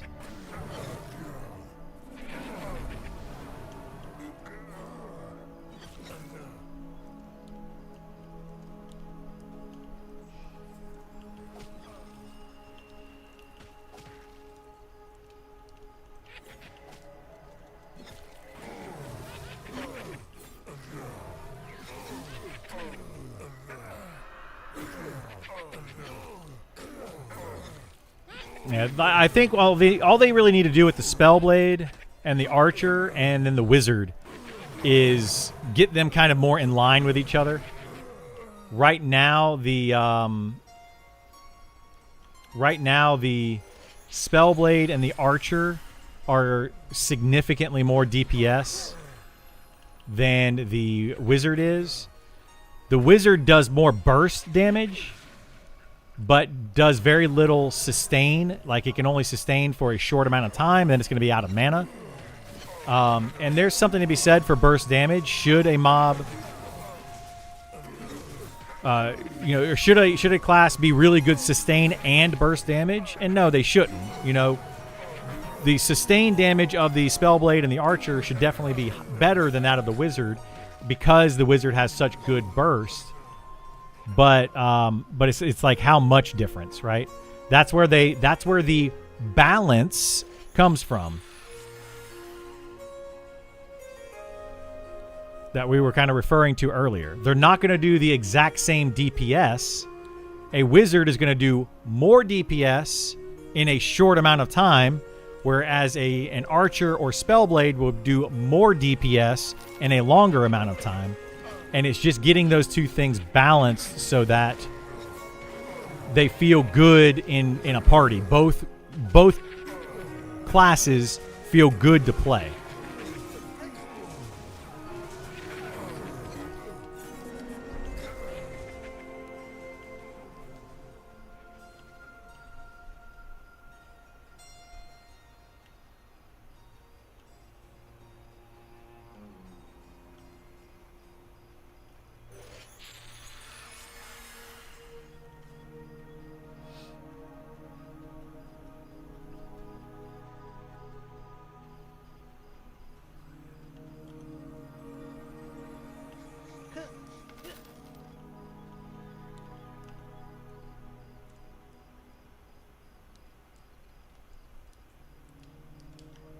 I mean, we can just keep going for the day, and then after today, I don't think we should be here anymore.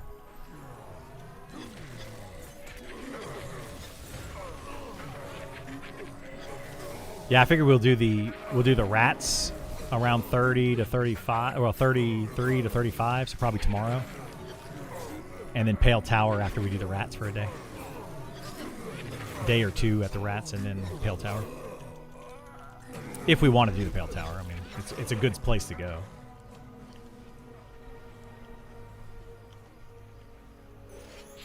Jumping in, they need the time to do a proper second first and second pass on all the classes. They do. They absolutely do. Yeah. Like this first pass is okay, and it's beta, so it's okay. Like, I'm not, as some people like to put it, crying on the internet and whining and complaining about it. That's not what I'm doing.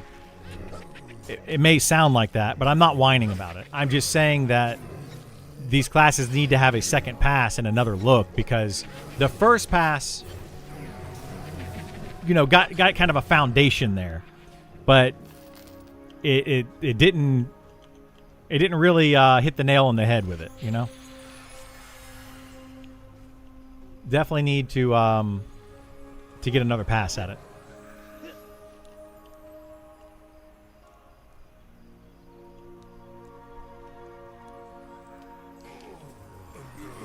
I find it funny what people feel is crying or whining. Like, I don't think they've ever had a kid or actually seen anybody who is crying or whining about something.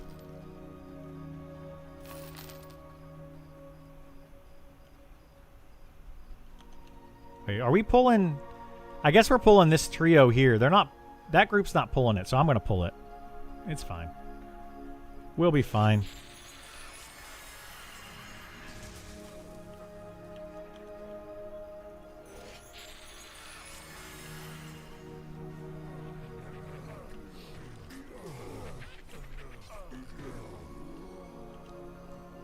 Wait, how much mana does this cost? 30? Yoink.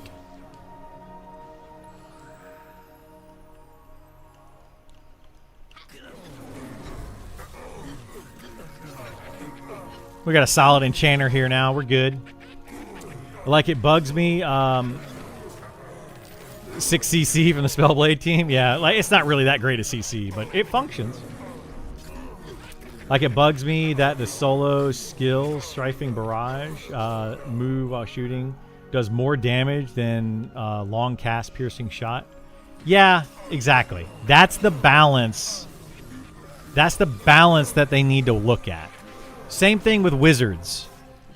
The best spell to use for a wizard, I actually looked at it yesterday on my wizard.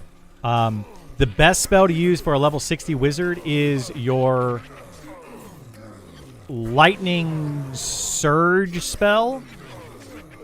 is the most damage efficient spell you have. So it's overall the best spell to cast.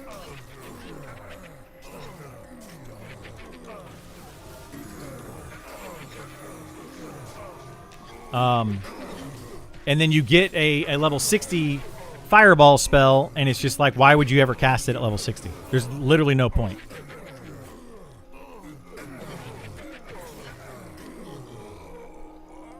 It's lower DPS. It's less mana efficient. It's just worse in every way. The only thing it does do is it does more damage on a single cast. So if you're only going to cast one time, it does a bunch of damage. But it's less DPS and less mana efficient. Shamans get a dot at 28, 100 mana, 50 damage, 10 ticks. Yeah, 5-to-1 ratio. Yeah, it's insanely good. It's more efficient. That is more efficient than any wizard damaging spell. Level 60 wizards with their lightning surge, or at least my level 60 wizard lightning surge, the amount of damage that it does is 4 damage per mana. That's actually 3.98 damage per mana. Without factoring in intelligence. So when you have a dot on some of these classes, I mean, and I agree that dots should be the more mana efficient route because they take longer to do the damage. So they absolutely should be mana efficient. But should a wizard or should a shaman be able to do be more efficient than a wizard as far as DPS is concerned? So, and I say no. I think that maybe they should lower the dots down to about the same efficiency as a wizard's best nuke, right? The most efficient nuke. But again, we're looking at like multi-part problem. You're looking at the wizard nukes, you're looking at the shaman dots, and then you're also factoring in the shaman heals and the buffs and all that kind of, like, you have to factor in a lot of different things, and that's where balance becomes complicated. So you can't just balance the numbers. You have to also balance other things as well. For example, how long it takes the dot to actually do full damage needs to be a factor, right? It's a 60-second dot that takes 60 seconds to do the full amount of damage. So therefore, it should be more mana efficient than a direct damage spell, right? But because the shaman is a healer first and foremost, and the wizard is a DPS first and foremost, then you have to adjust the numbers again according to that. So you adjust them up because it's a dot, and then back down because it's a healer and not a DPS class. Did I make it make sense or not? I probably confused a bunch of people with that. Wizards need a way to regain a large chunk of mana and do it consistently. And they do. Yeah, they do have a way to regain mana, which is another factor that you do have to factor in with the balance of wizards, is wizards have their... what's the name of the ability? I'm drawing a blank for some reason right now. But they have their ability to gain mana back every 5 minutes, and they gain a significant amount of mana back. Is that enough mana, though? And that's where the balance comes in, right? Like, how much mana should they be gaining back? Made sense. You're saying healers have different mana coefficient per spell on damage spells. Yes, that is another way of saying what I said. Yes, and they should have a different mana coefficient on damaging spells because they're healers. Dots feel bad in groups, though, when TTK is... Yes, and that's another issue. That's a whole other issue, is right now dots should be very mana efficient because what's the likelihood that you're going to get the full duration of the dot in a group situation? Because in a group, the full duration of the dot will not happen because TTK is approximately 30 seconds. but the dots last for 60 seconds. So that's another factor, right? These are all factors that you have to look at when you are trying to balance out these classes. And unfortunately, not all of those things are being looked at. It's like they're looking at one thing and then putting in the numbers. And then they're forgetting about this other thing, and that's a problem. So when they factor in the damage of, let's say, a druid, they need to factor in the druid is a healer. They also need to factor in the mana efficiency of the spell overall. They need to factor in, is it like the cast time of the spell? Then they need to factor in the DPS or the abilities of the other classes like the wizard and their damage. They also need to factor in the utility that the druid brings to a situation. So there's a lot of different factors you have to think about. You can't just look at, okay, well, this spell does this amount of damage because it's a damaging spell. You can't do that. You have to look at the class itself. Is this a DPS class? Yes or no? First and foremost. Then, does this class have other abilities and other utility outside of being a DPS class? Then, is this a damage over time ability or a direct damage ability? All are factors when balancing. But unfortunately, we don't look at all those factors. Well, sometimes we do, sometimes we don't.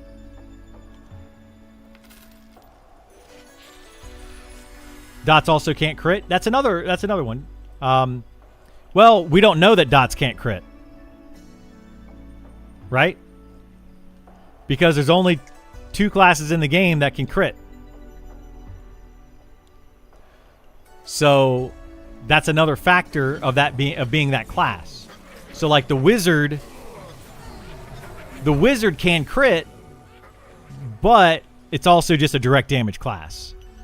So yeah, but it is another factor. You are absolutely correct. That is another factor that we need to look at. Should dots be able to crit? All that kind of stuff, right?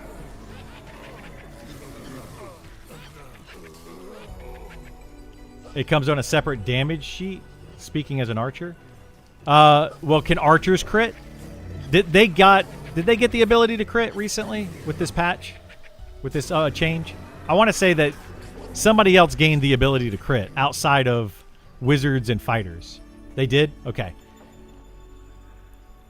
So the bleeds that they do can't crit? Is that what you're saying? But their regular hits can crit? So that should absolutely be a factor, in those situations.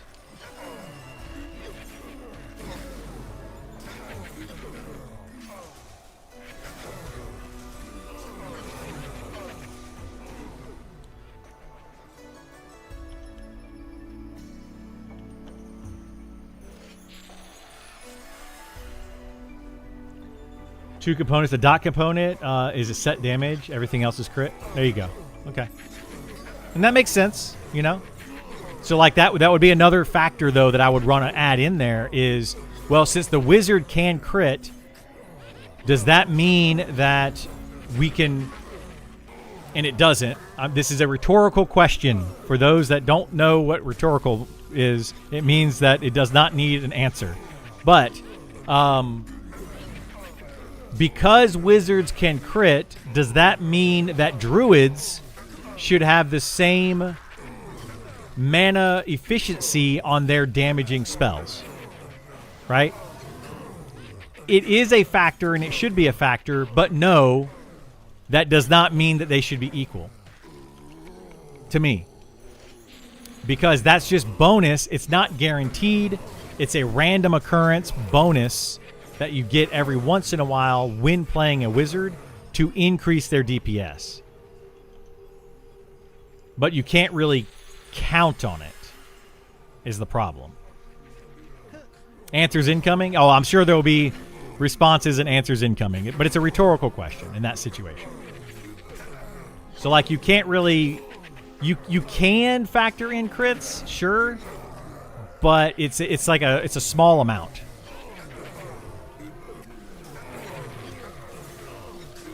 Crits are literally a 2.5% increase in DPS in this game.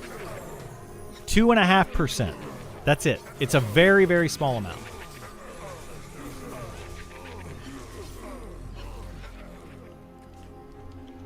And where did I get that number from? For those that don't know, I'll explain. Crits increase your damage of that hit by 50%. 50%. And they only happen about 5% of the time, the crit itself.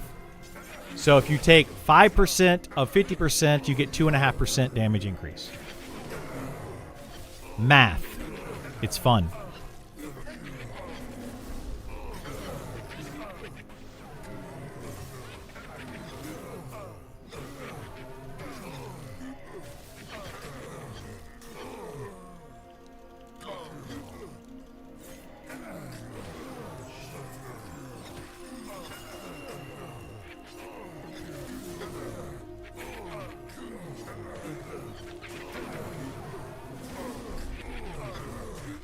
Don't you love when you get a crit roll of a highly mitigated nuke? Oh, yeah, it's great.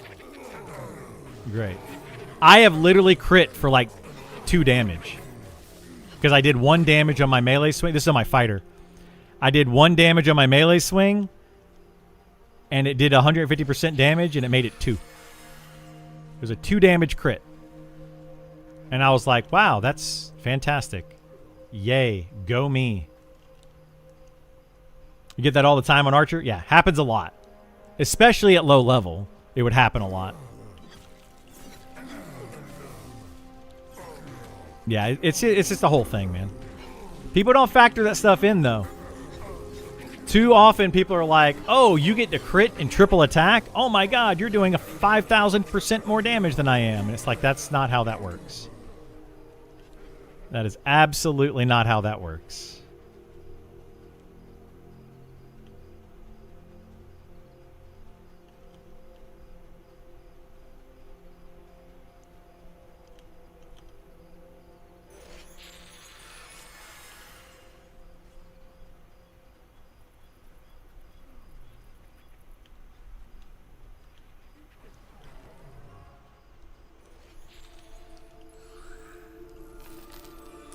What also bugs me is I've seen level 32 fighters do 300 using Frenzy. That can also happen, yeah. There's the opposite effect as well, right? Where it does crazy amounts of damage. So you can see like some of these big damage spikes that probably shouldn't be happening. I don't think fighters should have crit. So for all those people that are like, all I ever want to do is nerf every class in the game other than mine, my main character is a fighter, and I want also to nerf the fighter damage. Like, I don't think that it needs crit. It doesn't need triple attack. It doesn't need either one of those things, and I wish they would have removed them a long time ago. It's really funny to me when people are like, all you ever do is complain that other classes are too powerful. Nope, that is my main character, guys. My main is a fighter, and its DPS is too good for its class. Funny how that works. Give rogues crit? I agree. I think rogues should have crit. I think monks should have triple attack, which they do. Monks do have triple attack. But I think rogues should have crit and double attack. And I think that their backstab numbers should probably be double, if not more than double what they currently are.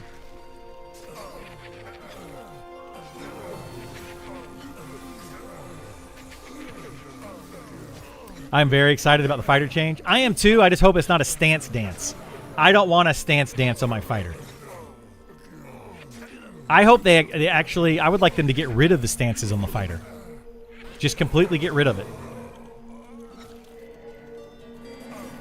Like, they're not necessary. I just want to stay in offense stance all the time on my fighter. I rarely switch to defense stance. So I think remove all the stances from the fighter, or both the stances from the fighter. Give the fighter like a 10% armor class bonus, so they just get automatically 10% more armor class than anybody else, including the other tanks. Yes, I have a reason for that. Not because I want to make fighters overpowered. There's a reason. And then give them a lot of threat-generating abilities. Lots and lots of threat-generating abilities and defensive cooldowns that they can use, like their defense ability right now that is a defensive cooldown. Like, give them that as well.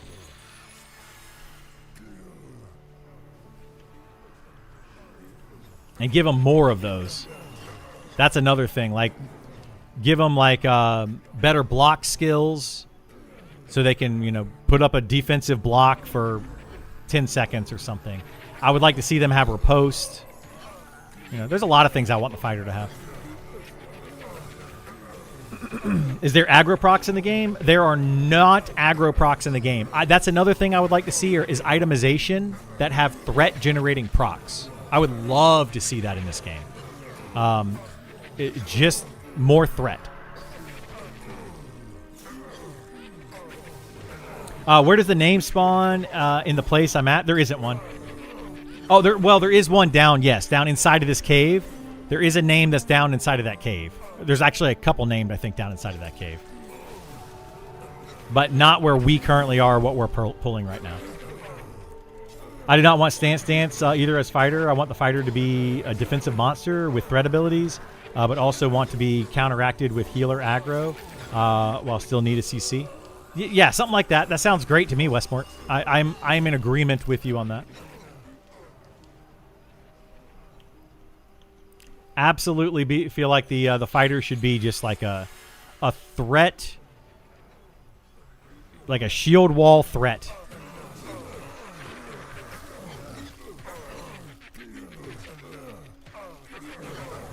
Fighter can snag the initial encounter, hold it, but not hold the AoE healer aggro forever.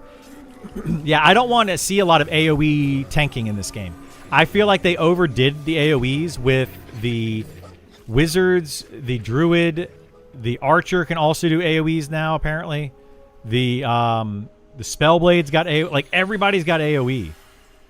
And I feel like they overdid it with all the AoE. And if they give AoE to tanks, it's just going to make everybody want to AoE kill mobs.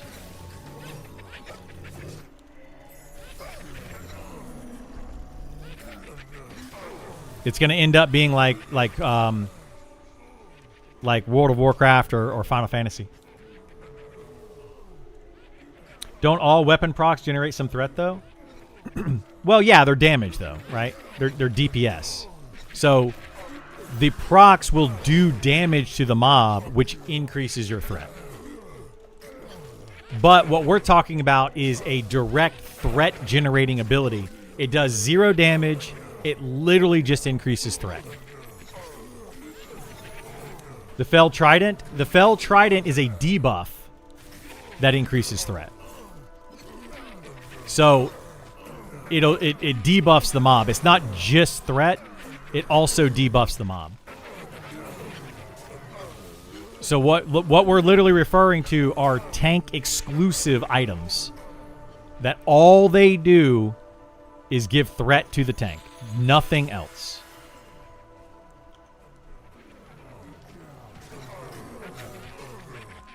Yes, that is why people use the Fell Trident, is because of the debuff is a lot of threat. That's the reason that a lot of tanks want to have the Fell Trident and the reason that they use it.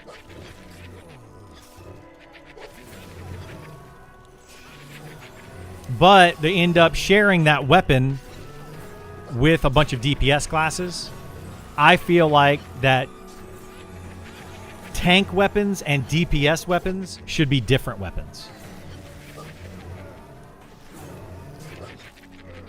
Like, they should have tank exclusive weapons that are just really, really good for tanks, And then when you see like a really good damaging weapon, like a crazy good ratio weapon that doesn't proc a threat, put something like that on a DPS first, so it becomes like a need for DPS and more of a greed roll for tanks.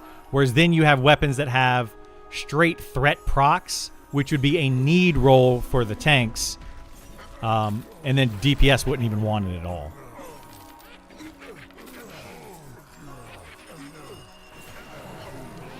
That's just one of those itemization things that they need to work on at some point. Use it on your rogue. Yeah, it's a really good just melee weapon in general because it's got a lot of damage on it. The damage ratio of the Fell Trident is one of the best you're going to get outside of raids. So like every melee class is going to want that particular weapon, but because it is a debuff and not direct threat, DPS classes are like, oh, I'll take it, I'll use it. But if they were to make that weapon and just make it direct threat, most DPS classes would be like, I don't want that. Why would I want a direct threat weapon? So that's why I want to see the difference in the two. There's no raid piercers. That is also true. Yeah, there's no raid piercers. There's raid slashers and raid bludgeoning. Actually, no, there's raid slashers. There's a two-handed raid weapon. There's two one-handed swords. I'm trying to think if there's even a raid bludgeoning weapon.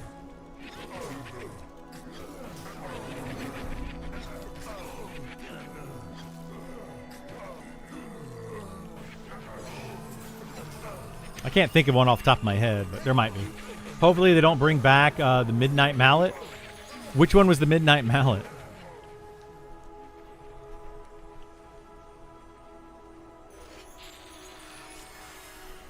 I would also like to see DPS weapons that have threat de-aggros on them. So the opposite of that, right? Like that are going to be more like weapons for classes that don't have a de-aggro. Like I have Seclusion here, right? I have this ability, which is a de-aggro, and rogues have a de-aggro as well. So like I would like to see a weapon for like a ranger that has a de-aggro proc built into it.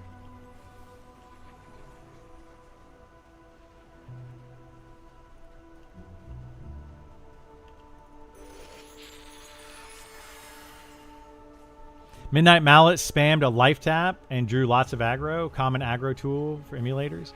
So, yeah, so that's a good thing. Another good thing to note is life tap procs. Well, everybody wants a life tap proc, right? But they are double threat, technically. Because they, first of all, do damage to the mob. Let's say they do 10 damage to the mob, so you get 10 threat for that. They also do 10 healing to the player, so now you have healed yourself for 10, double threat. So now you get 20 threat for 10 damage. So yeah, they need to, like, weapons like that as well, they need to look at that. I'm fine with having DPS have life tap proc weapons. It's really nice for them to be able to kind of self-heal so the healer doesn't have to do it. But I do think that life tap proc weapons should probably go to a tank first and DPS second.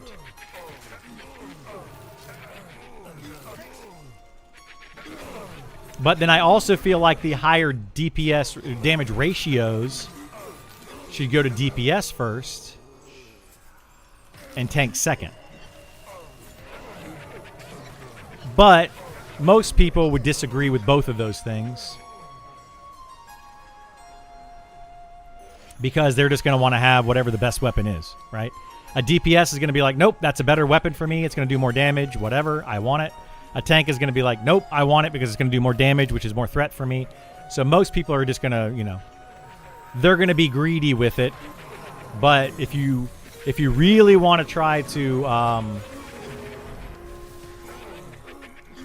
if you really want to like make the best out of a situation, then you want to, like, if you're in a guild doing raid content, you want to give the DPS the best DPS weapons.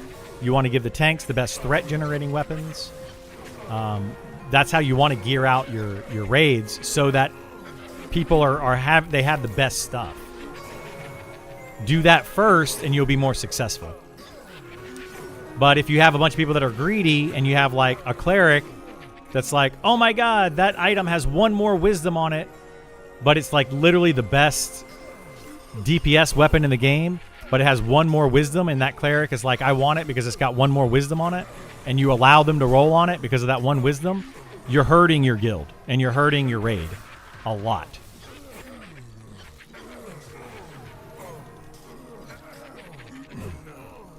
What about tanks? No fighters taking DPS weapons?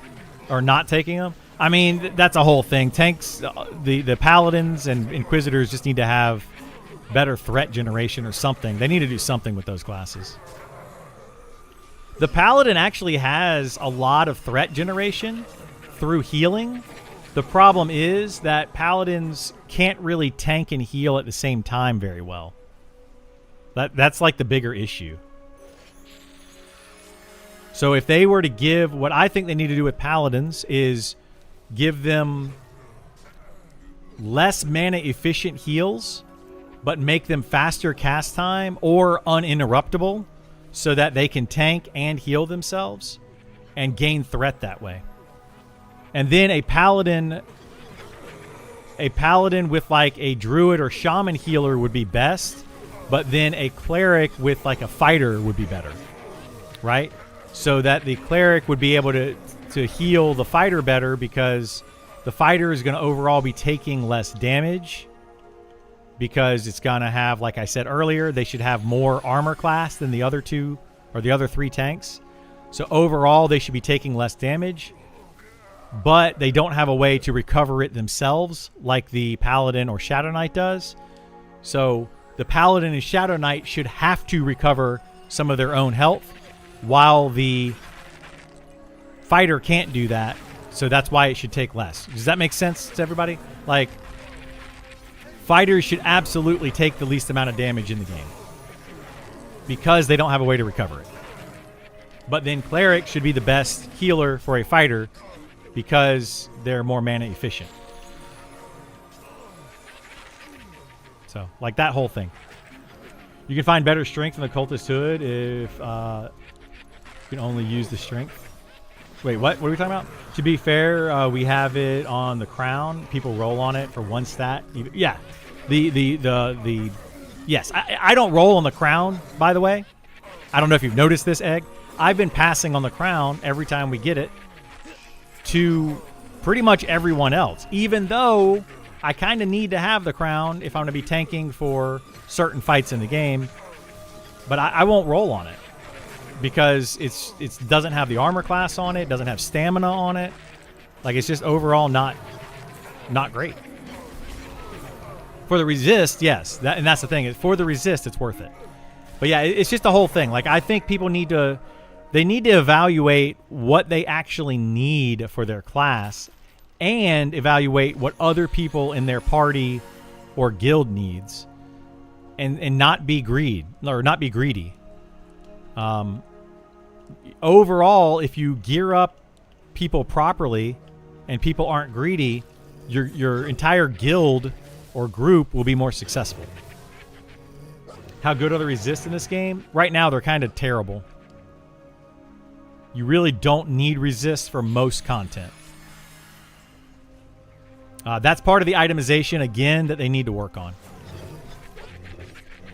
Personally, what I think they're going to do is resist are not going to be something that you think of too much when you're just doing XP groups. Resist are going to be more for doing very challenging single group content like named mobs, or for raid content. That's where resist are really going to come into play. No one greedy in a guild, good one. Yeah, I mean, I know it's a joke, and it's not. It's wishful thinking, Ketalone, but you know, we can always hope. That's the thing. In my EverQuest 2 guild, Very few people were greedy in that guild.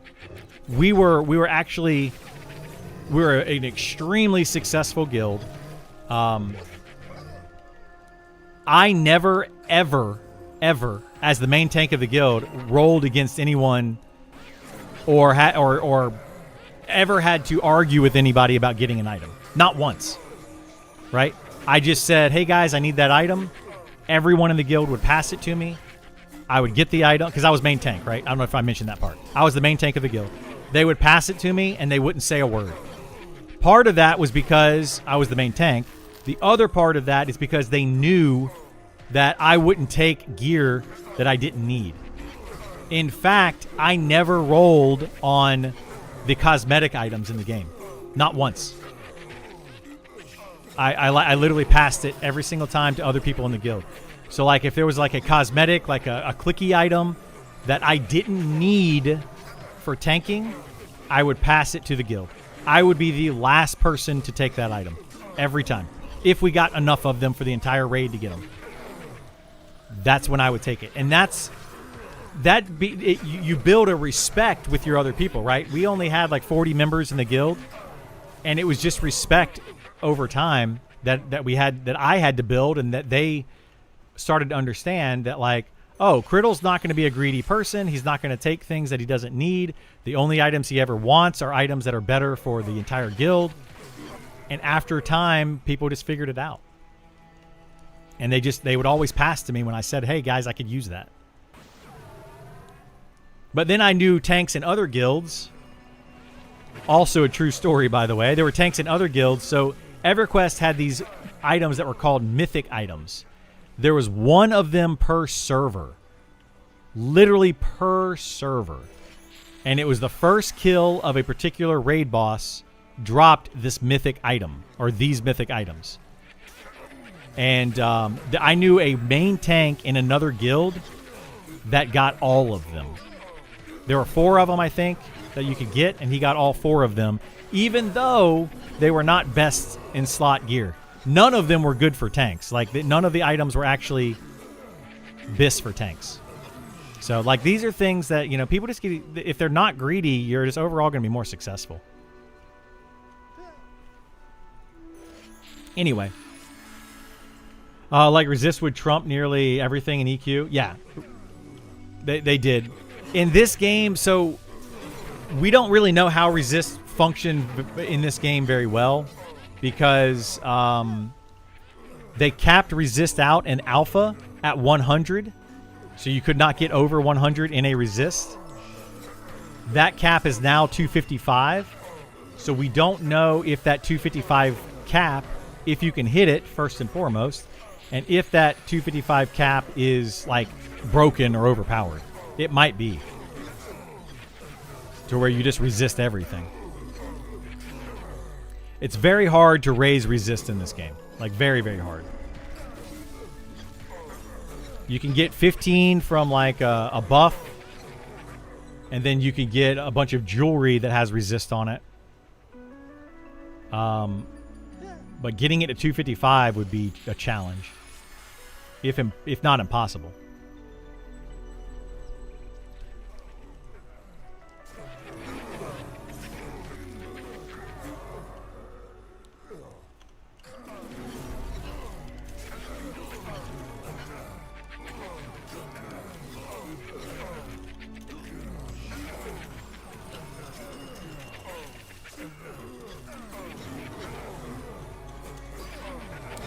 I'm gonna grab lunch here in a second. I gotta see if somebody in the group will actually pull.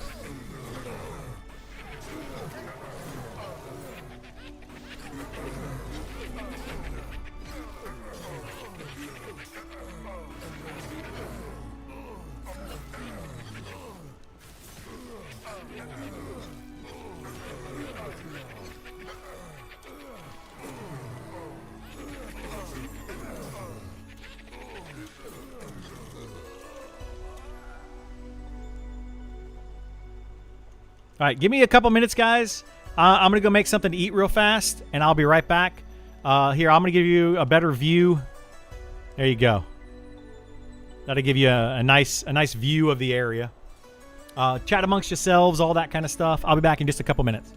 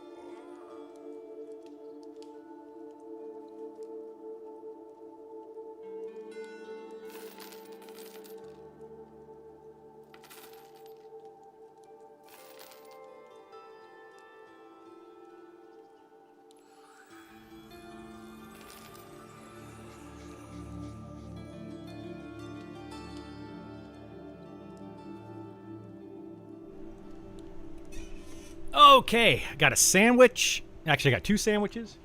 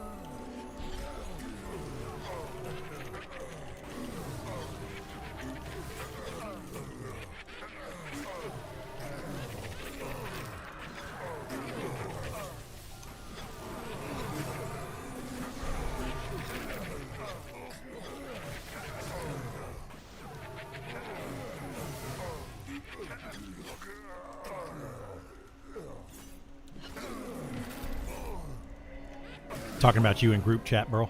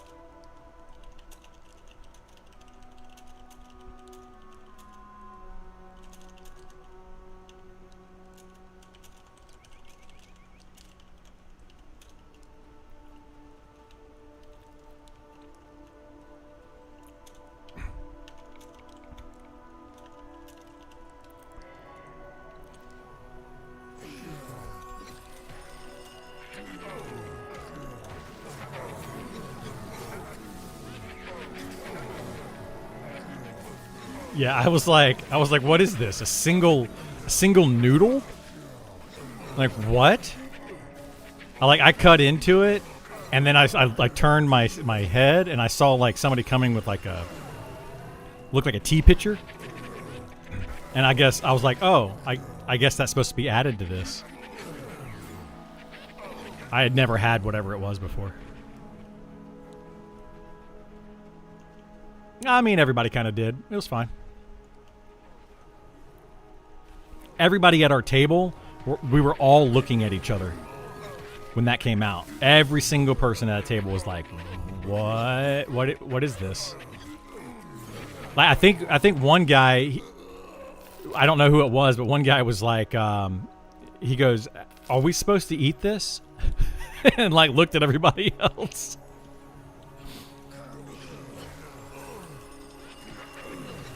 Yeah, it was just like a dumpling soup almost, like a chicken broth soup or whatever. Yes, exactly. Which was good, you know, and I totally get it. I just never had it served like that before. I don't go to a lot of fancy places. Although I have been to fancy places, just I don't frequent them.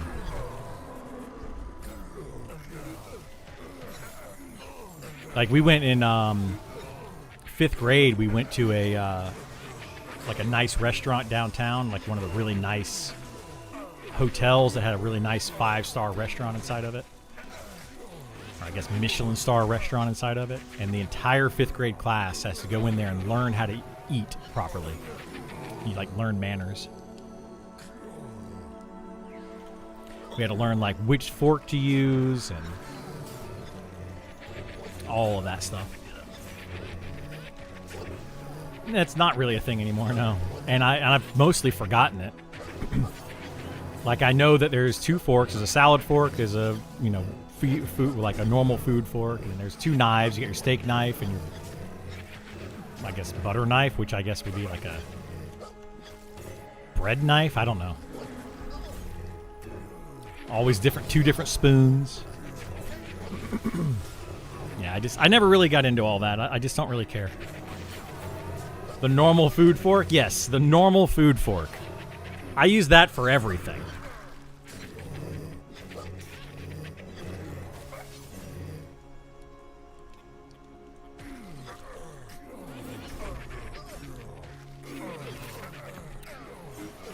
Oh, because it was supposed to be out earlier or something? Yeah, I get that.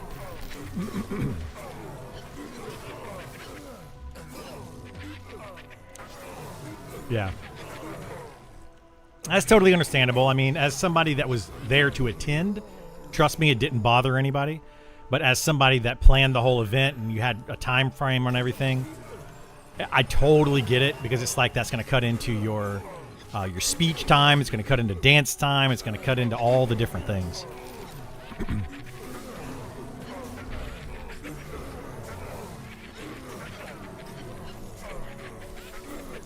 Yeah, exactly.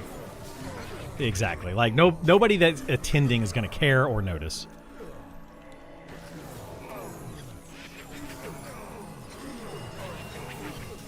I had fun at your wedding, though. Like, one of the things that I always talk about is the band. What was that band? Do you have the name of them?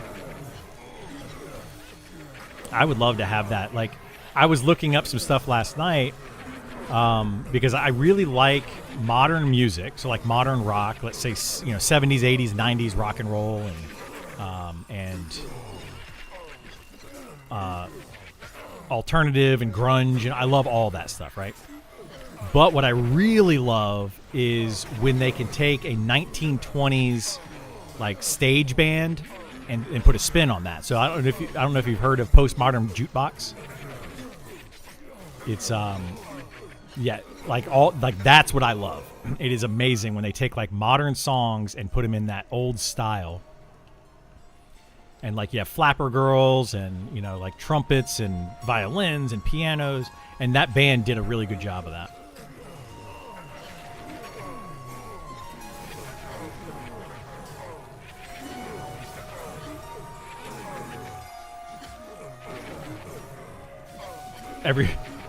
Everything's pre-Nickelback, yeah. Yeah, it was good, man. I enjoyed that a lot. It was awesome. I just wish that I could have gotten up and done more. My freaking chest was killing me.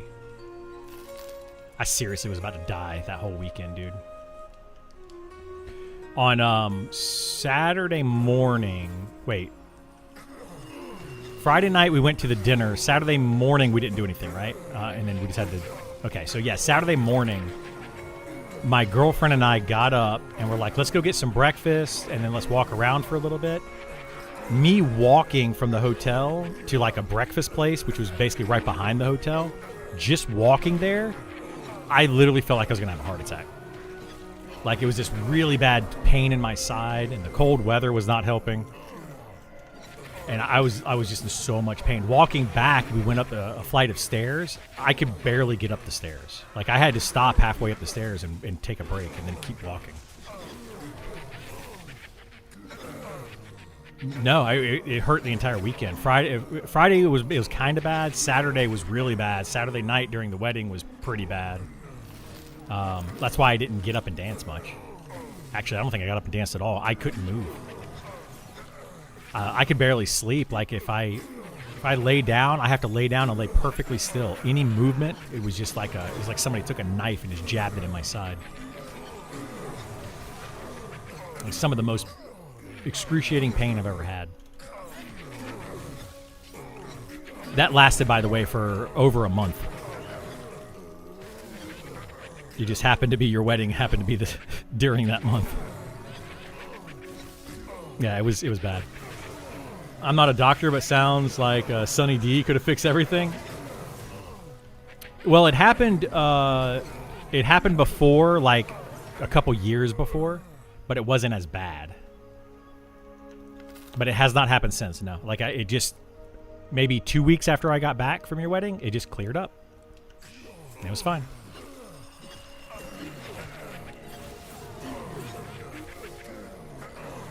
Yeah, it's all good though. But yeah, your wedding was awesome. Like I really enjoyed it. Michael J. Fox and Doc Hollywood got schooled by the old man that you just need to drink a Coke. Sometimes.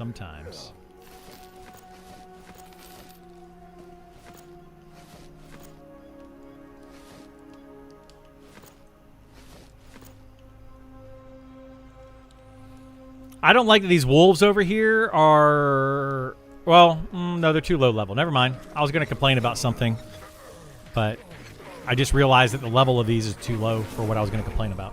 I wish that they would do this, though. These wolves do not drop wolf hearts. I have to be very careful how I say that because it always sounds like wolf farts.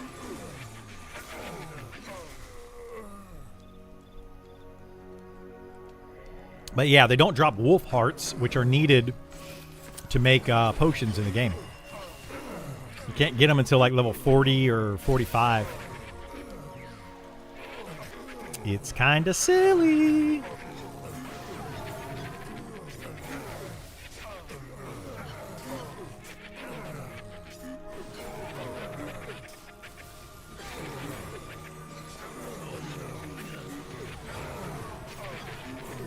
Nice.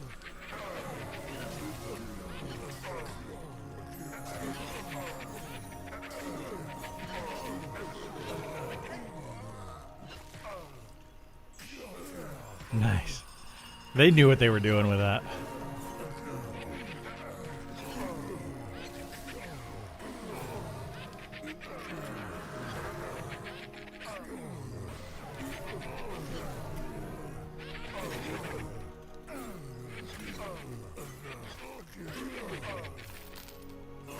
Wow, Kmart, dude. I haven't seen one of those in forever. Do they even still exist? I think they're gone completely now, aren't they?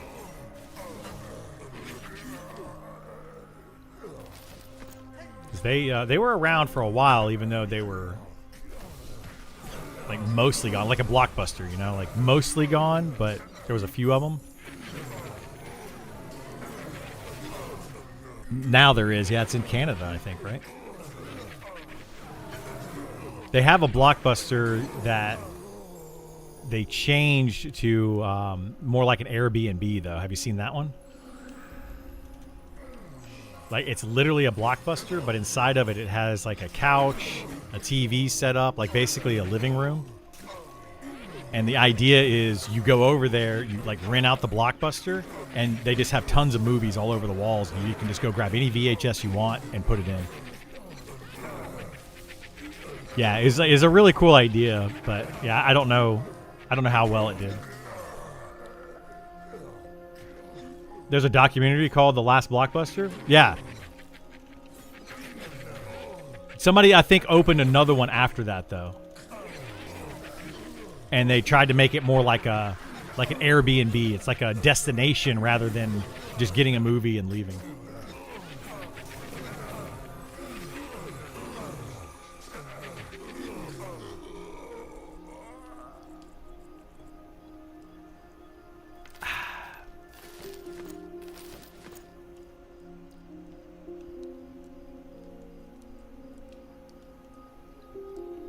Oh, yeah.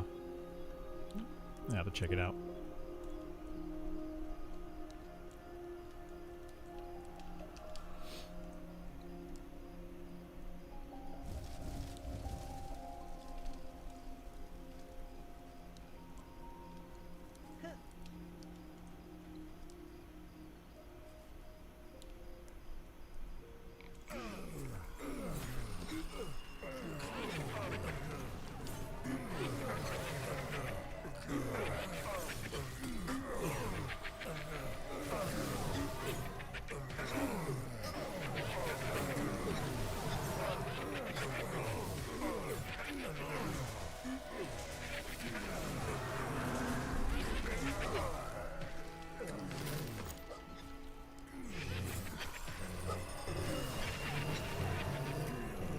That's been pretty good XP today.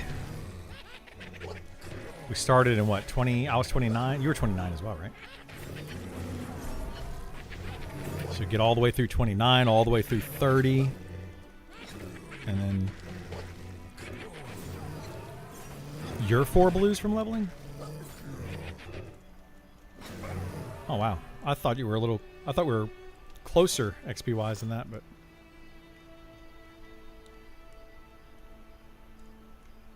okay, so I'm like a half a level behind you. That's fine. I'm trying to stay like, close to you, so like I'm not XPing when you're not here and stuff. Figured we could level you up this way, and then when you hit 41, we can group you with whatever we do on our 60s. I may or may not keep playing this class. I don't know. It depends on if the deep dive comes out and we get a new class to play. So I thought about doing that too, just like playing whatever deep dive is available.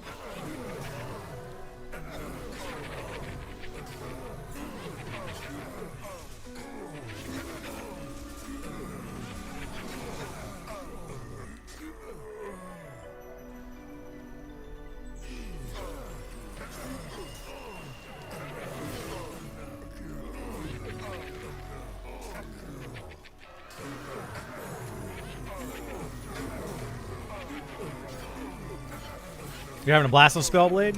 I mean, it's a fun class. Like, it does a lot of damage. Like, you can go crazy and hit a bunch of buttons if you want to, or you can not if you don't want to. Like, I don't have any issues with the class. I think it's great. It might be a little bit too much DPS when you compare it to the other classes in the game, but once they get all 18 classes in and they, reevaluate TTK and all that kind of stuff, it might be where it needs to be. So we'll just have to see what they do with it. But right now, it's probably I would say it's one of the high, between that or the Archer is the highest DPS in the game.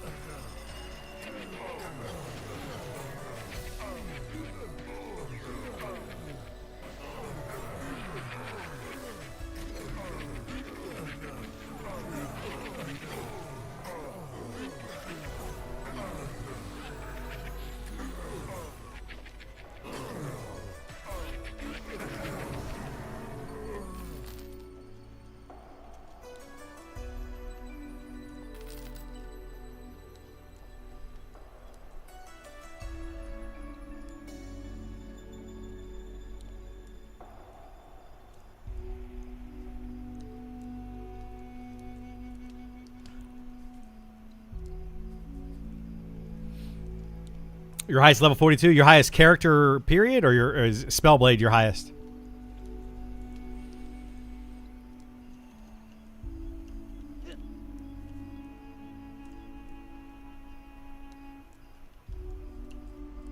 I just realized we only have Rampage and Old Sebelis in this group and then a random other guy.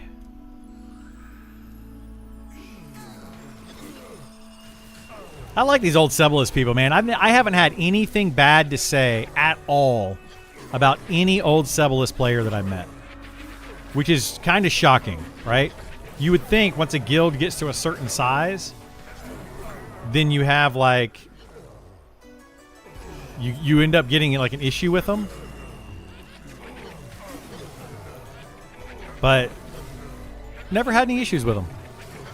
I feel like it's a very casual guild, though. They just kind of play the game and enjoy it, and they don't really care about much. They're just kind of, you know, whatever. Which I think is why you don't, like, there's no reason to get mad at them. Like, they never do anything that makes anybody upset. Because they're just kind of, they're kind of whatever, you know? Pretty much, yeah. Like, they're just kind of chill. They're just like, let's just go with the flow. We don't care. But it's the people that don't go with the flow that generally cause issues, right? They cause arguments. They cause like all sorts of other stuff to happen.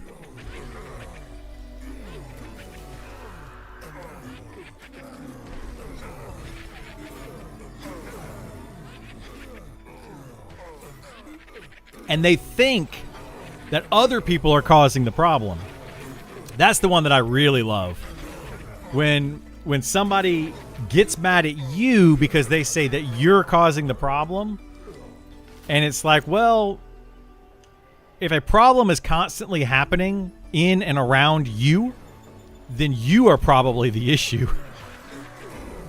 Like, I don't think I've met a single Old Sebelis person that is like, yeah, I've had issues with other players either. Because they're just like, they just don't allow it to happen. They're just like, whatever. They see something they don't like, they just move on.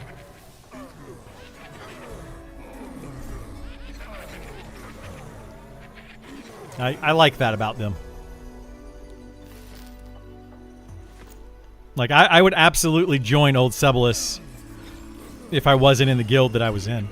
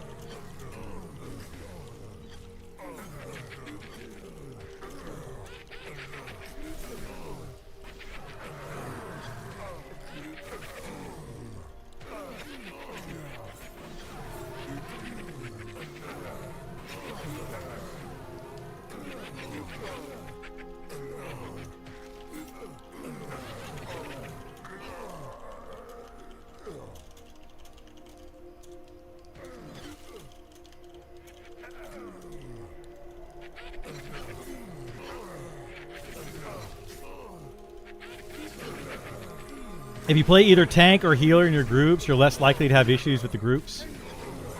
I mean, that might be true. I generally play a tank in almost all of my groups. I mean, clearly I'm playing DPS lately, but I generally play a tank.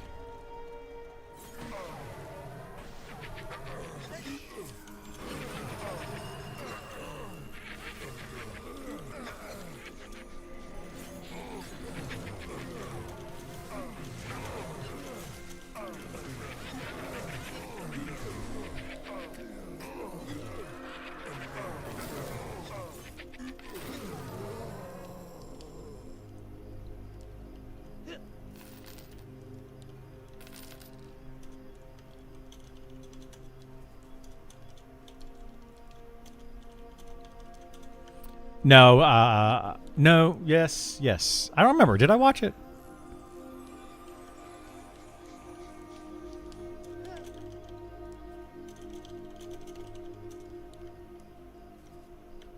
No, I have not watched that one yet, no.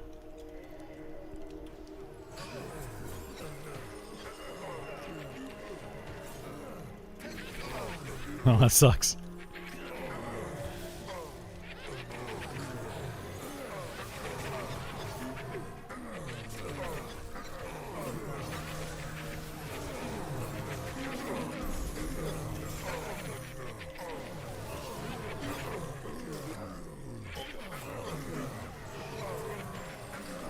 Hopefully.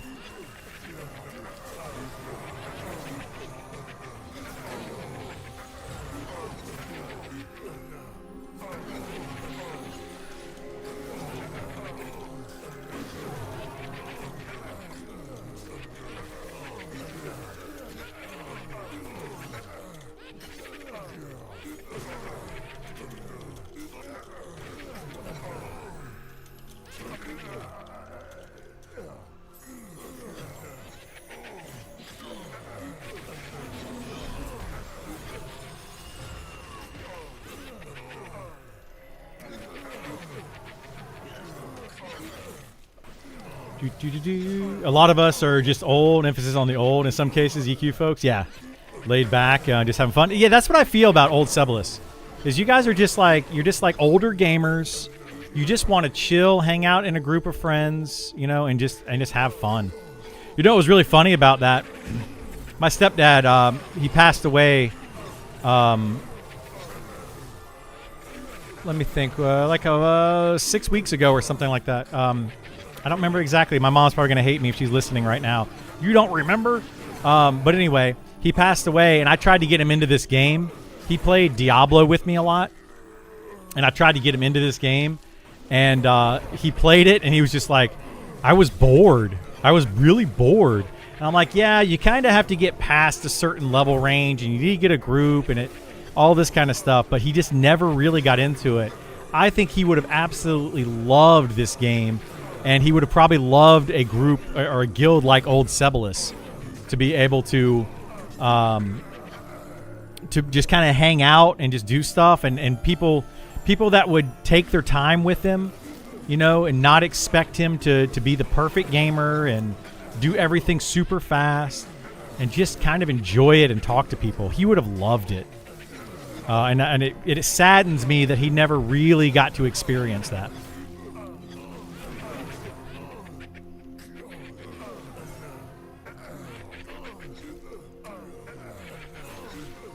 But we had a lot of fun gaming when we did game. We played Diablo. I got him into Diablo 2 back in like early 2000s. And he got super into the game with me, and we played it a bunch, and then he played a lot of Diablo 3, and then he played a lot of Diablo 4. He just really enjoyed Diablo games. D2's MB, yeah, D2 was the best. It was by far the best. I really like Diablo 4, though. Diablo 3, they could have just never made, and I would have been okay with it. My dad used to play EQ1 with me, tried to get me into this game. He's 61, I'm 41. That's awesome, dude. I love it. I love it. The social aspect and gameplay kind of hand in hand. Yeah, that's what I was really wanting him to do, was to get into the social side of it. Like, he would wake up in the morning at, 5 o'clock in the morning, and he would just play Diablo, and usually he would play it by himself.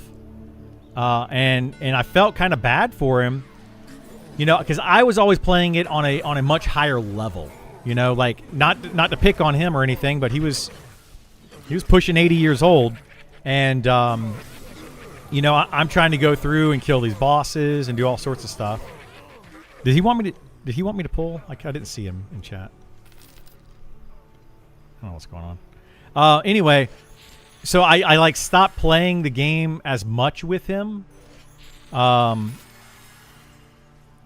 know, so I don't know. I felt kind of bad about it, but this game would be one of those games where he could play it just super casual, super chill.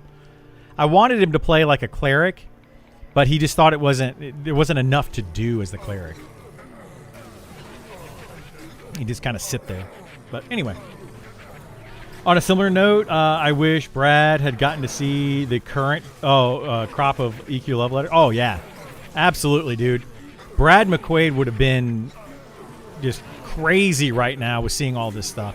But I also feel like this is a weird thing to say because you don't really know, but if Brad was alive today, would we have all of these games? Like, I don't know that we would. Because he would have probably made Pantheon a better game, which probably would have been released by now.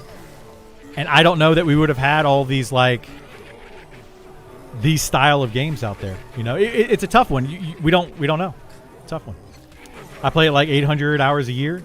Have you tried Project Diablo 2? I have not tried that, no. I don't really want to... I don't like to go back and play games. That's why I like playing EverQuest Legends is really not something that I care about doing. I played an EQTLPs, but I just don't enjoy them as much. It's not the same. It doesn't hit the same. I like to play the newer games. Witcher 3 expansion pack. That one, I might replay Witcher 3 from the very beginning with all expansions, including the expansion pack. I think I'm going to pull a Co-Carnage on that one. And we're just gonna binge that for like a month. Play it every single day like it was an MMO, and just play it for like 10 hours plus a day.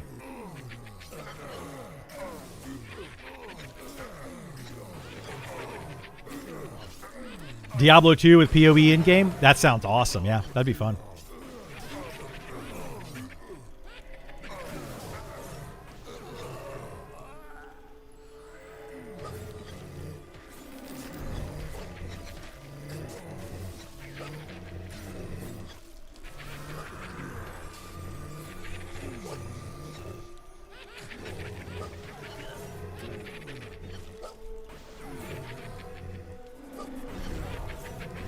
Hang on a second.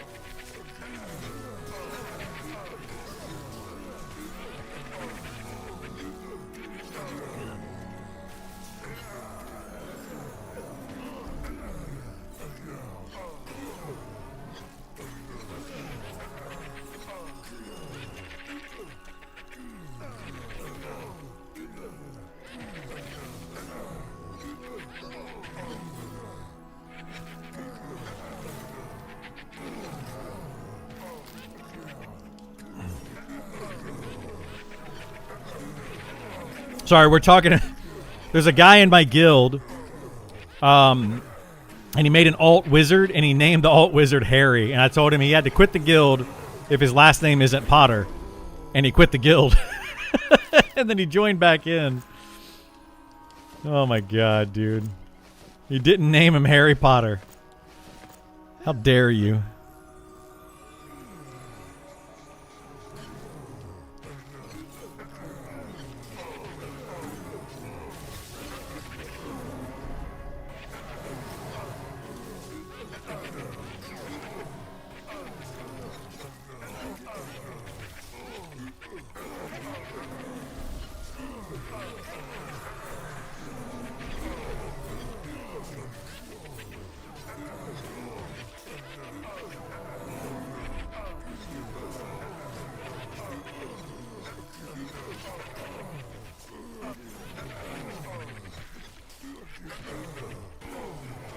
Yeah, we can definitely, we'll be able to quit here. Do something else tomorrow, probably, Burl. Like, you'll hit close to 33 today, and then what we should do tomorrow is try to make a group and go do the rats if we can. Because those will be a little bit high for us, but if we make a group, it'll be fine. And then spend a day or two there.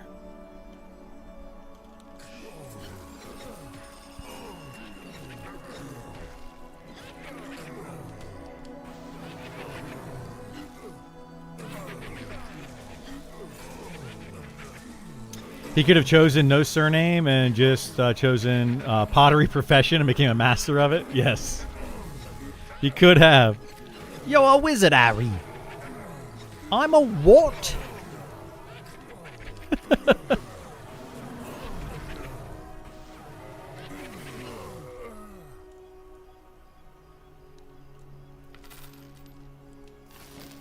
Did he say diagonally? Dude, I love some of the quotes from Harry Potter. I wonder what we're going to get as the next generational type of movies or books like that. Like we had Lord of the Rings, and then very closely behind that, Harry Potter, right? I mean, the books of Lord of the Rings are obviously a lot older, but we had the Lord of the Rings movies, and then all the Harry Potter books and movies. Dune's been around for a long time. I don't think that's going to do anything. I mean, I was watching Dune when I was a kid. The original Dune. So I don't think that's going to be it. It's got to be something... It's got to be something like... that they've never done before in the movies. Because, like, there was no Lord of the Rings movies, even though there were the books for however long before that. The Dune game on DOS? I don't think I ever played that game. Was it good? Imagine rounded pots with hair coming off of them. Oh, my God, dude. Definitely not a top seller.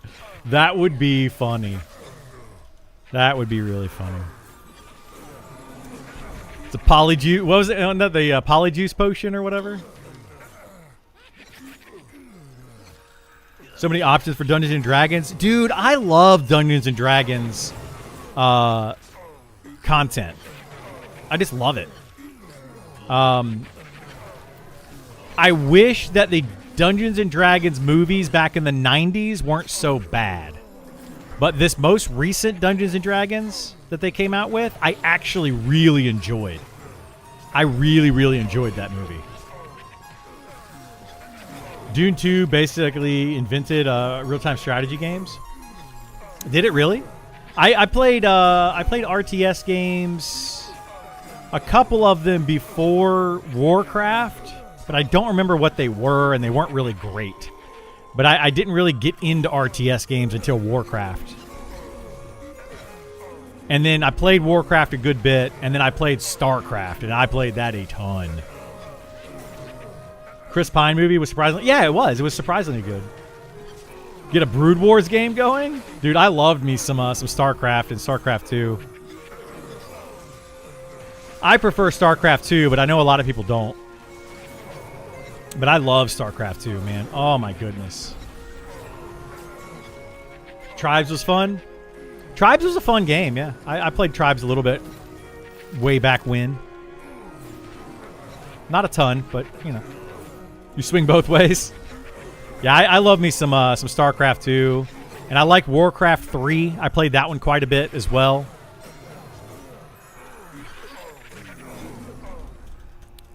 I need to do like a community, we play games together community day. I would like to do that with things like Mario Kart, Smash Brothers, like Nintendo titles, and do like a community. I've talked about it for a long time. I've tried it a few times, and sometimes it was successful, and other times it was not. Burrow probably remembers. We used to do it where we would play like we had a Mario Kart day one time that was a lot of fun, and Super Smash Brothers. And we actually had, you know, like a rotating group of Smash people. Like it was probably only like 10 of us playing, but people would just rotate in and out. It was so much fun. I really enjoyed it. Did you play Warhammer Age of Reckoning? I didn't. No, I didn't play. I haven't played a lot of Warhammer in my day. It was just something I never really got into. Maybe one day, if I ever meet Henry Cavill, that'll be the game that he can teach me, is Warhammer.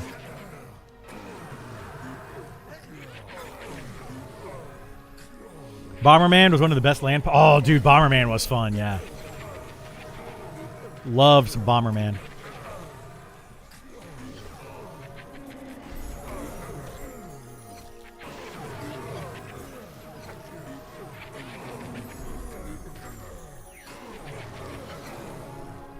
Did you play that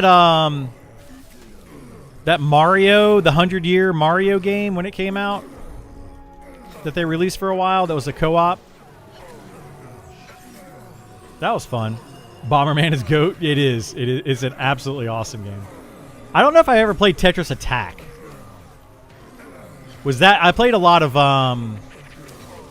Dr. Mario. 2-player Dr. Mario where you like... send pills down on the other player's side. I love that.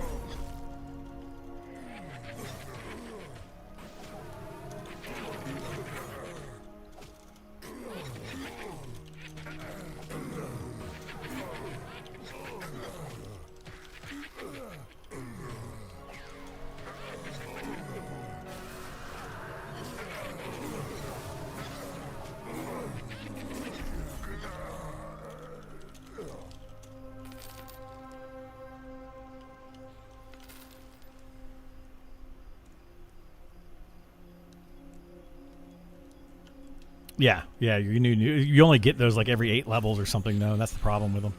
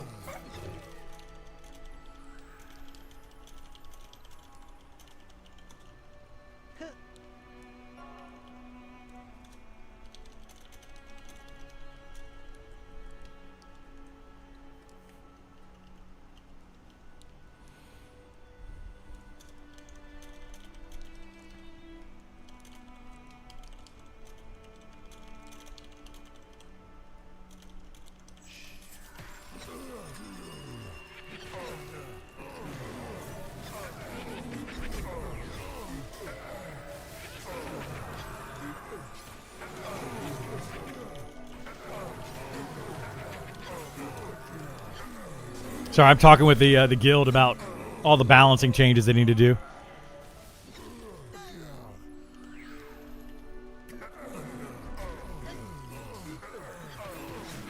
You are?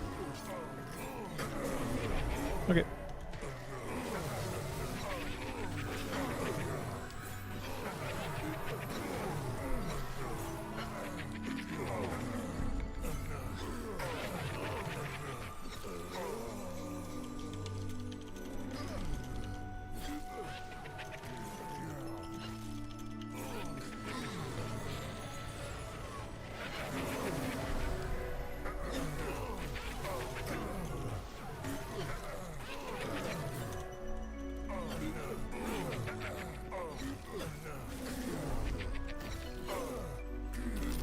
Baldur's Gate ARPG clones were so good.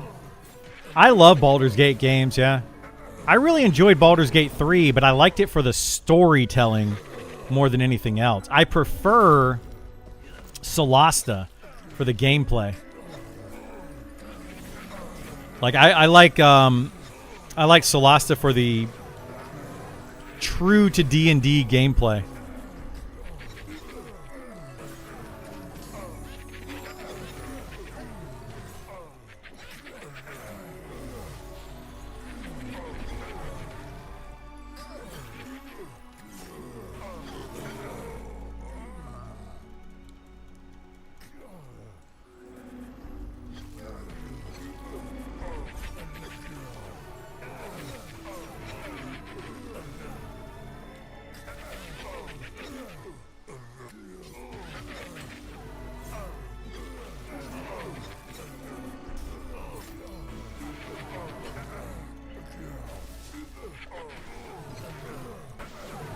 Remember playing Secret of Mana with my brother? Oh, dude, I love Secret of Mana. Yeah, Secret of Mana was a solid game.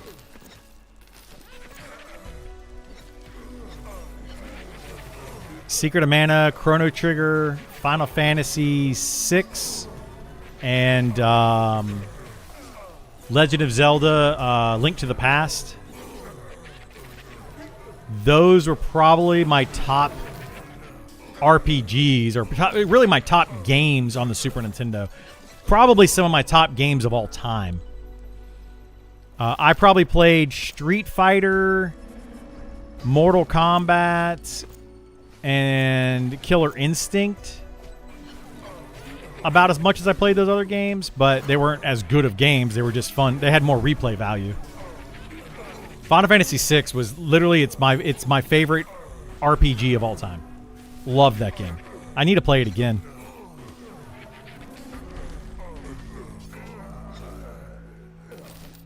I haven't played it in years, and I should.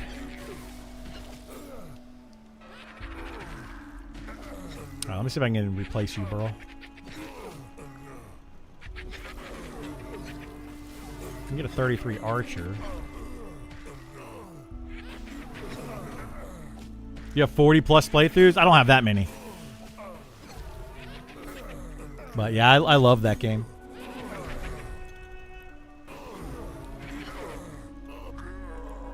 That's another thing I kind of want to do on this channel. I would love to play through hang on one second. I would love to play through some of these like old school style RPGs like that. Like I wouldn't mind playing through a Final Fantasy VI again. I also want to play through like Triangle Strategy and the other games that they made. What are the other ones? I forget the names of them now for whatever reason. But I never played through all those.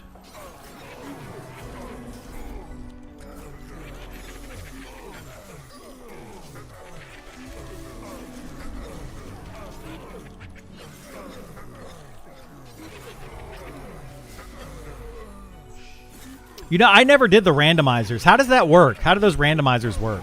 I've heard about that a lot.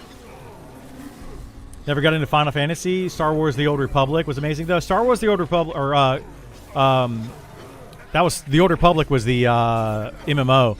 You're talking about Knights of the Old Republic, right? That was fun. I played a little bit of Skyrim. But yeah, I never really got into Skyrim either. I was when Skyrim came out, I think I went back to school. Like when that was coming out, I went back to school to finish up my degree or something. Cuz I was a bad college student and kind of stopped going to college for a few years and had to go back and finish it up. You got like 5,000 hours of Skyrim? Yeah. Everybody says Skyrim's amazing. That's why I want to go back and I want to play Witcher 3 with the new DLC that's coming out and really get into that. Because Skyrim and Witcher are kind of similar-ish. Skyrim, though, you can play anything. Like, you can be whatever you want. That's what I loved about that. With mods, it's so fun. Yeah. I like mods, but I don't like mods because some people like to use mods to cheat, and I don't like that. Cheating, it ruins games for me. The potential to cheat ruins games for me. You enjoyed the Witcher series more, myself? Yeah, I think Witcher's it's a different type of person because Skyrim is like choose your own adventure, whereas Witcher is no, here's the story. And it's more of it's not a linear game. I don't want to call it a linear game, but Skyrim is more Witcher is more linear than Skyrim is. Like Skyrim is just a world that you can live in, you know? And Witcher's very open-ended. It's a very open world. You can do a lot, but you have to play The Witcher. You know, you can't really switch up what you are, who you are. You only ever played Witcher 3, which is good, right? Yeah, Witcher 3 is amazing. And then you have like the DLCs for it. Is it Blood and Wine? Is that the name of the DLC? That DLC is like just as large as the original game, if not bigger. Like it doubles the length of the game. It's crazy. Gwent was a lot of fun. Yeah, I actually played the standalone Gwent for a little while. I like card games. Pokemon and Magic the Gathering and stuff. I enjoy those. I played a lot of other ones too. Vitesse. Lorcana is actually one that I really like. I wish I could play that one more. But Gwent's actually pretty fun. Got stuck for over a week not progressing the story, just playing Gwent. Yep, that'll happen. That'll happen. Every card game makes you miss Magic the Gathering. Magic the Gathering is a special game for sure.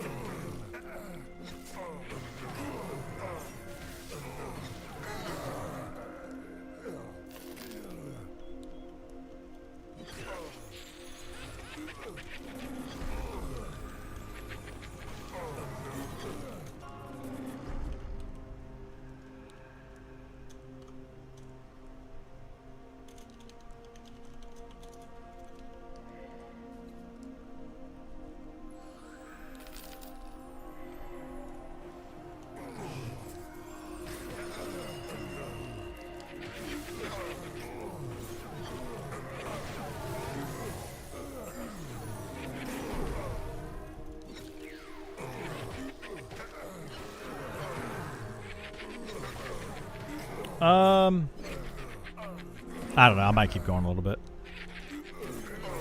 We'll see. I got half a level to catch up to you anyway. But either way, once you get to 40, we're just going to pretty much power level you at that point. We'll see what we're doing, though. Like, you can kind of go and just sit with Isar while he's camping stuff. What we should do at level 40 is get a group together and go into Glinting Hollow. I think you would like that place. It's pretty cool.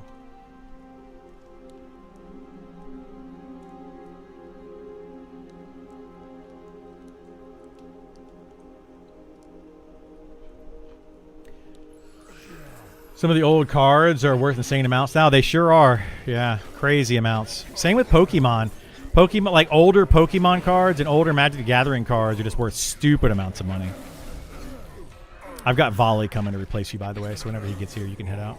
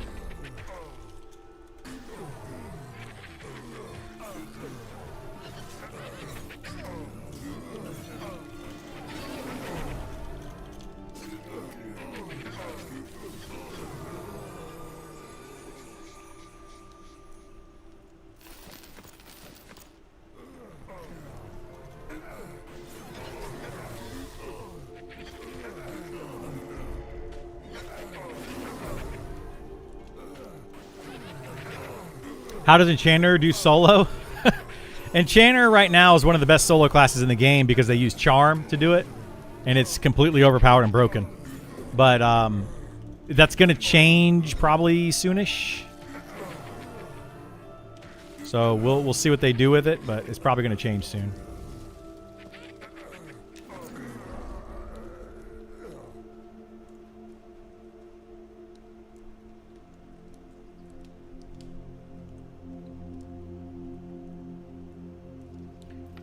What beats them? What beats them soloing? Nobody, really. Enchanter is probably the best solo class in the game. It is the best solo class in the game. Like, I mean, a Necromancer is very, very good as well. Might someone argue the Necromancer could be better because it has more sustain, but yeah, the Enchanter is a super solid class.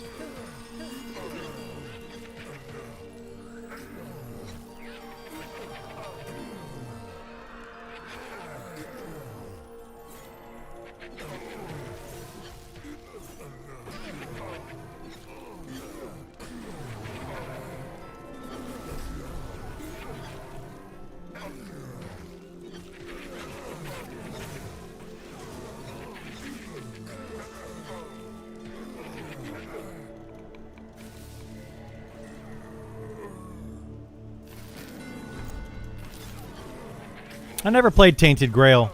I haven't heard of that.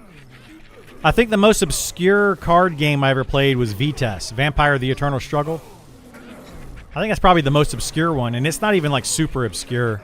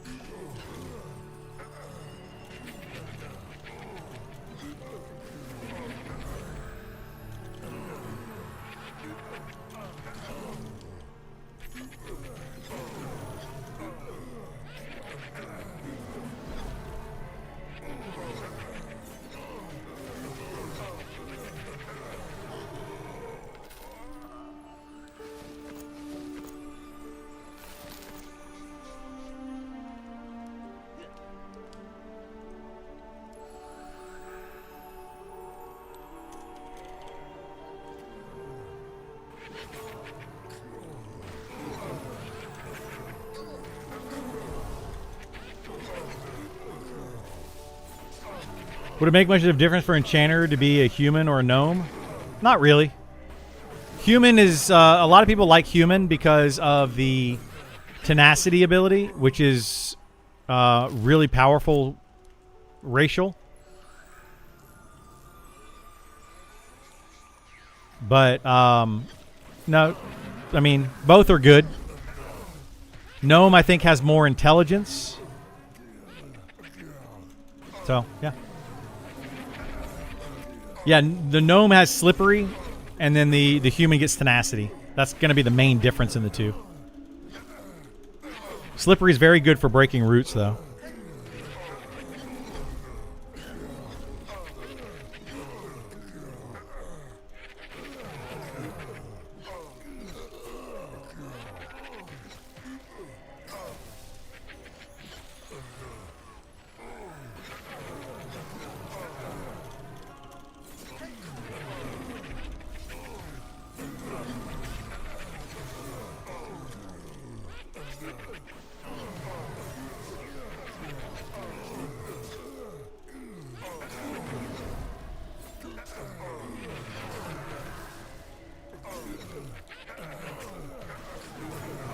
Lack infravision? Yeah, infravision is not really a big deal.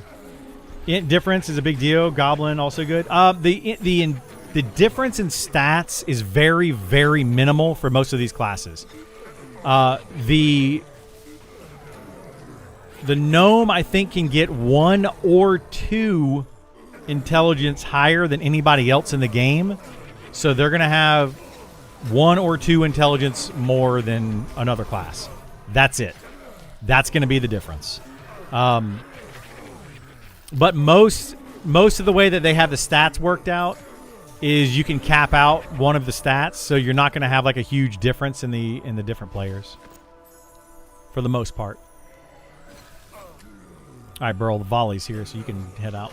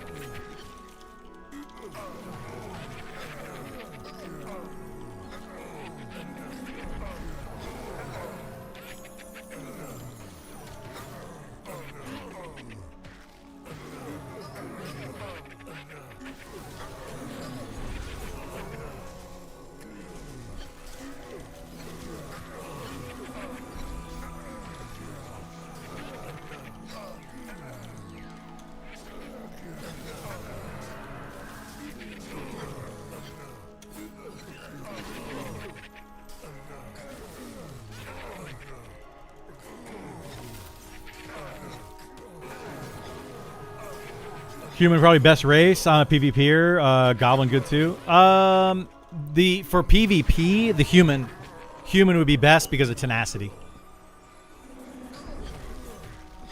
Goblin's got a really good PvE ability, but it's not really good at all for PvP. It's called Bribe, and it mimblers. It'll mimblur the target. Take it easy.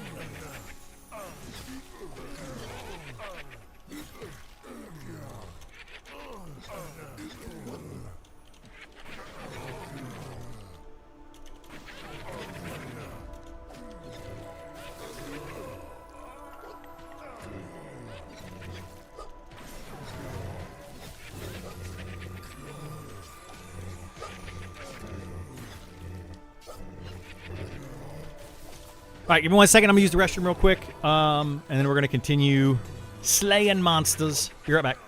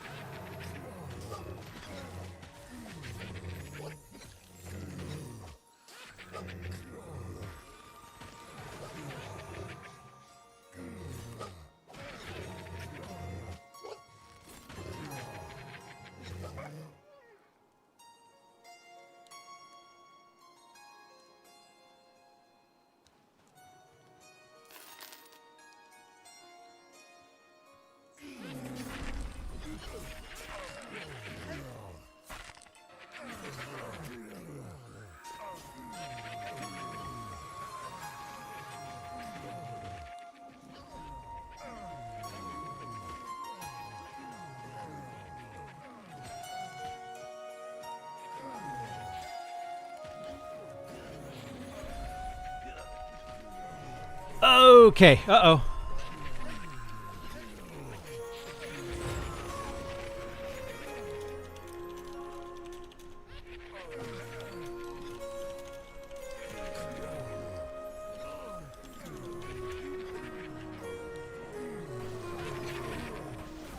Uh-oh, we died here. What the heck?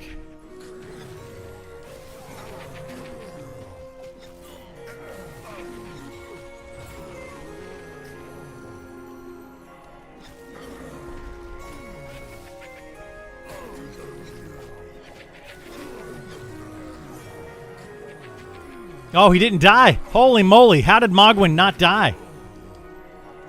He's playing a Spellblade. Mogwin is, yeah.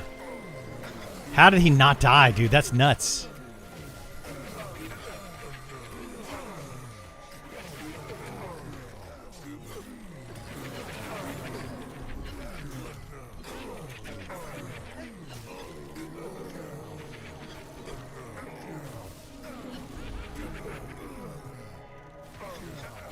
What class am I playing? I'm playing a Spellblade as well, yeah.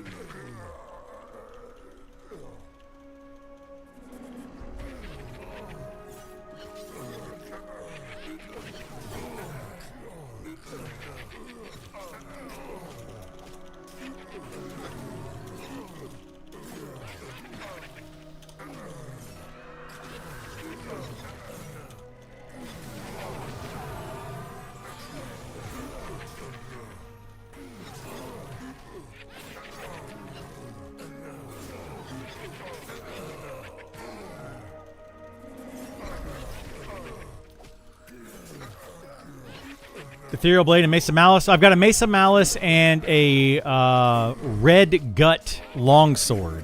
Or Long Blade or something like that. It's not a very common weapon. Not one you see a lot of. It's pretty good, though. What's that? I'll show it to you.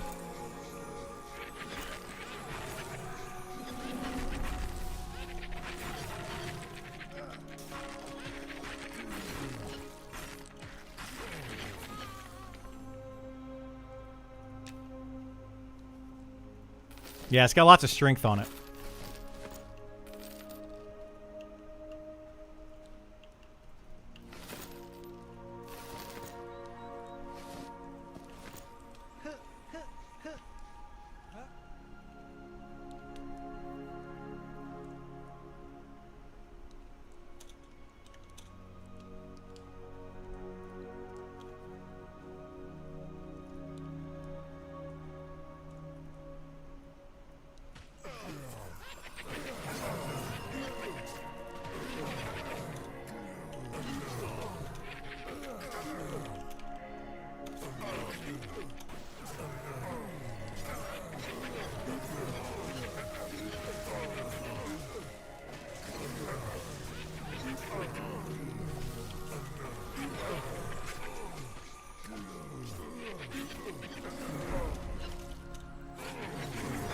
All right, we got Enchanter leaving soonish.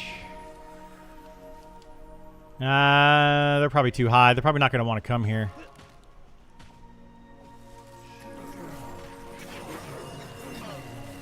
I can ask him, though.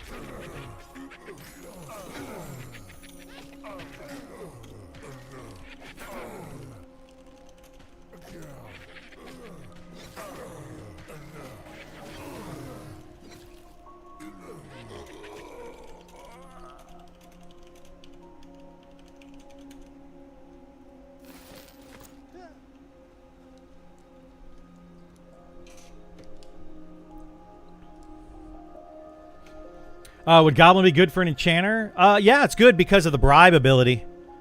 Bribe just gives them an extra memory wipe. So, like, enchanter automatically gets a memory wipe skill. So, like, I don't know how much use you would get out of bribe, but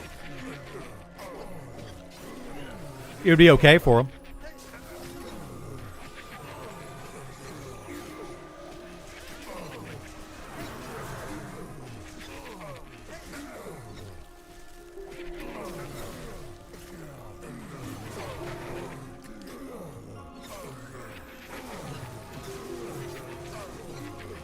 Bribe got you killed? Oh, no. Human or gnome? I say for any intelligence caster, I would play a gnome. Like, if you really want me to min-max it, I would play a gnome. For any int caster. Just because they have more intelligence. That's the reason. And most int casters don't need any other stat other than intelligence. I mean, stamina's kind of nice to have, just for more health, but ultimately, intelligence is really all you need. And gnomes are the smartest race in the game, I believe. Because I think gnomes can start with 29 intelligence.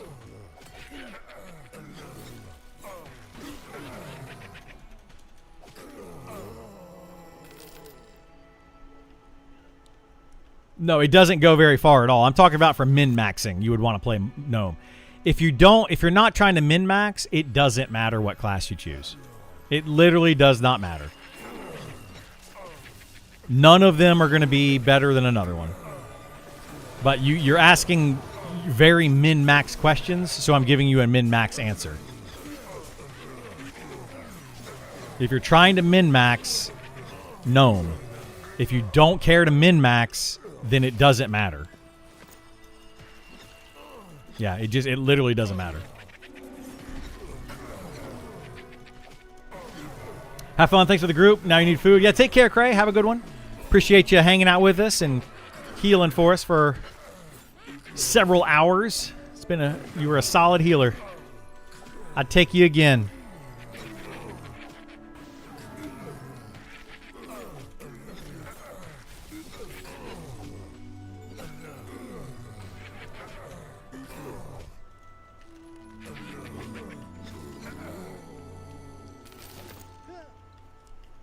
I don't think anybody died on your watch, did they? Pretty sure everybody survived.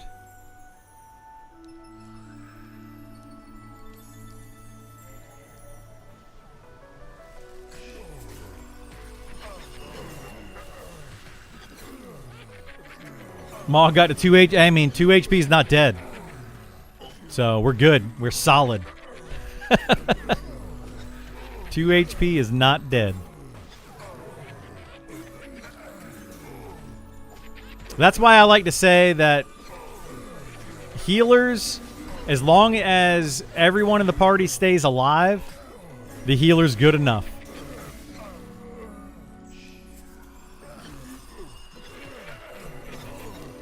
Still have my card-carrying membership of the Purple Club. There you go. I like it. I don't think they're ever going to do the purple thing in this game. They did it in Pantheon, where you could get to the purple health.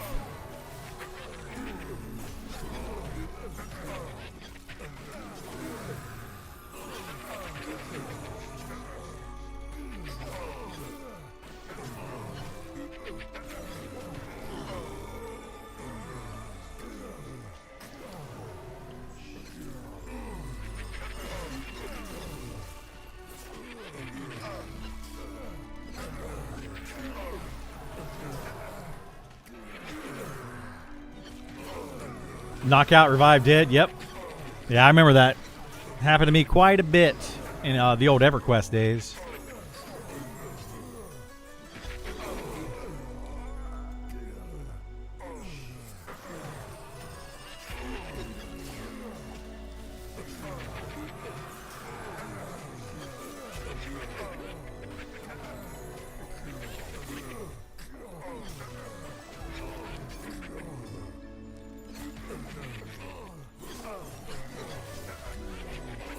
Thank you so much for the sub. I appreciate it, bud. Take care. Have a good one. Appreciate your food. Enjoy your food. We'll see you next time. You should also appreciate your food. Be appreciative that you have food to eat. I appreciate any time that I am given any type of food or I have food on my plate. Got to appreciate it, man. I've been there before where it's like, what am I going to eat tonight? I have no idea. That's not a fun feeling.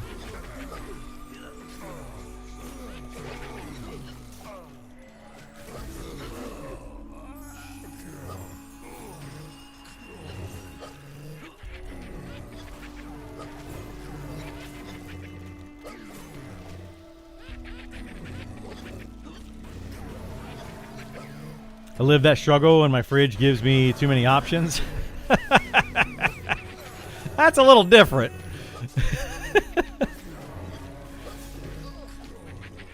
I get that sometimes though too. Open up the fridge and I'm like, huh, what am I gonna eat? And then I'm just mad. I'm just angry. Like there's too many options.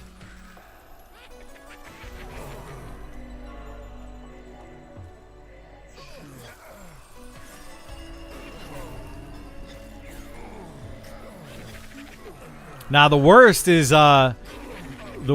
when you're trying to figure out what to eat, and then you have a spouse or significant other of some sort, and they ask you what you want, and you ask them what they want, and both of you are like, you know, hey, you pick whatever you want. I'll eat anything, and then the other one picks, and every time it's like, yeah, but I don't really want that.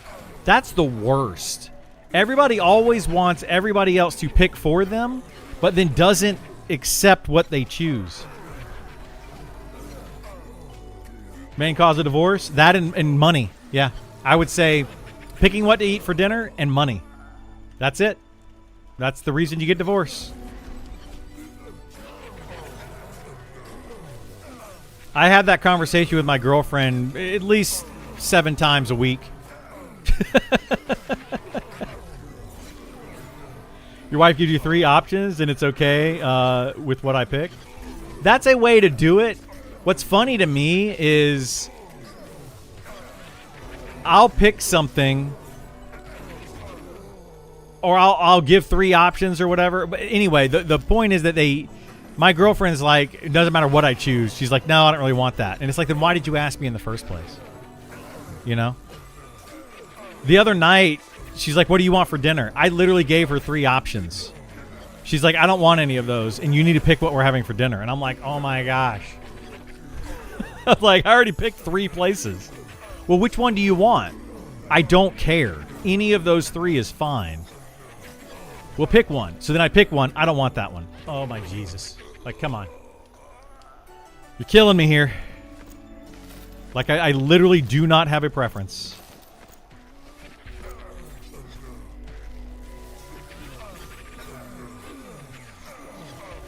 My girlfriend never knows what she wants to eat, but always knows what she doesn't want.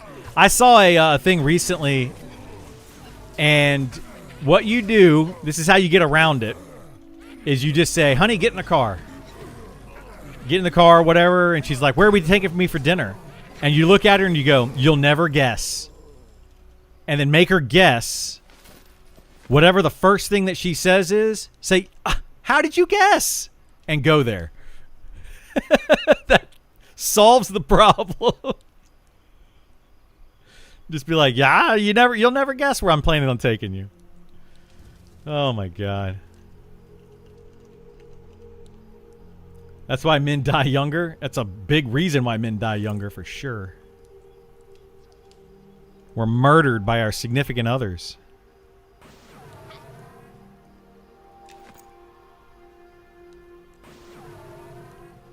Because murder.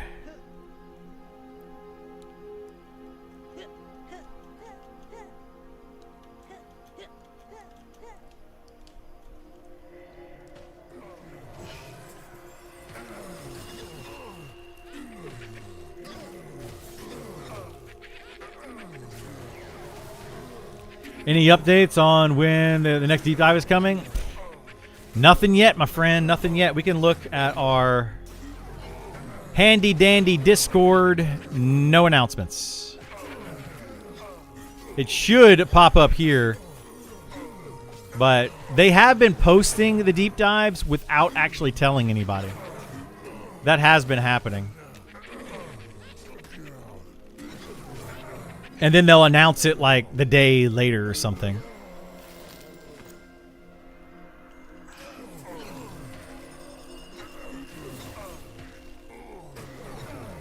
Niche World Cults been pretty quiet last handful of days. They have, yeah. Sean hasn't streamed in over a week. Deep dives, we haven't seen any type of big update or deep dive or anything in almost 2 weeks. Yeah, it's been radio silence.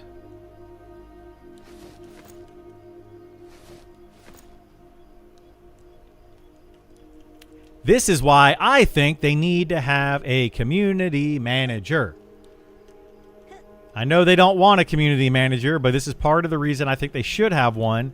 That community manager could do a weekly stream, guaranteed every week on Friday or whatever. Pick a day. Once a week, they give you everything that's happening and kind of, keep everybody up to date. They could have dev interviews on at the same time. Like they could be like, I'm the community manager for Monsters and Memories, and today we are welcoming in Dev X and Y to join us, and we're going to be talking about these topics. And once a week, just do that. I think it would be very beneficial to them.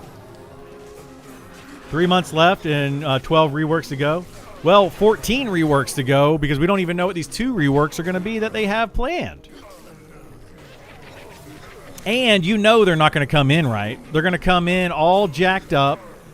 They're not going to be working right. They're going to be out of balance. It's not going to be perfect. So, oops.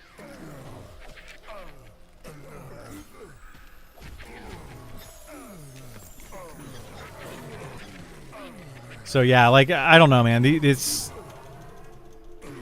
got to pick up the pace. Pick up the pace, devs. Even EQ has a player council. Yeah.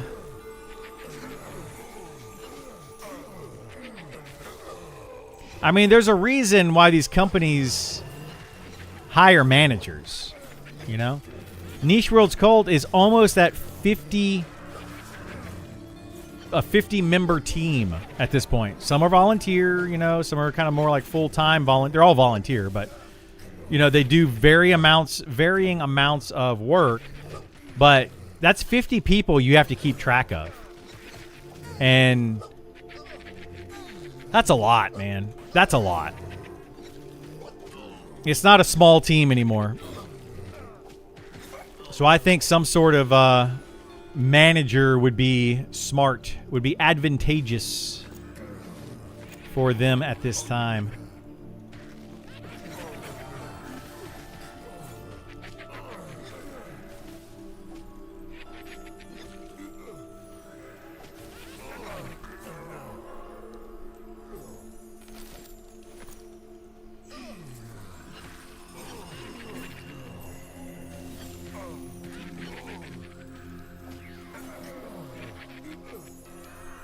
Any new updates? Nope, no new updates. Been on vacation for a few days. Well, awesome.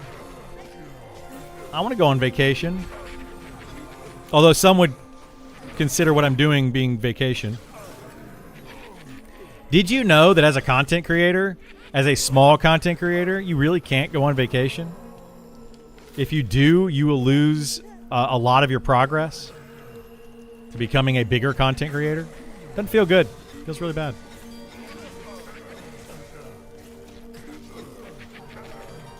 But I do go on vacation sometimes. It is what it is, right? Where'd you go, though? What'd you do? I want to go to the new Disney Springs level 99 thing. I'm curious what's up with that.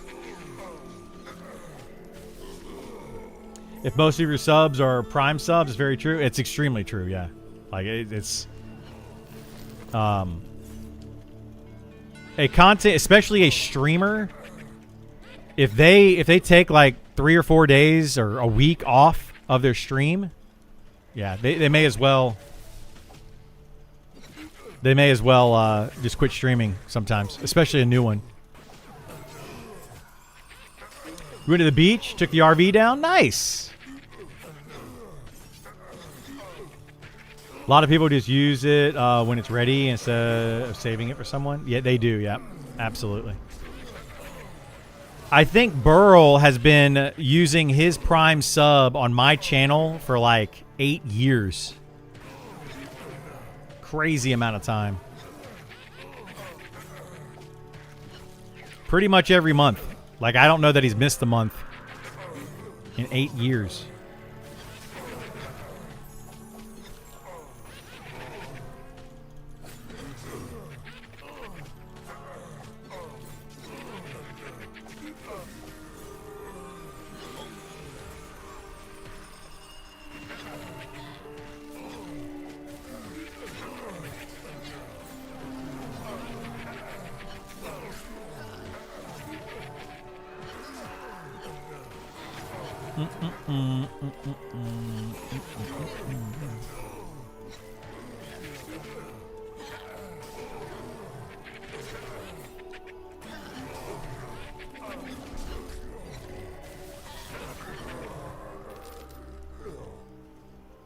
What we need to do, though, with this channel is branch out, you know?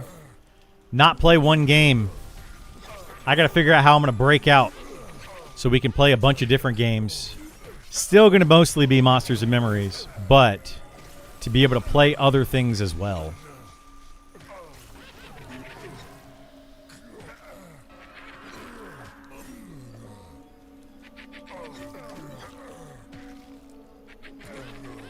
My go-to for this game? I'm not going anywhere. I'm still playing this game, don't worry. I plan to play this game at least into early access for a while in early access. And then we'll see how it goes. Hopefully the game doesn't die. If it completely dies, I mean, I'll go play something else, but I'm hoping it doesn't die.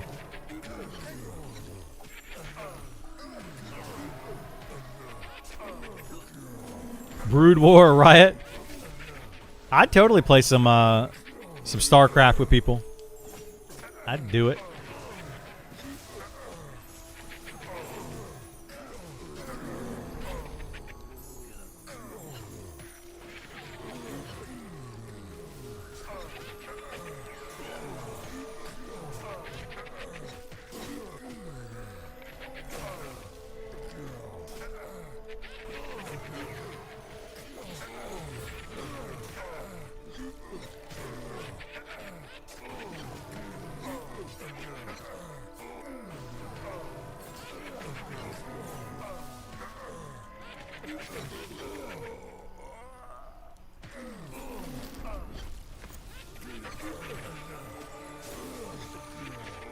Pick a day out of the week.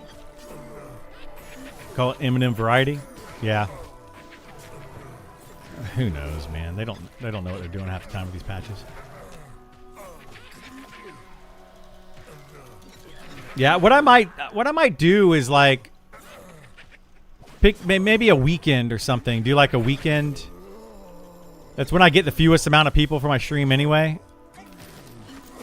Is like on a Saturday or Sunday. And play some other games, you know. I want to do like old school RPGs. I wouldn't mind doing some group games like playing Brood War or something like that. Slaying people with Protoss.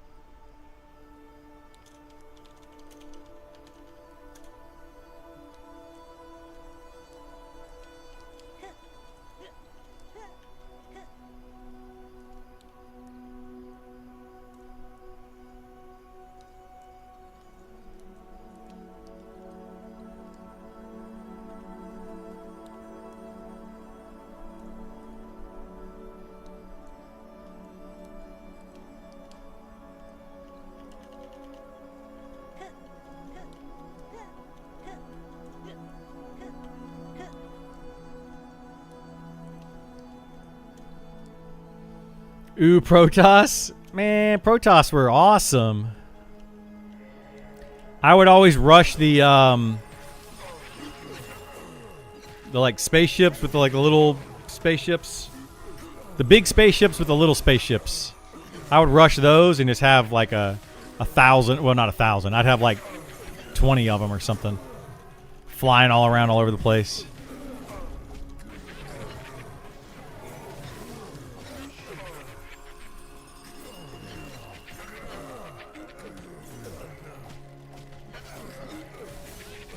You love those little ships? Those things are amazing, man. That's how I played StarCraft. It's literally how I played it. Then I would do for the Zerg, I would always do a Zergling rush. Make tons and tons and tons and tons and tons of Zergling. And then for Terran, I would I was kind of mean with it. I would take the Terran and I would build a bunker near the enemy base and just put units inside of it so they couldn't expand their base. I would literally like put as many bunkers as I could with bunches of units.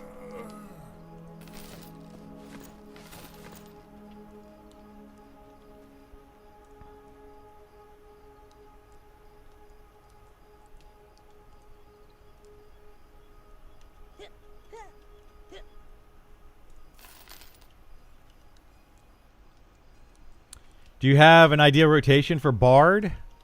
Not really. Bard should just be, like, depending on what you're doing in a group, it should just be, just keep your buffs up. Keep up your haste, keep up your mana regen, keep up your health regen, keep up your secondary haste. That's pretty much it. You know, keep your buffs up, and I think they have a stat buff that you can keep up in a party.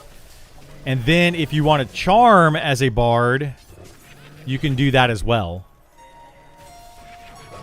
Then it just becomes, you know, charm and mez and all that kind of stuff.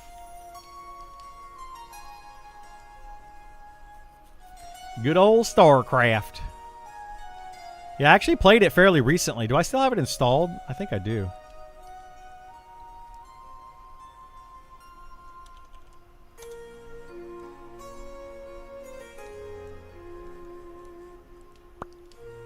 Oh. I don't even know what my username and password is.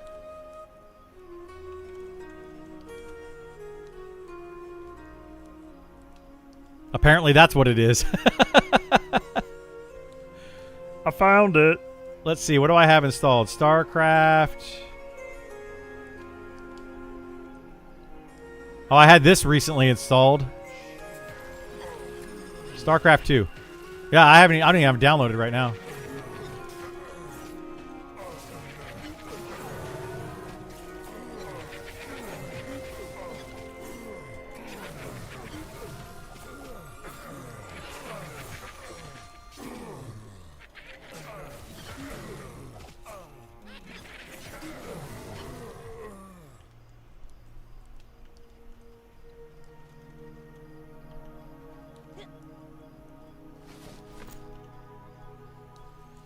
Well, I'm trying to think. Like, I've got to... We're supposed to have our AC fixed today. So I might go ahead and end the stream here. The AC person is supposed to be here between now and 8 p.m. And I want to make sure we get everything done correctly. Holy moly, that's a lot of mobs.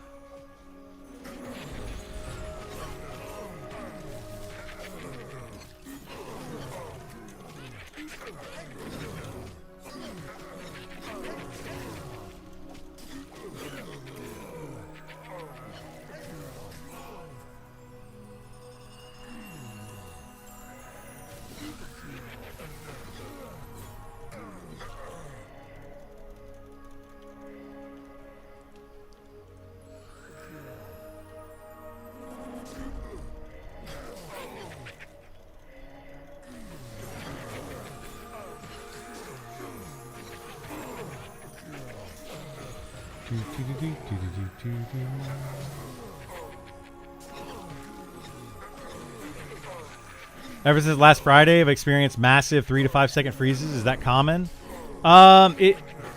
It's common, yes. When you get that, I would say log out, try to log back in. That usually fixes it for a time.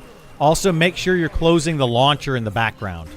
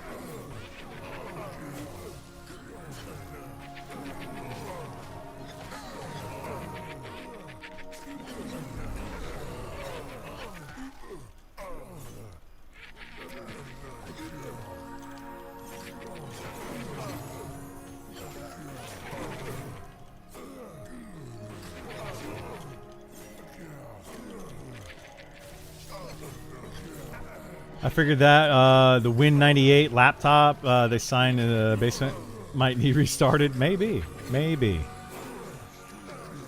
Yeah, they I don't know how they do with their servers right now. Sometimes the servers are good and sometimes not so much.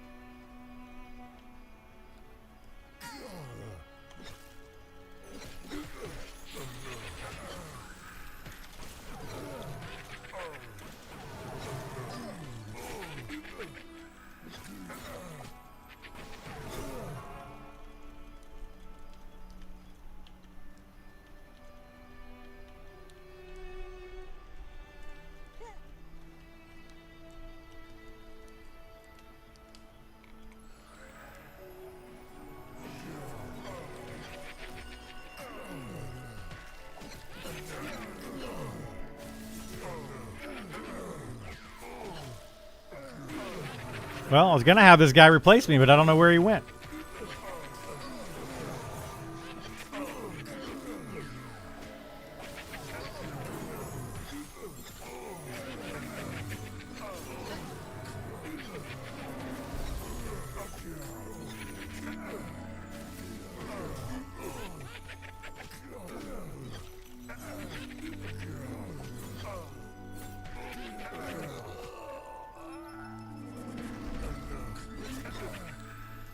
Which zone? This is in Vale of Zintar.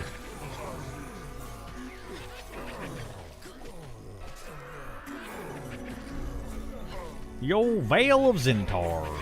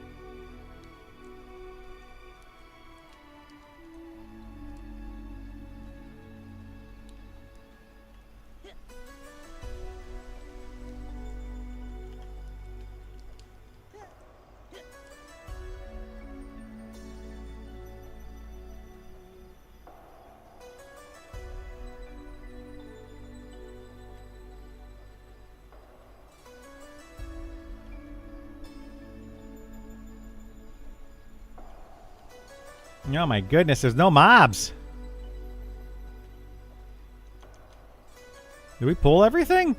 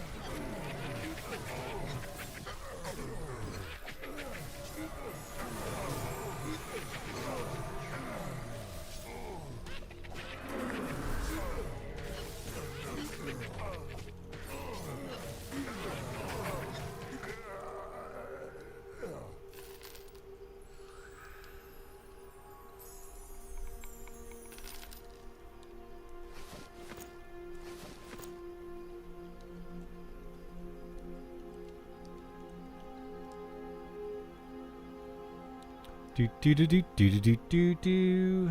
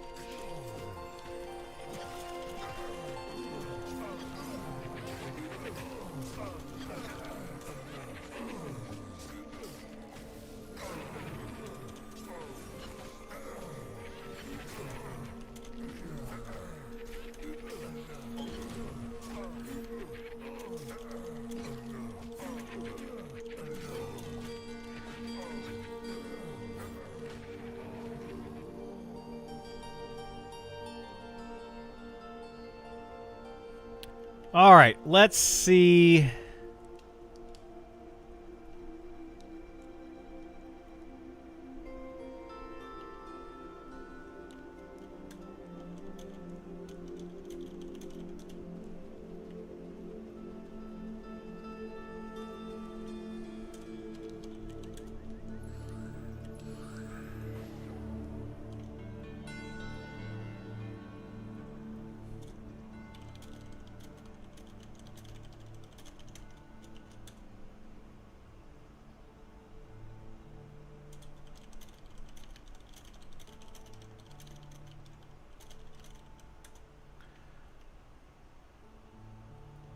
All right. Well, I'm going to go ahead and call it there for me. I got a couple things I need to do, some AC stuff that I need to work on, etc. Got to get our AC fixed and all that. So, I appreciate everybody being here. It's been fun. It's been awesome. Hopefully, I will see you tomorrow. I'll be on here tomorrow morning around 9 a.m. Eastern. We'll be doing some more of this stuff, chatting with you all, answering questions, all that kind of stuff that we do, and just having a good old time. So take care. Have a good one. Appreciate everybody staying and hanging out with me today, and I will see you all next time. Bye. You just sat down? Sorry. I got to go. Take care, guys.